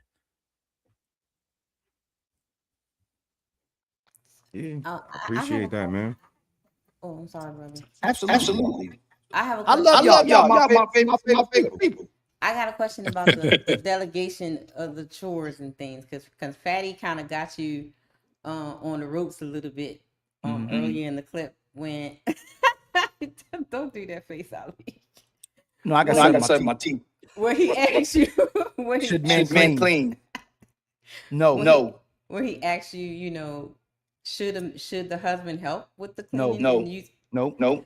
You gotta explain that, because I was like, No. I was break that down. If y'all women, if all the brothers women they got the trash, if they never touch a car again, if they never cut the grass again, if they never have to be a handy woman again, they're not leaving their woman. Alleviate that man from something. Make his life easier somewhere where he don't have to help you with stuff that you're doing. That's something that I don't even remember my father ever cleaning. I don't remember my granddaddy's cleaning. Now, if my mama went somewhere and she was taking too long, she might have went at a friend's house. She went and made grocery shopping. My father would help here and there, but it wasn't his job to clean. It was his job to take care of his wife, take care of his kids, and take care of his home. Where in today's society is a woman alleviating a man from any responsibility? There is nothing. I have to help her with everything that she does, even though I've given her the option to not do it all. And the woman is so stressed out and worn out because she wants to do everything and nothing at the same time. So again, no, a man shouldn't clean. A man shouldn't touch a diaper. But I understand today's society to keep relationships when you do, because most women will leave you if you don't help them with what they're supposed to do. But when y'all watching these videos, they hate doing everything. I'm making a compilation of women hating husbands, hating their kids, hating to clean, hating to do anything. I can show you some videos right now. Just throw them to you. They hate doing anything. I got a compilation of them too. So again, the women that I came across, my aunties, my grandmas, they made the men they made the man's life easier. My mama would iron his clothes. He ain't had to iron clothes. What is a woman doing to alleviate or help with anything that any of us is doing where we don't have to do something? Hey, I don't feel like cooking today. Okay, I'm overstimulated today. I need a break. We can't never say we need a break. We can't never say it's my day today. I'm taking off. I'm not going to be around you and the kids today. I'm just walking away from any responsibilities. So again, no, it's a privilege when he helps. It's a privilege. That's what I wanted to ask you. The privilege between it being a privilege and being an obligation because you made that statement. Yes, it's a privilege. He shouldn't do it, but it's a privilege. And if she's a woman that does, so this is what I mean, right? And I say this too. If you see a woman who's doing all those things, I believe a man can help her. A man pick up the slack. A man sees how much his woman is put into him. He helps around the house or he helps with certain things, but he shouldn't do it. He shouldn't have to do it. You don't believe it's his duty? If I'm outside cutting the grass, should my woman come out there and disagree with that? My woman come out there and cut the grass? What's that? What happened? What you said, brother? He said that we don't. Yeah, that's all I'm saying, man. We don't disagree with that. We do everything, and we still happy at the end of the day, and still want to have sex with our lady. Our lady is choosing to do all these things, and she's always worn out and tired because she's not supposed to be doing all those things. Yeah, Ali's main gripe is that they're abandoning their essential duties. That's it. Yeah, that's the new dynamic now. Yes, I mean, but we not tired. But I hear that. But where do we don't come in nowhere? Again, maybe I'm an anomaly. Again, my wife, she schools my kids and she grows our food. That's not possible for men. Men can't require that. It's very possible, but is it crazy to make it sound like it's nothing that they could be doing, or is it us as men that are kind of not having the requirements for whatever reason to not, like I said earlier, they do it with who they can do it with. You said they do it to everybody, but I come from a different place. I don't see that, bro. In the style, they do it with who they can do it with. Some niggas they can't do that shit with. They have requirements, and you're gonna get this done, or you gonna be on another team. So is that not a thing anymore? Men don't have the right to do that, or they don't have the nuts to do that. You're not gonna have a woman. Men know that. As much as we can say whatever we want to, and then we'll pretend to ourselves like we want to do certain things, but most men not gonna have a woman because these women are sticking to their guns. If you're not gonna do it, and they go, I'll find someone who will. Then most of the time they might not find someone who will because they want somebody equal to you or higher, but they just stay single. Look, we're not having families, Mr. He said. The birth rate's going down. Right. So the value going down. So the results ain't showing. Do you remember the beginning of the Bible? Adam said, well, God, I'm going down with Eve. He didn't have to eat it. He went down with Eve. Most men going down with Eve. Most men want women. Most men want to smell and sniff on them, feel on a woman. There's nothing more. Ain't nothing better. Like, that's what I'm saying when they be like, you don't like women or hate. Ain't nothing better. There's nothing better that I've come across on this earth than the touch and feel of a woman that you actually love. I mean, it's nothing better. The feel of it, the body, ain't nothing better. So I mean, honestly, I maybe to y'all, and I don't think it's to y'all either, but to her, because she's the epitome of love, she don't need it. Or she pretends she don't need it and lie about it. But they go to the grave. I'm watching aunties and grandmas and women go to the grave without no men.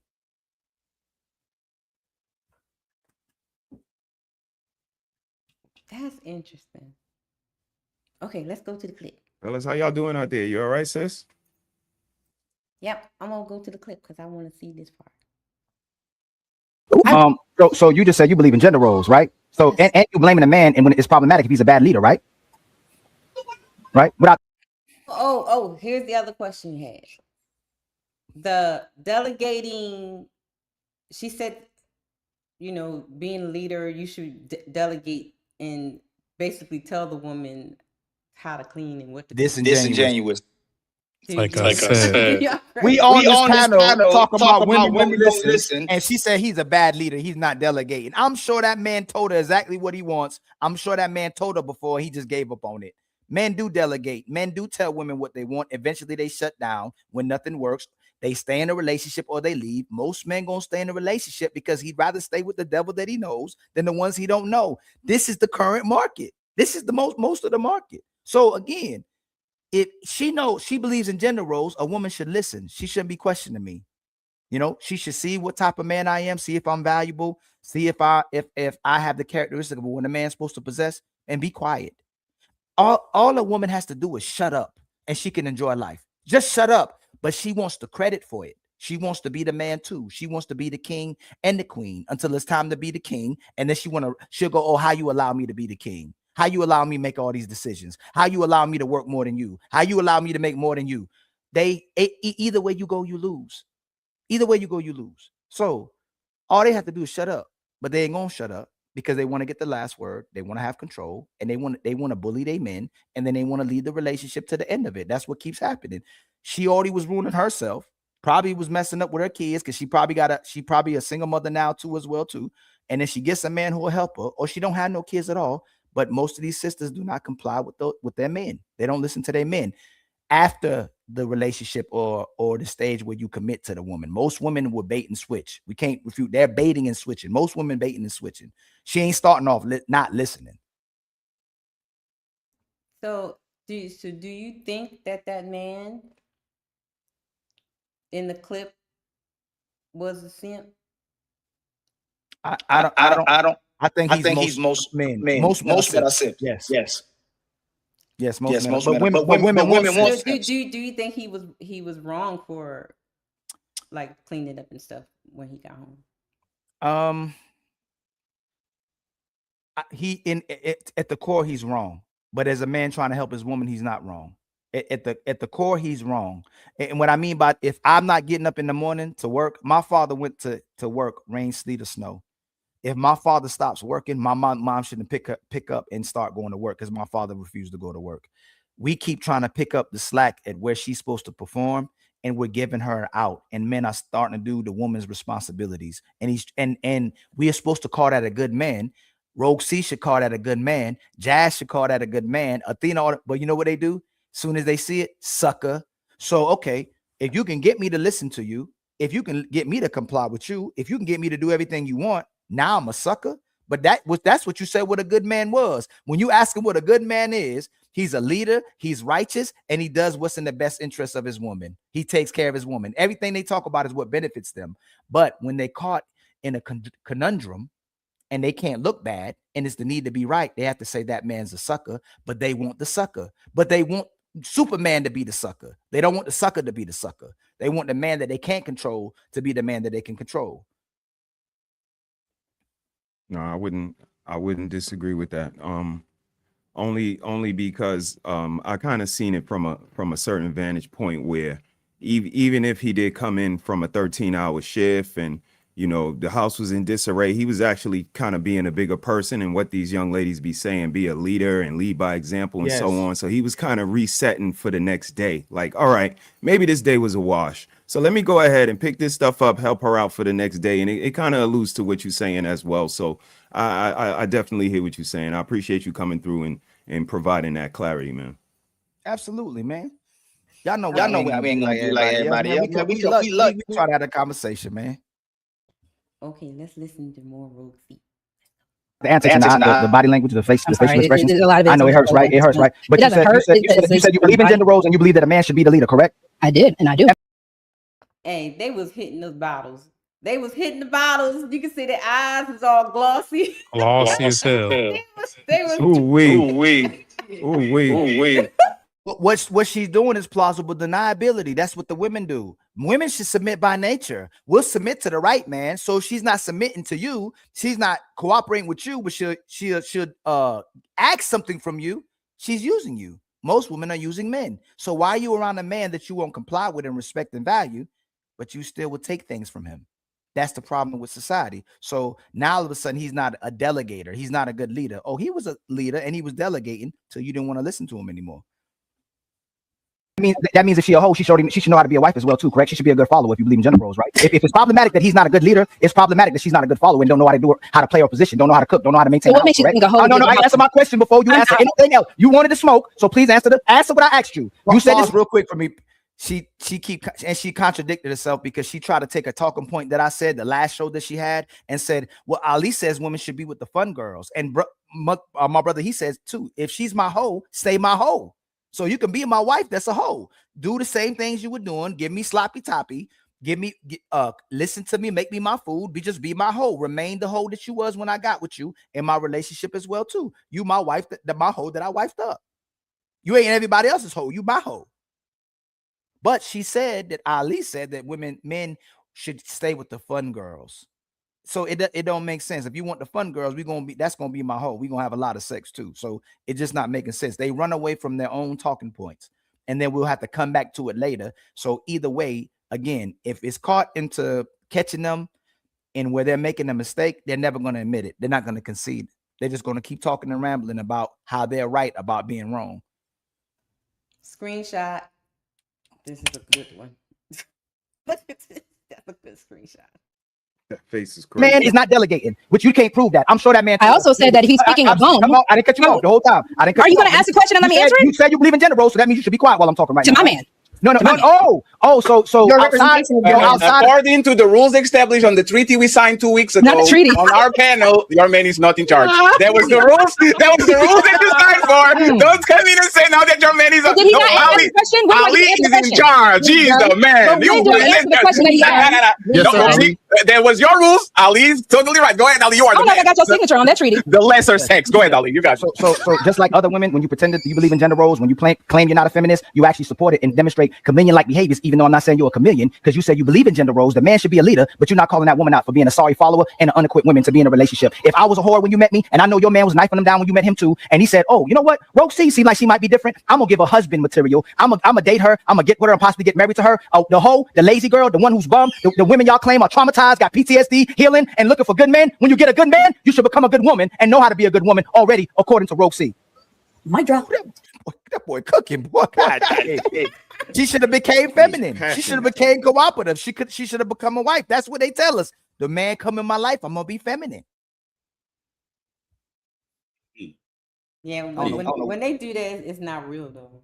It that becomes the costume, the cosplaying when it's like that. You should already be feminine regardless, whether you have a man or not. So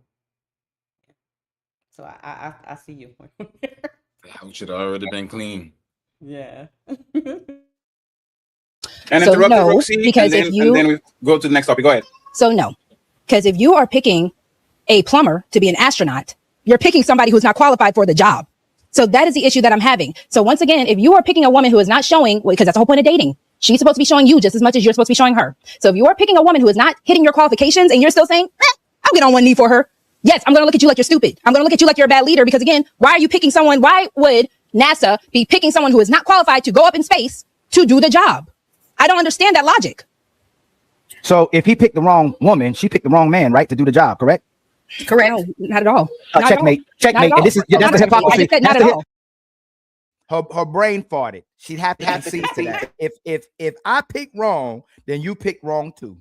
If you thought you was gonna get a man, you thought you was gonna get a leader, you thought you could get somebody to delegate you, you pick wrong too. Unless you pick right, you knew I was the right man, and you try to finesse me and use me. And they know they're picking the right man. They just don't want to be the right woman. I mean, and that's right. Man. That's when what you're saying comes into play. That if they're changing up and baiting and switching, then they know what they're doing going into it. That's a conscious decision. So I wouldn't disagree with that either. And she's not giving the energy. They will skip the part of addressing these women being terrible, unfit, and go straight to the guy. Why are we talking about somebody pick? Brother, he said you can go to the grocery store right now and pick out some oranges, and you pick the wrong orange. You trying to pick the right orange. You pick the wrong orange. Now, most of the orange is wrong. The problem is there's a whole bunch of wrong oranges. It's going to be difficult to pick the right orange if most of these oranges look like oranges, but most of these oranges are going to be bad when you eat them. But you're going to keep eating them because you need orange. Men ain't never gonna stop going to women. So you were put on earth to pleasure us. Either you're gonna be my hoe that pleasures me without a ring or a relationship, or you're gonna be the pleasure me and be my hoe in a relationship and be my wife. So we started with us giving the woman an alibi for not keeping the house clean before the husband got home. And now where we are, she's pretty much saying that men need to pick better instead of addressing the topic and saying women need to improve. If this is how your house look and you have a good man at home. Absolutely. That's pretty much what I'm getting from her attacking angle. And we know what we need to do. Every time they talk about deadbeats, every time they talk about men putting their hands on them, lying, being abusive, being manipulative, being womanizers. Oh, you just picked wrong. Suck it up. I just want to know why Melanie is the only woman on the panel that wants women to be better and improve. She's the only one that held the woman accountable. Why goalposts moved so far to blaming the man and talk about picking better and maybe she worked too. That context wasn't even given, but it was thrown in there. You know, then we circled around the globe and came back, and now it's you should have picked better. You picked the bum. Ava did too, though. She had good talking points. I'm just trying to figure out where's the edification. Where's the edification for women in this? Yeah, I got triggered when Athena kept using breastfeeding as an excuse. Right. That's crazy. She killed it with the period. And the period, yeah, I lost it. I did. I said I can't do it no more. I couldn't. She getting mad at Still sound like Sybil and Rivalry to me. All of the finger pointing and I do this and you did that. It sounds like more brother and sister than it do a relationship. So that's not gonna end well at all ever, because you're trying to win something, and what are you gonna win? Being alone? That's it. Brother always say they are bullies, man. That's some bully shit. They are some bullies. I'm really sitting back thinking about it. They are some bullies. For them not to clean the house, they're going to come at you about your leadership, about your delegation, about how you picking wrong, you're doing this, you're doing that. It's just your fault for her not doing her job. That's some bullshit. I need you to lead. I needed you to lead, but when I tell you to do something, you ain't doing it. But you want me to lead. That's what we don't got good leaders. He needs to delegate. Okay, go do this. Nope. You being controlling. Leaders only as good as his followers. Yeah. Yeah, that's what I was going to say earlier on Monday. I think I said it. I said I was angry. We're at a point where I want to take the word leader and blow it out. If you're with the guy, then you and giving them access to you, then you showed us that you supposedly like and love them. So cooperate with them. If you don't, you using them. It's simple as that now. You usually when they say I want a leader, and then when the leader tells them something to do, then they're gonna say, "Oh, he's controlling." I don't want nobody to be controlling, but yeah, I want somebody to lead me. That I can control. Those two things don't fit. So yeah. Again, shout out to Portugal Menaces in the house. Hey, Fatty. Fatty. Hey, I gotta tell y'all a story. Got a fatty up here too. So I'm going to the Bahamas next week, right?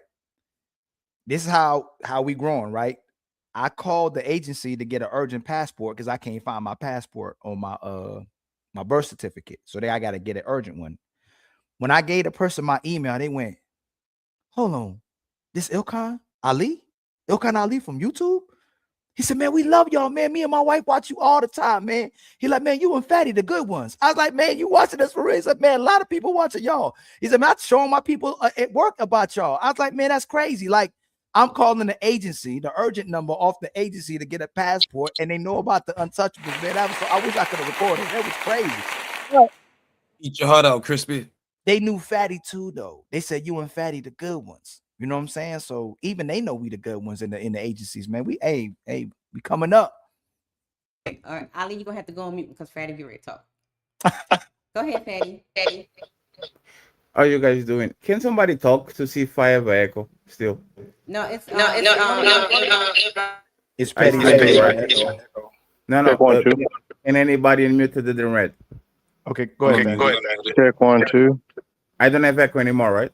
Fatty. Oh, damn, I hear Red. echo. You're I hear alone by yourself. Like StreamYard warned me yesterday. Like once I was about to pull up, he wrote on the bottom, if you have having mic problems, click here.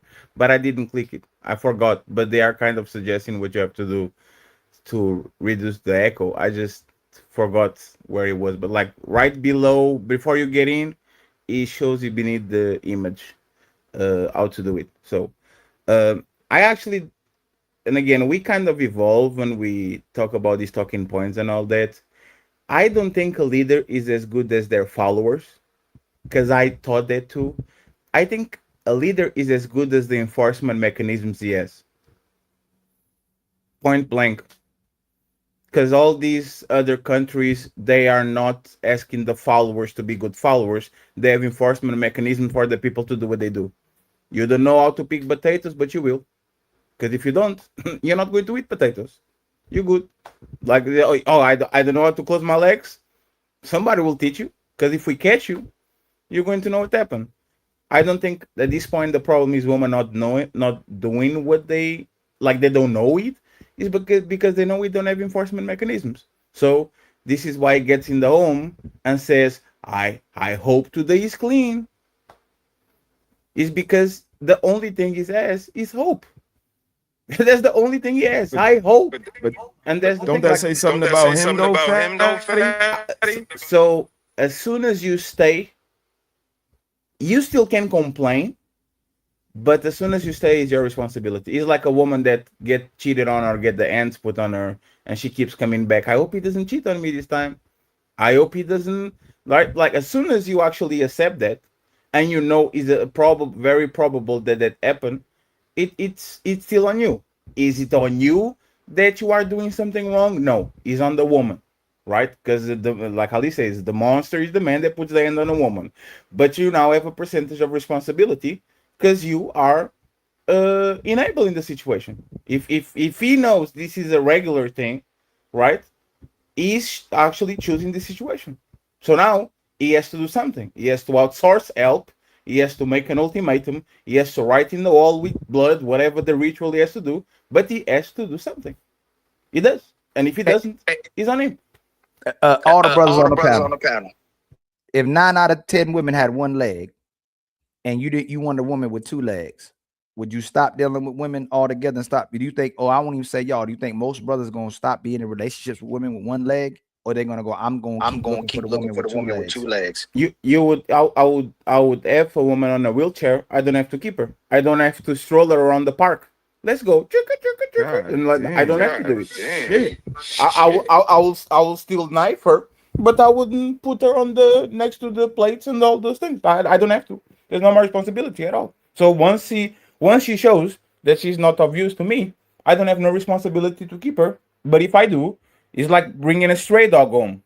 You bring the stray dog home because you felt pity or you think he's a good thing to do and all that. If he bites you and you keep him, that's on you. He show you who he is. Why you say, no, I'll teach him. He poops on the couch. He keeps whooping on the couch. That's on you now. Now he's the couch pooper. You know who he is. If he keeps pooping on the couch and you don't take him, don't give him to somebody or to put it on a dog pound, that's on you. So it's about the owner, not about the pet. No, it's about both. I didn't make him be the couch pooper. He for whatever reason decides to poop on the couch. It's my responsibility when I keep him. Is it all my fault? Absolutely not, because I'm not the one shitting on the couch. But I am complicit because I don't do nothing about it. It's you accepting it now, but most men, Mr. He said, go and accept it. I don't care. Men can say whatever they want online. Most men gonna accept it, man. That's the market. That's what most men, most married men, most men in relationships will not come online and tell you exactly what's going on in relationships. And when they do bring their woman in relationships on the panel, you see exactly how it goes. That woman will disrespect them on the panels. And y'all seen it countlessly on men who decided to bring their women on the panels. They'll show you exactly who's in control. Most women is in control of these relationships, and men would rather be in a relationship with the relationship that the woman controls than not be with no woman at all. Even if he can be even if you should listen.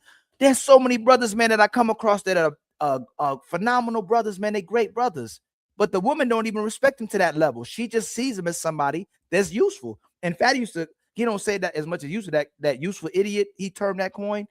They just want a useful idiot. They don't care how great this man is. They just want somebody they can use, man. And most men go, okay, I'm just gonna go along with the ride. Glorified trash dummy. So to answer your question, I would say if they only had one leg, I just get the best looking one leg one and buy a leg. So you can walk around with two. I get a prosthetic one. I make her look the way I want her to look, and I put her, the way I want her to be. But yeah, I just get one with one leg. Somebody that's gonna be grateful and want to be a part. Yeah, but that's problematic too, because it's not about the leg or the arm, or these women are faulty. We know. Oh yeah. It's about seeing that that she has one leg and say, "Hey, bitch, dunk, run." Damn. Go ahead, do some jumping jacks. I'm gonna get her the leg with the curve in it then, so she can run. It'll be all right. Sure, but this is what I'm talking about. This is your job.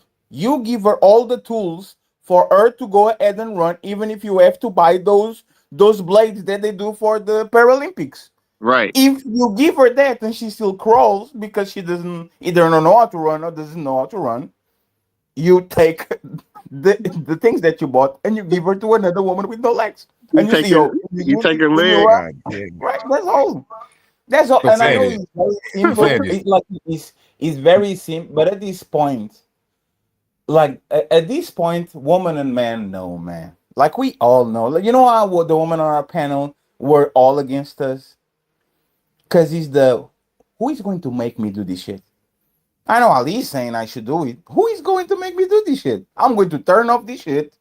I click on the X button, and then I'm going to the street, and I'm going to get a civilian that has no idea what's raised in this modern situation, and I'm going to get away with whatever I do. So I wonder if I could get away with murder. Like I'm saying, that if everybody knew they should get would we do it? And men know if they do something wrong, they're going to be penalized. If I knew I could just get away with everything I do and pick another one and another one, I wonder if I'll do the same.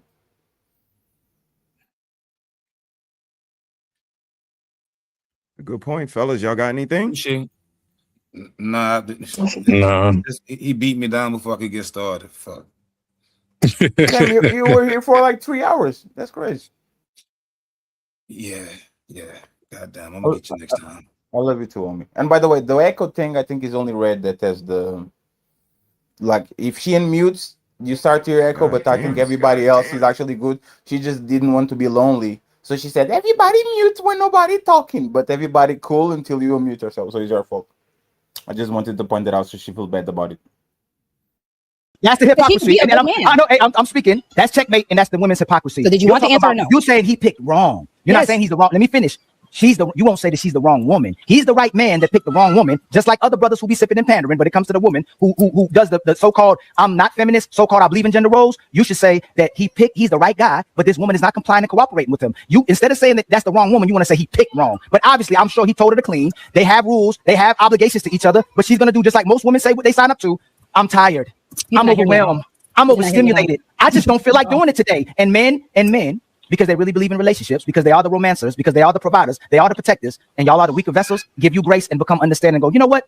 She ain't got to have sex today. You know what? She ain't got to cook today. You know what? She can throw the damn dirty ass diaper in the sink today. You know what? She ain't got to do nothing today. Y'all don't never let men take. So like I said, we are here, we are growing, we are evolving. The talking point is wrong. We are not wrong for picking her. We are wrong for keeping her. That's the problem. It's not picking the woman, because if these women are chameleons, you are going to get got. If she wants you enough, she will literally change everything about her. Some guys can catch it first, some others no. It's not the problem is that you picked her, and this is how women like Roxy try to get us. You picked wrong. Yes, just like sometimes you pick a olive when you put the shit on your mouth and it tastes like shit.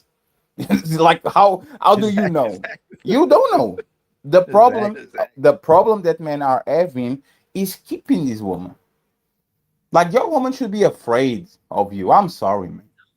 I really like I'm trying to refrain from using my African lineage a lot on these conversations. Like this is not the conversation. Like I see what I'm saying? Like the woman should be a little bit afraid of disappointing you, denying you sex, not doing her job. Like the woman should be scared shitless of you opening the door to your own house and see the disaster. Are you serious? Like you see what I'm saying? If your woman is not afraid of your reaction when you open the door and there's a bunch of trash and poop on it, are you wrong for that situation? No. But you go to work again and now you're coming home hoping that the shit is not there. You are wrong for keeping that woman. It's your responsibility now. It's difficult because there's kids involved, and for the look of it, a lot of them. But the thing is, you betted on the wrong horse. What you going to do? Keep running on the wrong horse and keep losing race after race after race, or cut your losses and get a new one? I got a question. But you see. Oh, go ahead. I got a question. So, based on that, that's not the first time, right? So, and they had three kids. I'm quite sure this is like a pattern for years. So, why at kid one and she had this kind of pattern? Why didn't he kind of try to nip it in the bud, or like you say, leave? No. Fatty told you what it should be, right? But women, once the man is in control or she fears the man, she no longer wants to be part of that relationship. She don't want you in control. The things I saw that our fathers or grandfathers used to do at least would give the woman the illusion of control inside the household, right? But he controlled it. But the woman at least felt like she was in control, but she still knew that man was in control and she respected him.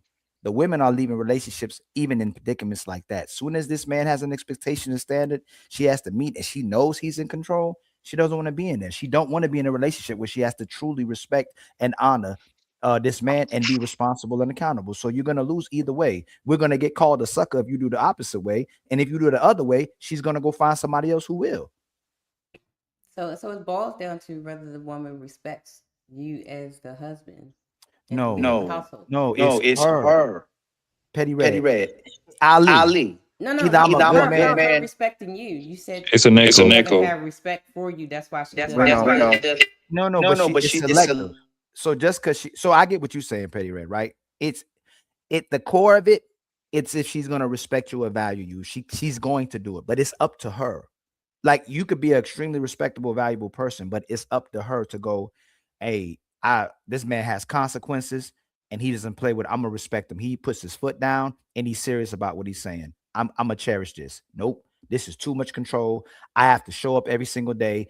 This is going to be stability. I can't just do what I want to do. There's going to be consistency. This is boring for me. I'm going to call this boring. Soon as she get a situation like this is something she's going to try to outgrow and get away from because she has to maintain it.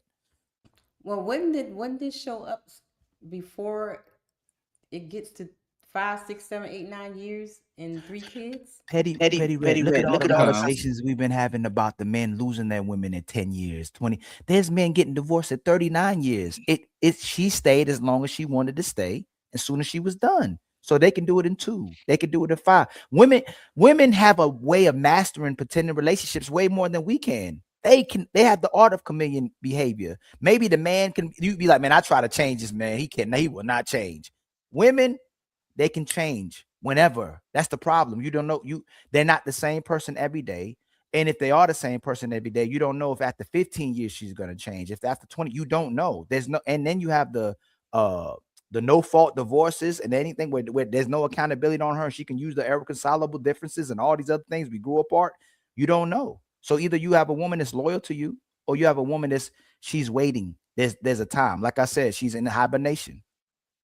So Ali, do you advocate for men still wanting to be married and having an actual family, or are you just like you just find somebody that you might want to have kids with, and then you have kids with them, but it's always that giving her like the carrot on the stick. Like, yeah, I plan on marrying you as long as you continue to do what I want you to do, but you never really plan on marrying her in order to keep her on her toes. So Ali's in the perfect position in his life with brothers, and we're having these conversations, right? I'm still brainwashed to a certain extent to where I want us to be married. I want families, right? But when you realistically looking at what's happening, the relationship ends as soon as that happens. It's over. That's when you lose all range of the relationship, and then the man's now afraid of what this person does with your nuts. So no, I'm not advocating for it to happen unless there's new laws that are going to go in place. There's prenups that's going to go in place. I'm not going to push for it. I'm not going to push for it, but I want people. I would hope that people can still risk in love, but we're seeing that it's not working. So no, I'm not pushing for it. I'm not promoting it because I'm going to run you into a burning house, but I still believe in it. And what Ali's saying is actually, it's a real thing. This year alone, I've talked to about 3 men that was married for about 40 years. Ironically, they all had similar stories. Randomly, they got a subpoena, they got served, and was notified that their wife was divorcing them right after they retired, got all the 401k pension and everything, just randomly got divorced.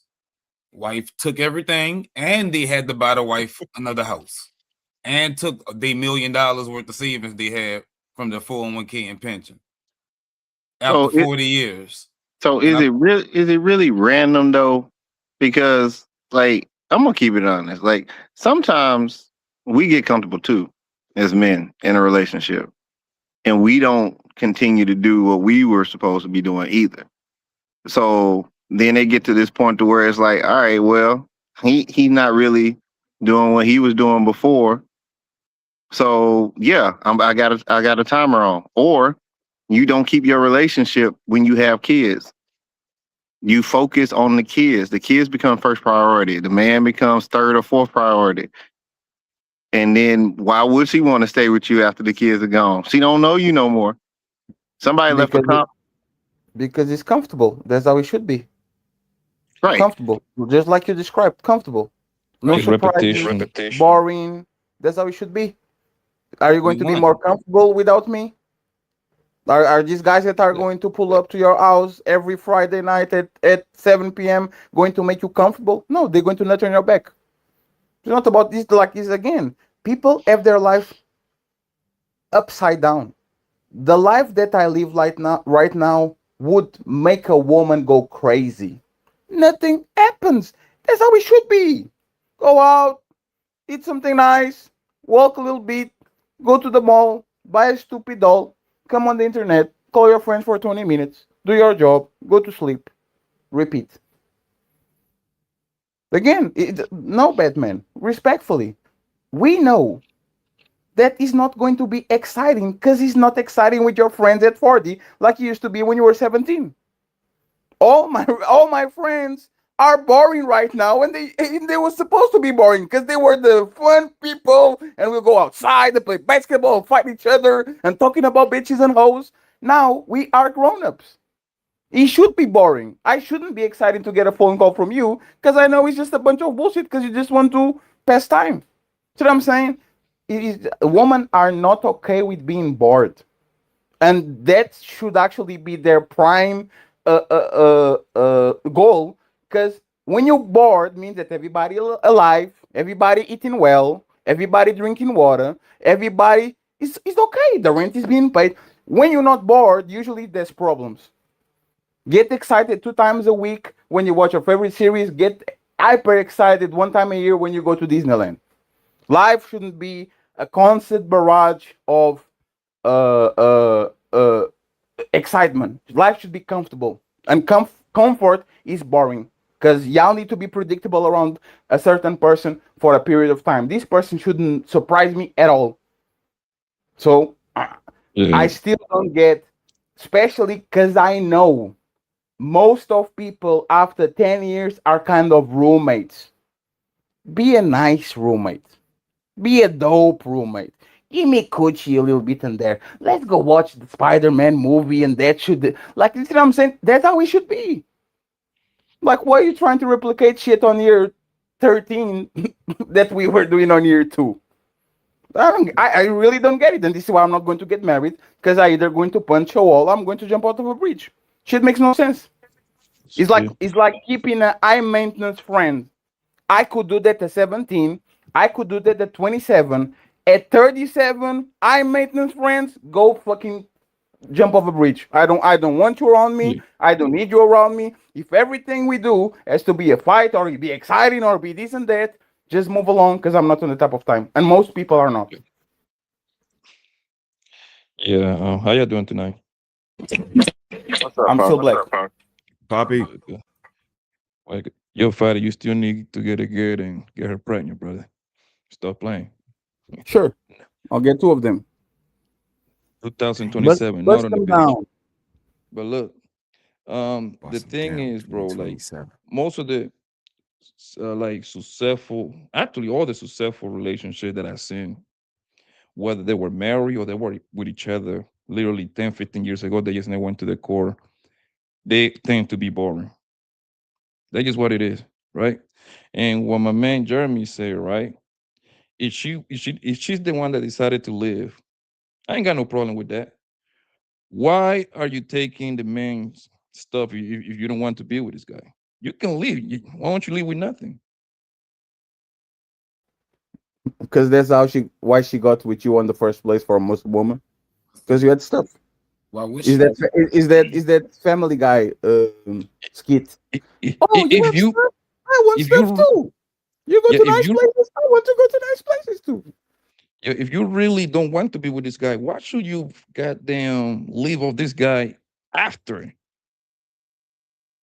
I mean, I understand if it's little small kids involved, of course, you got to pay for that. Nobody advocating for that. But why you got to take?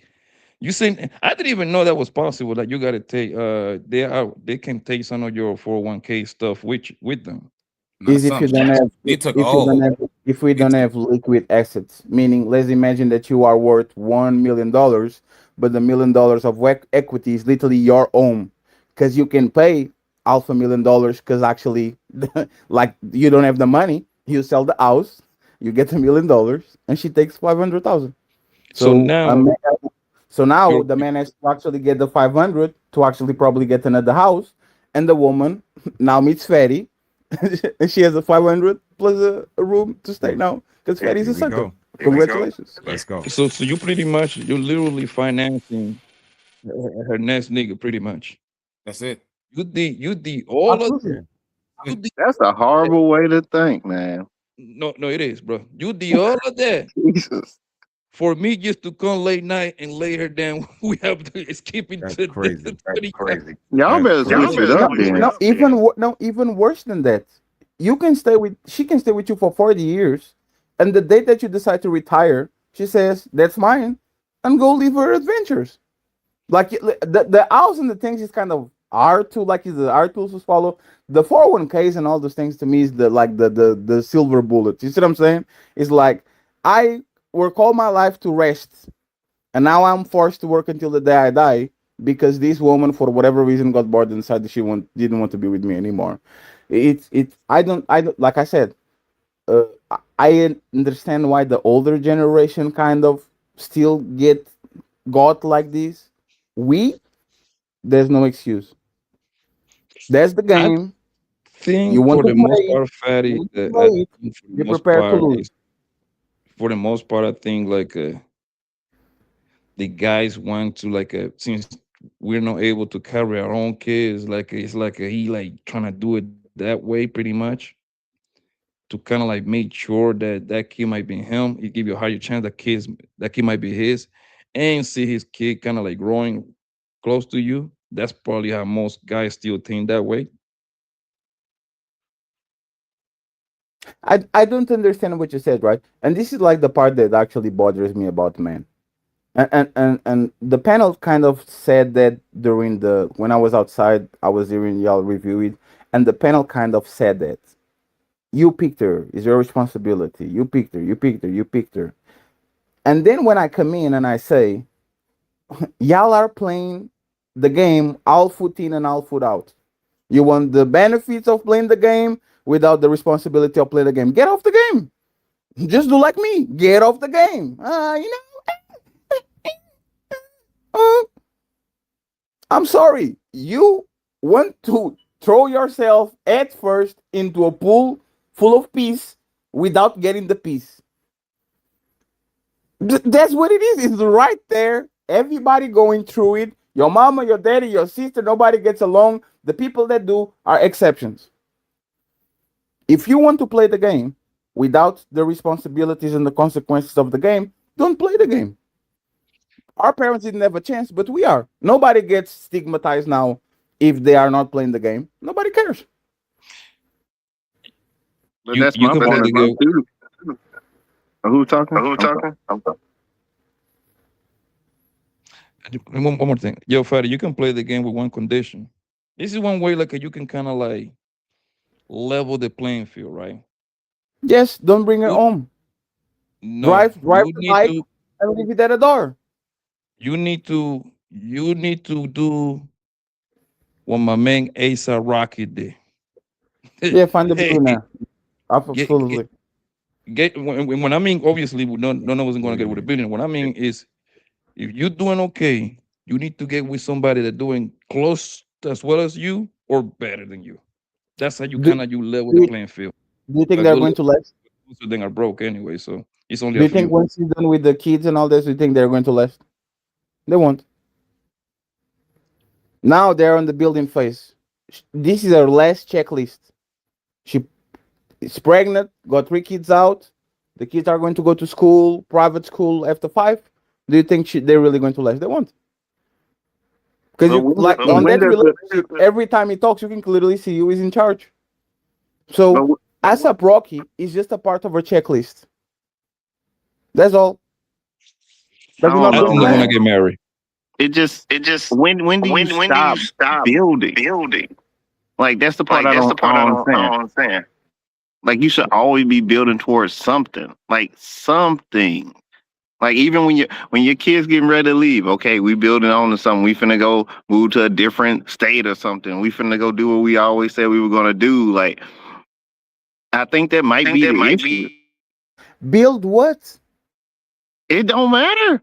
I know that No, for me. no. Think about it. Build what? Let's imagine tomorrow the Untouchables blow the fuck up. We do a giant store. We do we do the Untouchable University. We do all of that, and you get everybody has $1 million now. Everybody happy and all that shit. Can we chill?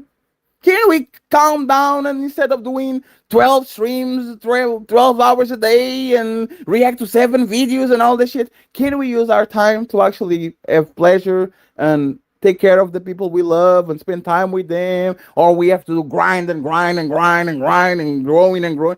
Like building is for comfort. If you are building to get more stress, more responsibilities, more things to take care of, more loans, like what? Like the people should know how to stop. They should set boundaries before they meet it. They say once we get here, we stop. For most people, you know what it is? The man works himself to death, and then the woman lives 15 years after the man alone because once again they could stop and calm down a little bit and live a life more leisure, less stress, more fun, go to the beach and all these things. But because we are addicted to the routine of getting more, that you just go until you meet a cliff. Like I don't get how a person that has everything situated at 50 is still worrying about building. Motherfucker, you have 20 years. You are literally going to die in 20 years with a nice account, with a mansion, just for your knucklehead kids do a bunch of bullshit because they didn't earn nothing. Why are like I tell these to my parents? Y'all are retired. Go to Cape Verde for 6 months, order some coconut drinks, go crazy. What are you waiting for the funeral? The build ended 10 years ago when both of the kids are grown and everybody is going to college and everybody cool. Why is this building for what? What is the building now? See what I'm saying? Like my mom literally is going to retire in 3 months. Batman. She could be retired 10 years ago. keep just building because she's addicted to that shit. And once she stops, you're going to see her transfer that shit into another project because she can't stop and sit her ass down. Like, why do you have to keep building when you have 10 years on this earth? I don't get it, but maybe y'all can explain it to me. So I can only talk from my point of view. I know me and my wife have phases that we want to accomplish. The phase that we're currently in right now is making sure that our kids are doing what they need to do, make sure that her business is doing well, and seeing what I can do with this YouTube just for fun, you know? If it turns into something, it does. If it doesn't, it doesn't. That's okay. Still got the job, right? Second phase is doing the nonprofit that we wanted to do. She likes animals. She literally wants to buy a big barn in the middle of nowhere and just have stray dogs there. You know what I'm saying? Like, I want to build log cabins. So I gotta learn how to do that. That's So dope. it's like it's different goals that you build toward for different stages of your life. Are My you wife guys wants going to to stop there? Oh no. After that, she wants to travel the world with me. But we need money for that. So we're gonna do what we gotta do. Now after that, shit, that could be 10, 30 more years, 50 more years. And after that, you're right. Hey, we done been together for decades now. I know you. But you see, you ended up in the same trap that I was talking about. You need money to travel, and you are going to spend money on a non-profit, which is literally a giant of money. You are correct. Right? And instead of actually getting off the mouse wheel, because now that money is somewhere that is going to make you rest for 30 years, now you are going to exert more stress in yourselves. So in the last part of your life, y'all can travel everywhere when y'all could pin this shit on the butt probably on the next 10 years. See what I'm saying? You're probably right. But we just like doing shit. Like we like building shit and planning shit out. Like that's one of the things I like about her. Like we're compatible in that way. Like we're not competitive against each other, but we're compatible for our goals. Can I ask a question? Yeah, please. What if you say we're done building? Can we stop now? What happens there?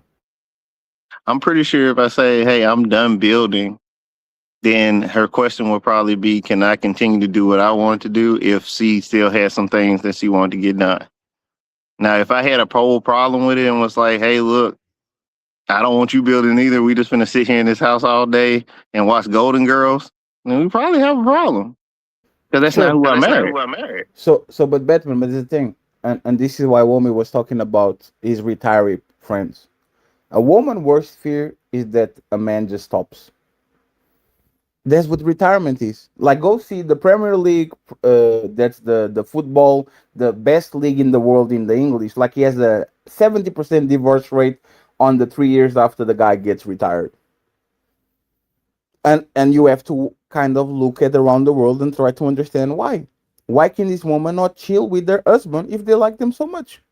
And the thing is, they don't know him. No, it's not they don't know. They know him too much. They just don't like them. Yes, they don't like you. But how do they know him? Like, for example, you use an athlete, and an athlete of that caliber is constantly in training, constantly on a season, constantly moving around, constantly away. So right. It's easy to love you because you are always away. Now, see, that's what I'm saying. Like, then you come back, and she's like, "You're too close." Like, that doesn't make sense. No, but that's the point. They don't like them like that because you know. Okay, I get that part. Like, and this is the thing. Once again, you don't want to part ways with people that you truly like. These people don't like each other. Like, you know what it is. Like I said, this is why I say I'm broken with relationships. Period. I already told y'all. Hey man, I'll die tomorrow for my brother. For whatever reason, something happened. I need to give him a brain transfer. Here you go. You got it, my man. If I go on vacation with him by day 6, I am willing to fight him just because he's breathing. I love him. I kind of don't like him. I can't stand he's not doing nothing wrong. Good kid. I can't stand him. And this comes from a subconscious point. Why would you love a person that you can stand to be around more than 30 minutes? And I had to actually come to I had to come to a conclusion. Why I can't stand, I'm driving and my mom is on the passenger seat and this shit is a deplorable, like it's a terrible experience. Why am I going to the shopping mall with my dad and he's an old man? And I'm like, man, I love you. Why can't I like you like that? And a lot of times is you grow up to love people but not to like them. So when it's time for y'all to spend time together, y'all can, because there's no ending. There's a problem with marriages. You know who likes to be around each other? Boyfriend and girlfriend. Because they're not sure if they're going to be boyfriend and girlfriend tomorrow. That's why they have fun. That's why they fuck a lot. That's why they go to places. Because they say, let's enjoy this because I don't know if it's tomorrow. Once the clock is infinitum until I die, people start to do some dumb shit on their job. Oh, I can be fired. Let me go start to do some dumb shit. Oh, on my team, they can cut me. Let me start to do some dumb shit. People are doing this shit with relationships. And I think I actually figured it out before I get into one. I'm not projecting shit to nobody. That's me. That's 100% me. I love you. I want to bone you. I want to do some silly shit with this, but I don't like you like that to spend 8 hours with you like that. Actually, we're going to get into trouble. That's me, and in my opinion, that's most women. The only difference between both of us is that I have awareness to actually not put somebody in this type of pain because I know I'm not going to last. But these women are still going to say, "Let me try this and see if I like him in 7 years." I don't like him now, but I'm going to grow to like him. Good luck with that shit. I have a question on the screen for fellas. Do any of you see any benefits in marriage? And are the negatives too great to take a chance on today's women? What order you want us to go in?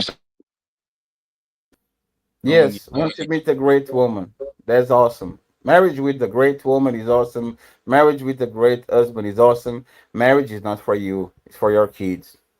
Respectfully, there's nothing to do with you, it's for your kids. Because you can do exactly the same shit you're doing while you're boyfriend and girlfriend. Like I keep saying, like, remember the question that you asked? Like, what are we telling to these people? Very clear answer.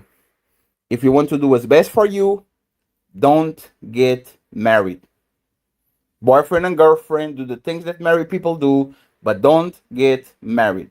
If you want to do what's best for your kids, cohabitate. Because they are not going to know if you have a license or not if your kids wake up every day and see mommy and daddy.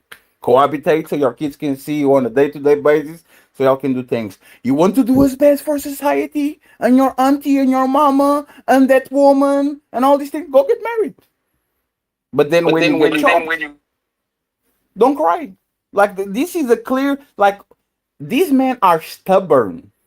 These men will literally, you can have 10,000 people advise them to do something. They're going to do what they're going to do. The playboy is not going to stop fucking hoes. The married man is not going to stop being like romantic and all. If depend on who you prioritize, go ahead and adjust your life to the life that you want to actually live. If you don't want to do that and you want to do cookie cutter for everybody, don't complain about the consequences. So yes, marriage is actually good when everything goes good. The problem is, at this point, our brains are not configured to even binge watch a series, let alone stay with a person for 30 years. The people that do are lucky. Most people can't even sit on their PC without listening to no music, no nothing, no fucking, no food, no, like we are addicts.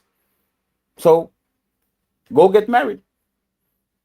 And I wish you good luck. May the games be with you. I never know what the Hunger Games is. May the odds forever be in your favor. Thanks.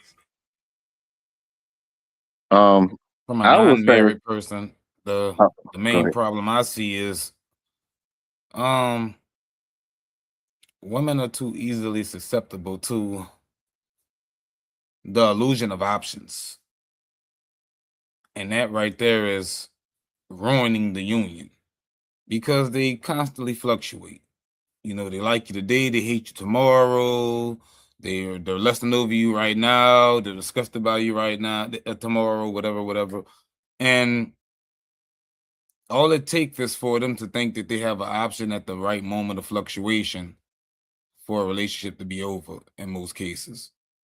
You know, I don't think everybody is as lucky as Jeremy and brother up there.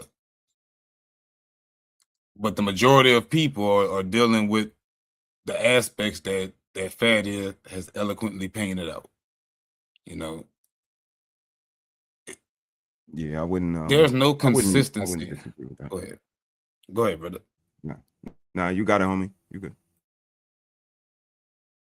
No, I was just pretty much wrapping up by saying there's no consistent trends that make it a wise decision in today's time to just jump at marriage. Because men still want to get married. Men are still getting married. But as you can look at the divorce rates, you know, it's women that are, you know, not holding up those vows and promises that they make in front of family and friends and whoever they believe in. Yeah, I wouldn't disagree. When I see today's women at the end, that's most operative for me. I wouldn't recommend, only because of the opportunistic nature and all of the rest of the things that we talk about. So I wouldn't disagree with most of the things the men said up here today. I appreciate y'all for sharing. But I do value commitment. I do value marriage, but just not in today's time. I think the pool is a little bit tainted, and you guys are playing from a different aspect. The game is still the same, but it's a few different vantage points and so on and so forth. So not necessarily the same. So if I had to answer, I would say no. I do see benefit in marriage, but I wouldn't recommend it in today's time with today's women. I guess my answer would be, I see a lot of benefit in marriage. I do.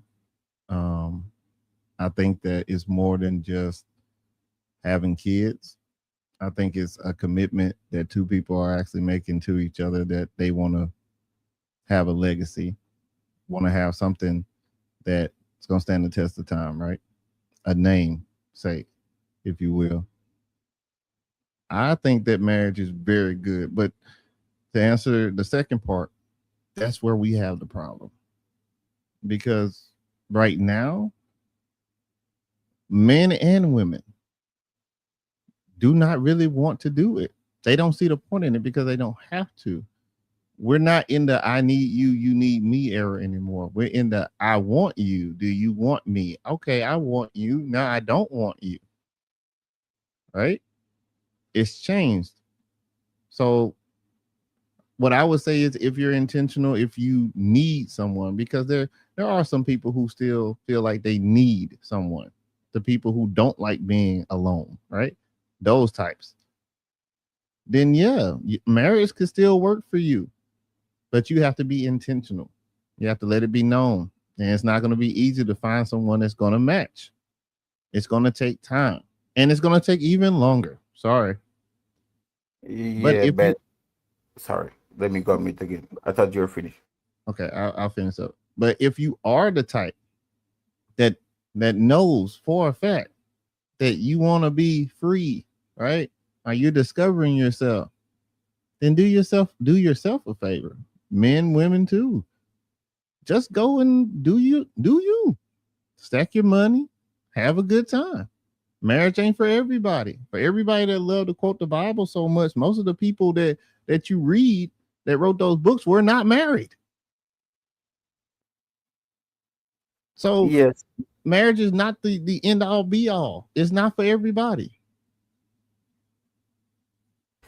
Yeah, Jeremy, but you lost me on the two parts. People need each other more than they ever. Like you need two people earning money right now. Like you saw the report, the 30% of kids now live with their parents over 35. People now need each other more than ever. Man and woman right now, the economy won't allow you to do nothing without a partner. You can get a roommate, but you're not going to fuck your roommate. You want to build some kids and all these things. Like, people actually need each other. And I guarantee you, and I say this to Ali all the time, give $1 million to all these women and see how many of them are going to get married. They are leaving their husbands. They don't need them anymore. Once you give them $1 million, you're going to see men try to flex and get the woman that they always wanted, and you're going to see this woman in mass get divorced and go to Jamaica.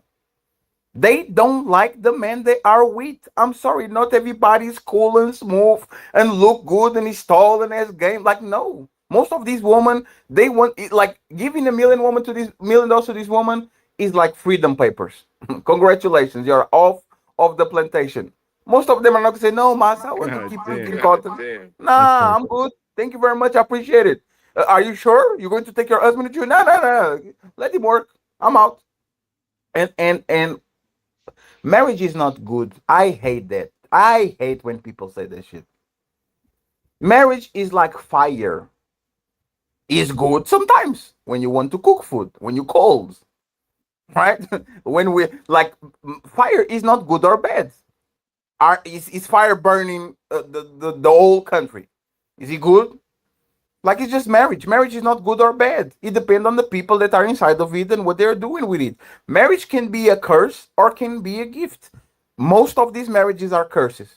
So when y'all define marriage as good, it's like when these women define violence as bad. They are looking at it by their own belly button. Violence is bad because a man is going to put their hands on a woman. Yeah, but when the next country trying to invade you, wouldn't you want your man to be violent so they can defend y'all? Like, it's not good or bad. It's just what it is. Marriage is not good at all. Marriage is good for the people that actually make it good. Most of these people can be like, they don't are on a state of mind where they actually see marriage as good. They see marriage as an opportunity to actually get their checklist completed. Once the checklist is gone, these people don't want nothing to do with marriage anymore. Very few people actually thrive after they get the checklist done, after the kids are off to college and already got the car and already got the house. Very few people actually, like, remember those they used to call great couples? Like, they called down great divorce, but it was like the golden age, the golden era of the relationship where everybody right into the sunset on the. You don't get that shit anymore. Like, talk with these men over 60, 70, talk with this woman over 60, 70. They don't sound happy to me at all for being together. They don't. So I wonder why. I don't know exactly, but it's very rare that you see those supermarket interviews where the reporter go to the man, hey, what do you have to advise to a 22-year-old? Don't get married. Don't tell it to my wife. Lord, I wonder why they're saying that. Don't lie, I've heard that several times from some old ass men. And from women too, but they just wait for you to die. The women always encourage it, but the men always come whisper in your ear, "Don't do it," and they give you a real stern look, like from Get Out. You hear me? So real quick, I don't That's want to derail. crazy. I don't want to derail the conversation, but I just want to take time to give out flowers when flowers are due, and to give salutes when salutes are due. And for everybody on this panel, everybody, Ali, Fatty, Sis, Poppy, Homie, Mr. He Said, and especially Red. I just want to share my milestone with y'all. So I did what Faye said, and I did make a clip, and it is the first clip that I have clipped with intention that has officially hit over 1,000 views. And I just wanted to say thank you for everybody. And I know it's a small little goal, but it means a lot to me because it was on my little board. So that means I'm moving in the right direction. And I want to thank all of you guys, from the conversations to the sparring matches and everything in between. I really appreciate all you guys. And for anybody that got an issue with the Untouchable Empire, you got an issue with me.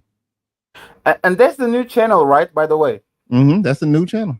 But you see how, like, and this, hey, take this as a lesson, right? Jeremy was holding on a channel. And he was holding on. Maybe the people will get back. Maybe. He dropped the channel. 2 weeks later, gets 1,000 view clip in like a week. This is, to me, is a life lesson. Don't let shit that is holding you down hurt your blessings. Because there will be no 1,000 view video if you're still looking back instead of looking to the front. Yeah, I'm about to go study German shit, but shouldn't have said Yeah. that. Check your style, brother. You better start taking some stuff. Shit. But yeah, I didn't mean to derail the conversation, but I just wanted to share that with y'all. So Dizzy, Ali, and Poppy, y'all want to answer the question before we close out? No, everybody basically hit the talking points, but like Fatty said, what a lot of people are saying, it depends on the people, the person. You know what I mean? Like some people could do it and some people can't. You know what I mean? Like just because he's having a great talking point saying marriage can't work, this and the third, but it could work for some people. Like it's working for Mr. He said, it's working for Jeremy, it's working for me. I have no problem or no headaches, but it's not for everybody though. It's really not though. It's like a lot of hard work. There's a lot of determination. There's a lot of things that comes with marriage, like ups and downs. Like, you just got to willing to go through the work. But also the negative stuff about it. Today's women, I'm just lucky that I found my woman in that time frame where morals was still in place, mindsets was still in place. Without the feminist movement, without all this bad girls, all these TV shows that influence women thinking like they want to be men and all this and bosses and all that. Like that, today's women, I can't do it. If I met her today, I want to be married. Plain and simple. Poppy?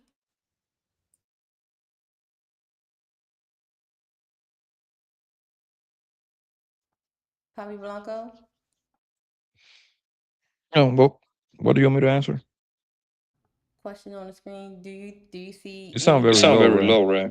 Oh, do you see any value in marriage, or all the negatives too great to take a chance on today's women? Yeah, I see value in it. Yeah, it's a beautiful thing, right? You two people get together and create kids and see them grow, and then next thing you know, the grandkids, and then if you're lucky, you get the grandkids. So yeah, it's value in it. That's when the two people got their head right. You know what I mean? So it is great value in it, but also it's a gamble, especially for a guy that got something to lose. You know what I mean? When it's lopsided, good luck with that one. When it's lopsided, you know what I mean? When it's one party that got everything to lose and the other party that got nothing to lose, can still work, yes, but I don't like my chances on that. You know, the other party is not going to be incentivized to put their hard work in it, so they can always get up and bounce. You know, so yeah. To answer your question, yeah, I see value in it. Okay. Shouts out to everybody that tuned in on tonight. Shouts out to everybody that came up on the panel. I'm getting fussed at. So we need to close the show. Final thoughts from everybody on the panel. Let's start with the Portugal meanie. Final thoughts, ready?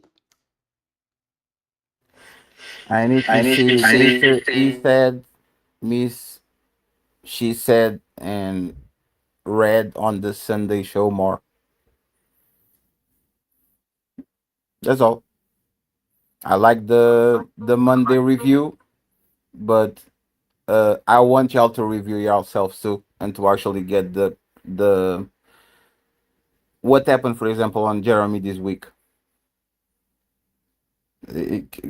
We can grow if we don't put ourselves in in front of the cameras, in front of the this is the moment. Everybody ready? We work a lot to get here. It's time to show what we got. And we show what we got in WrestleMania, SummerSlam, and all that. I know Monday Night Raw is still going to have a lot of people watch.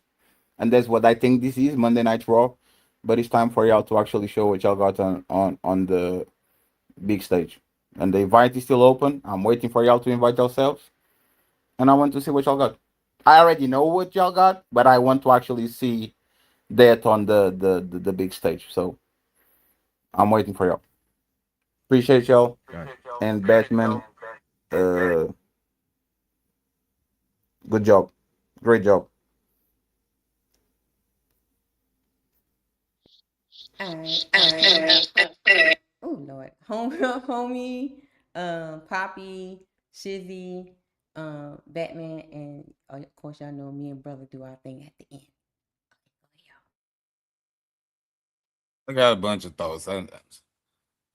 We'll just wrap up. I'll pass. I'm tired. Only thing I want to say is I appreciate that little imagery earlier. I feel honored. You know what I mean? I always say this. I appreciate all of y'all. Like sometimes in the chat, I just be waking up like, damn, I appreciate y'all. How y'all doing? Like, you know what I mean? It's just the type of person I am. You know what I mean? It's just when things are given, I always show my appreciation. That's all. You know what I mean? Just good family to be in with y'all, and I appreciate it. You know what I mean? I don't even know how this happened, but it just happened. You know what I mean? It usually happens that way, you know, when people are meant to be drawn to each other, tend to, you know, congregate. So everything happens for a reason. Just take the lessons, learn from the mistakes, and grow. And pay attention to your circle. Pay attention to your circle. Poppy? Yeah, good show, girl. You're getting better and better with the whole with the video part of this thing. Every time I come over here, you got like something going on. I'm trying to figure out what you got. What's the team playing in the background? Standing on business. Jeremy versus Ali. God damn, it's like so.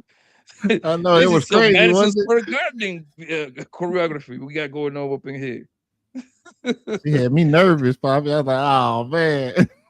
Yo, I feel like I'm in Madison Square Garden right now. We're about to watch the Knicks against the Nets. Facts though. Yeah. Let's go, Knicks in Good 5. show, Brad. You getting better at this thing. Keep going, girl. You on your way. Jeremy, my guy. Mr. He said that's my guy right there. That's your brother. Homie, man. Good peoples, man. Cheers. Nice to meet you too, man. I gotta see you more often. Seem like you're good people too. Hey, family, I'm gonna talk to you later, all right? Yes, appreciate you too, brother. Yes, sir. Appreciate you, Poppy. The man of the hour. I'm Batman. Guys, look, y'all already know what I'm gonna say. At the end of the day, it's always you versus you. It doesn't matter what anybody else is doing. Make sure you are doing what you need to do to take care of yourself and the people that you love. I will be going live tomorrow, doing the producing thing for Slim. Slim J, just my opinion. Come through if you want to. We're gonna be going over the Nolan case. That's the updates on what it is and a few weird things. We had what's his name? Mr. Tate saying some wild stuff. So we probably gonna check on that too. That's egregious. And then, as y'all already know, Nino Academy, Riz Academy, aka I Am the Riz Lawyer, they're gonna be doing some stuff too. If you missed the pilot yesterday, go back, review it, forgive Cammy for being an hour late, and leave a comment letting us know how we can do better with that, what you want to see the Academy do. But guys, hey, you can do it. Fuck what anybody else is talking about. You can do it by yourself. Because when you decide to do it, people will show up who will motivate you, who will tell you the truth, and who will support you. Batman 4011 out. Good night, y'all. All right, guys, it's time to talk the money. It's time for the super chats. All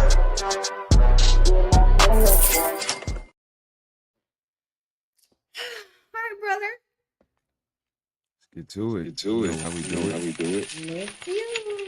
Shout out to everybody that supported the stream on today. Shouts out to Case and Cam that he renewed his membership. He said good evening. Shouts out to Mrs. She Said for gifting 1 membership. Thank you, sis. Shout out for my brother Severe Smoking Talk for gifting 1 membership. I was with him this weekend, sis. We was wilding out. Yeah.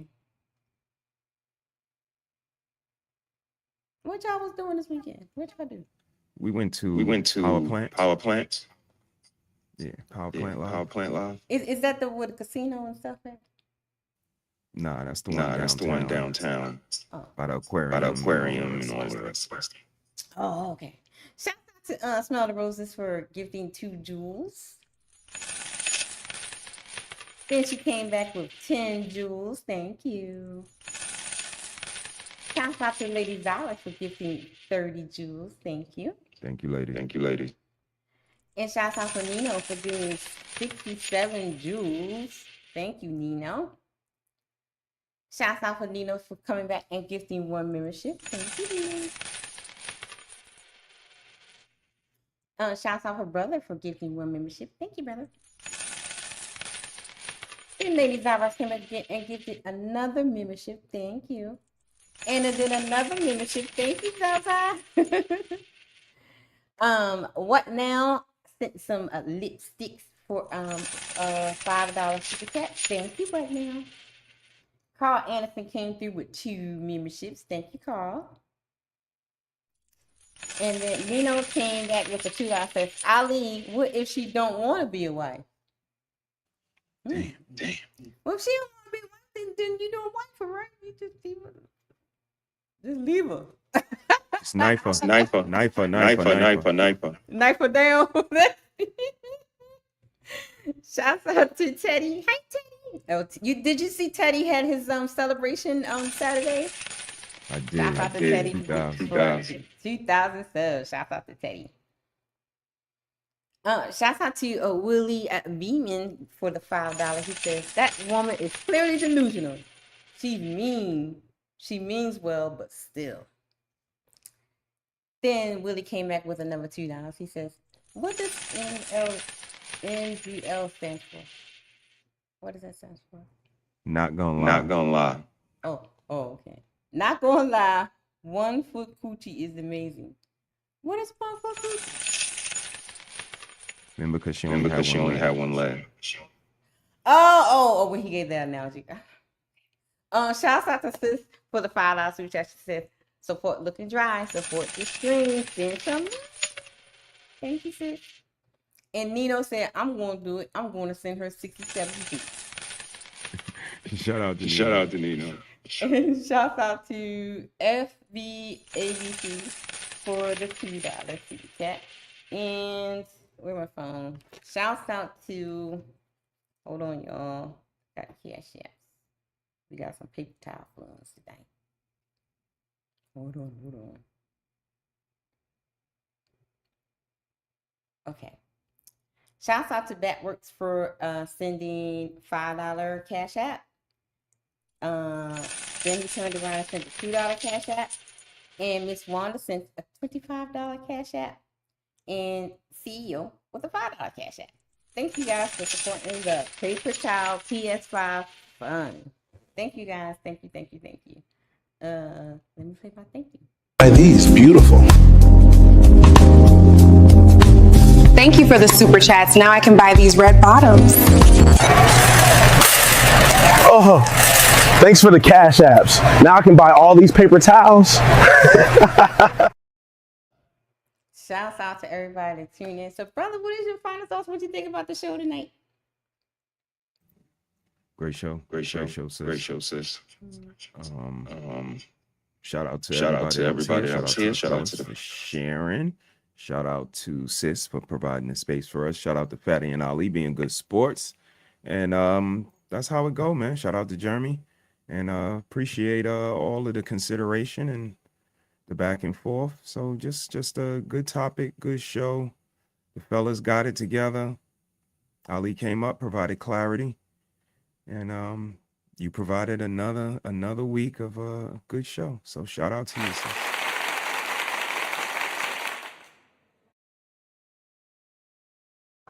Shout out to everybody that tuned in. Make sure you go back and leave a comment. That helps get into the algorithm. And if you have not, brother dropped the RRB in the chat. So if you have not subscribed to a tribe called Harris, make sure y'all subscribe because they're on their way to 1,000 subscribers. So make sure you guys support them over there and check out their content as well. Witching hours on Friday. Witching on Friday. What's Saturday?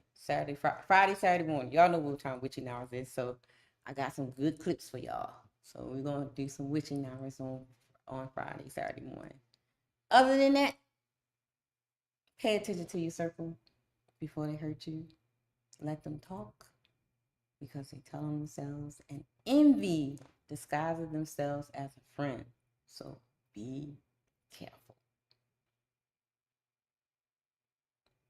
See y'all later. Bye. Yeah. It's deeper than the surface, deeper than the grind. I just wanna know what's on a real man's mind.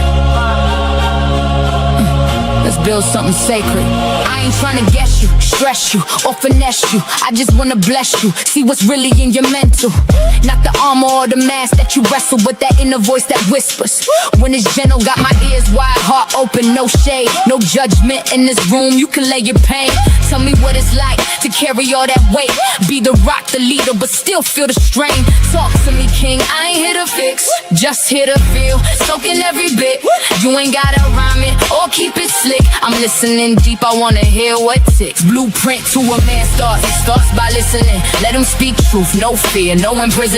Open space, real talk, I'm just vibing in. Trying to know the heart that beats beneath the skin, yeah. I just wanna know your mind. Every corner, every climb. You ain't gotta hide behind. Just let it go, take your time. Tell me about your father or the lack of his touch. Did that teach you silence or teach you to clutch? What do you dream when the world ain't tough? What do you need when strong ain't enough? Where's the joy that you bury in the grind? What fears dance in the back of your mind? Who taught you love? Who taught you war? What's the wound you still trying to ignore? You ain't soft for expressing what's inside. That's king energy, that's real pride. I ain't scared of your tears or your cries. I'm here to witness, not just blueprint to a man's thoughts. Starts by listening, not by pushing, pressing, or conditioning. This space sacred, this bond glistening. Truth in your tone I find, strength in it, yeah. I just wanna know your soul, not just what you control. This ain't no casual stroll, I'm here for the whole, yeah, the whole. No interruptions, no, should've said. Just say it raw, say it how it's in your head. You ain't gotta bleed, just speak your thread. I hold the story, every word you said. So when you ready, I'm still here. A woman with ears that don't just hear. I build temples with your truth, cause knowing you, that's the proof. Blueprint to a man's thoughts. Starts by listening.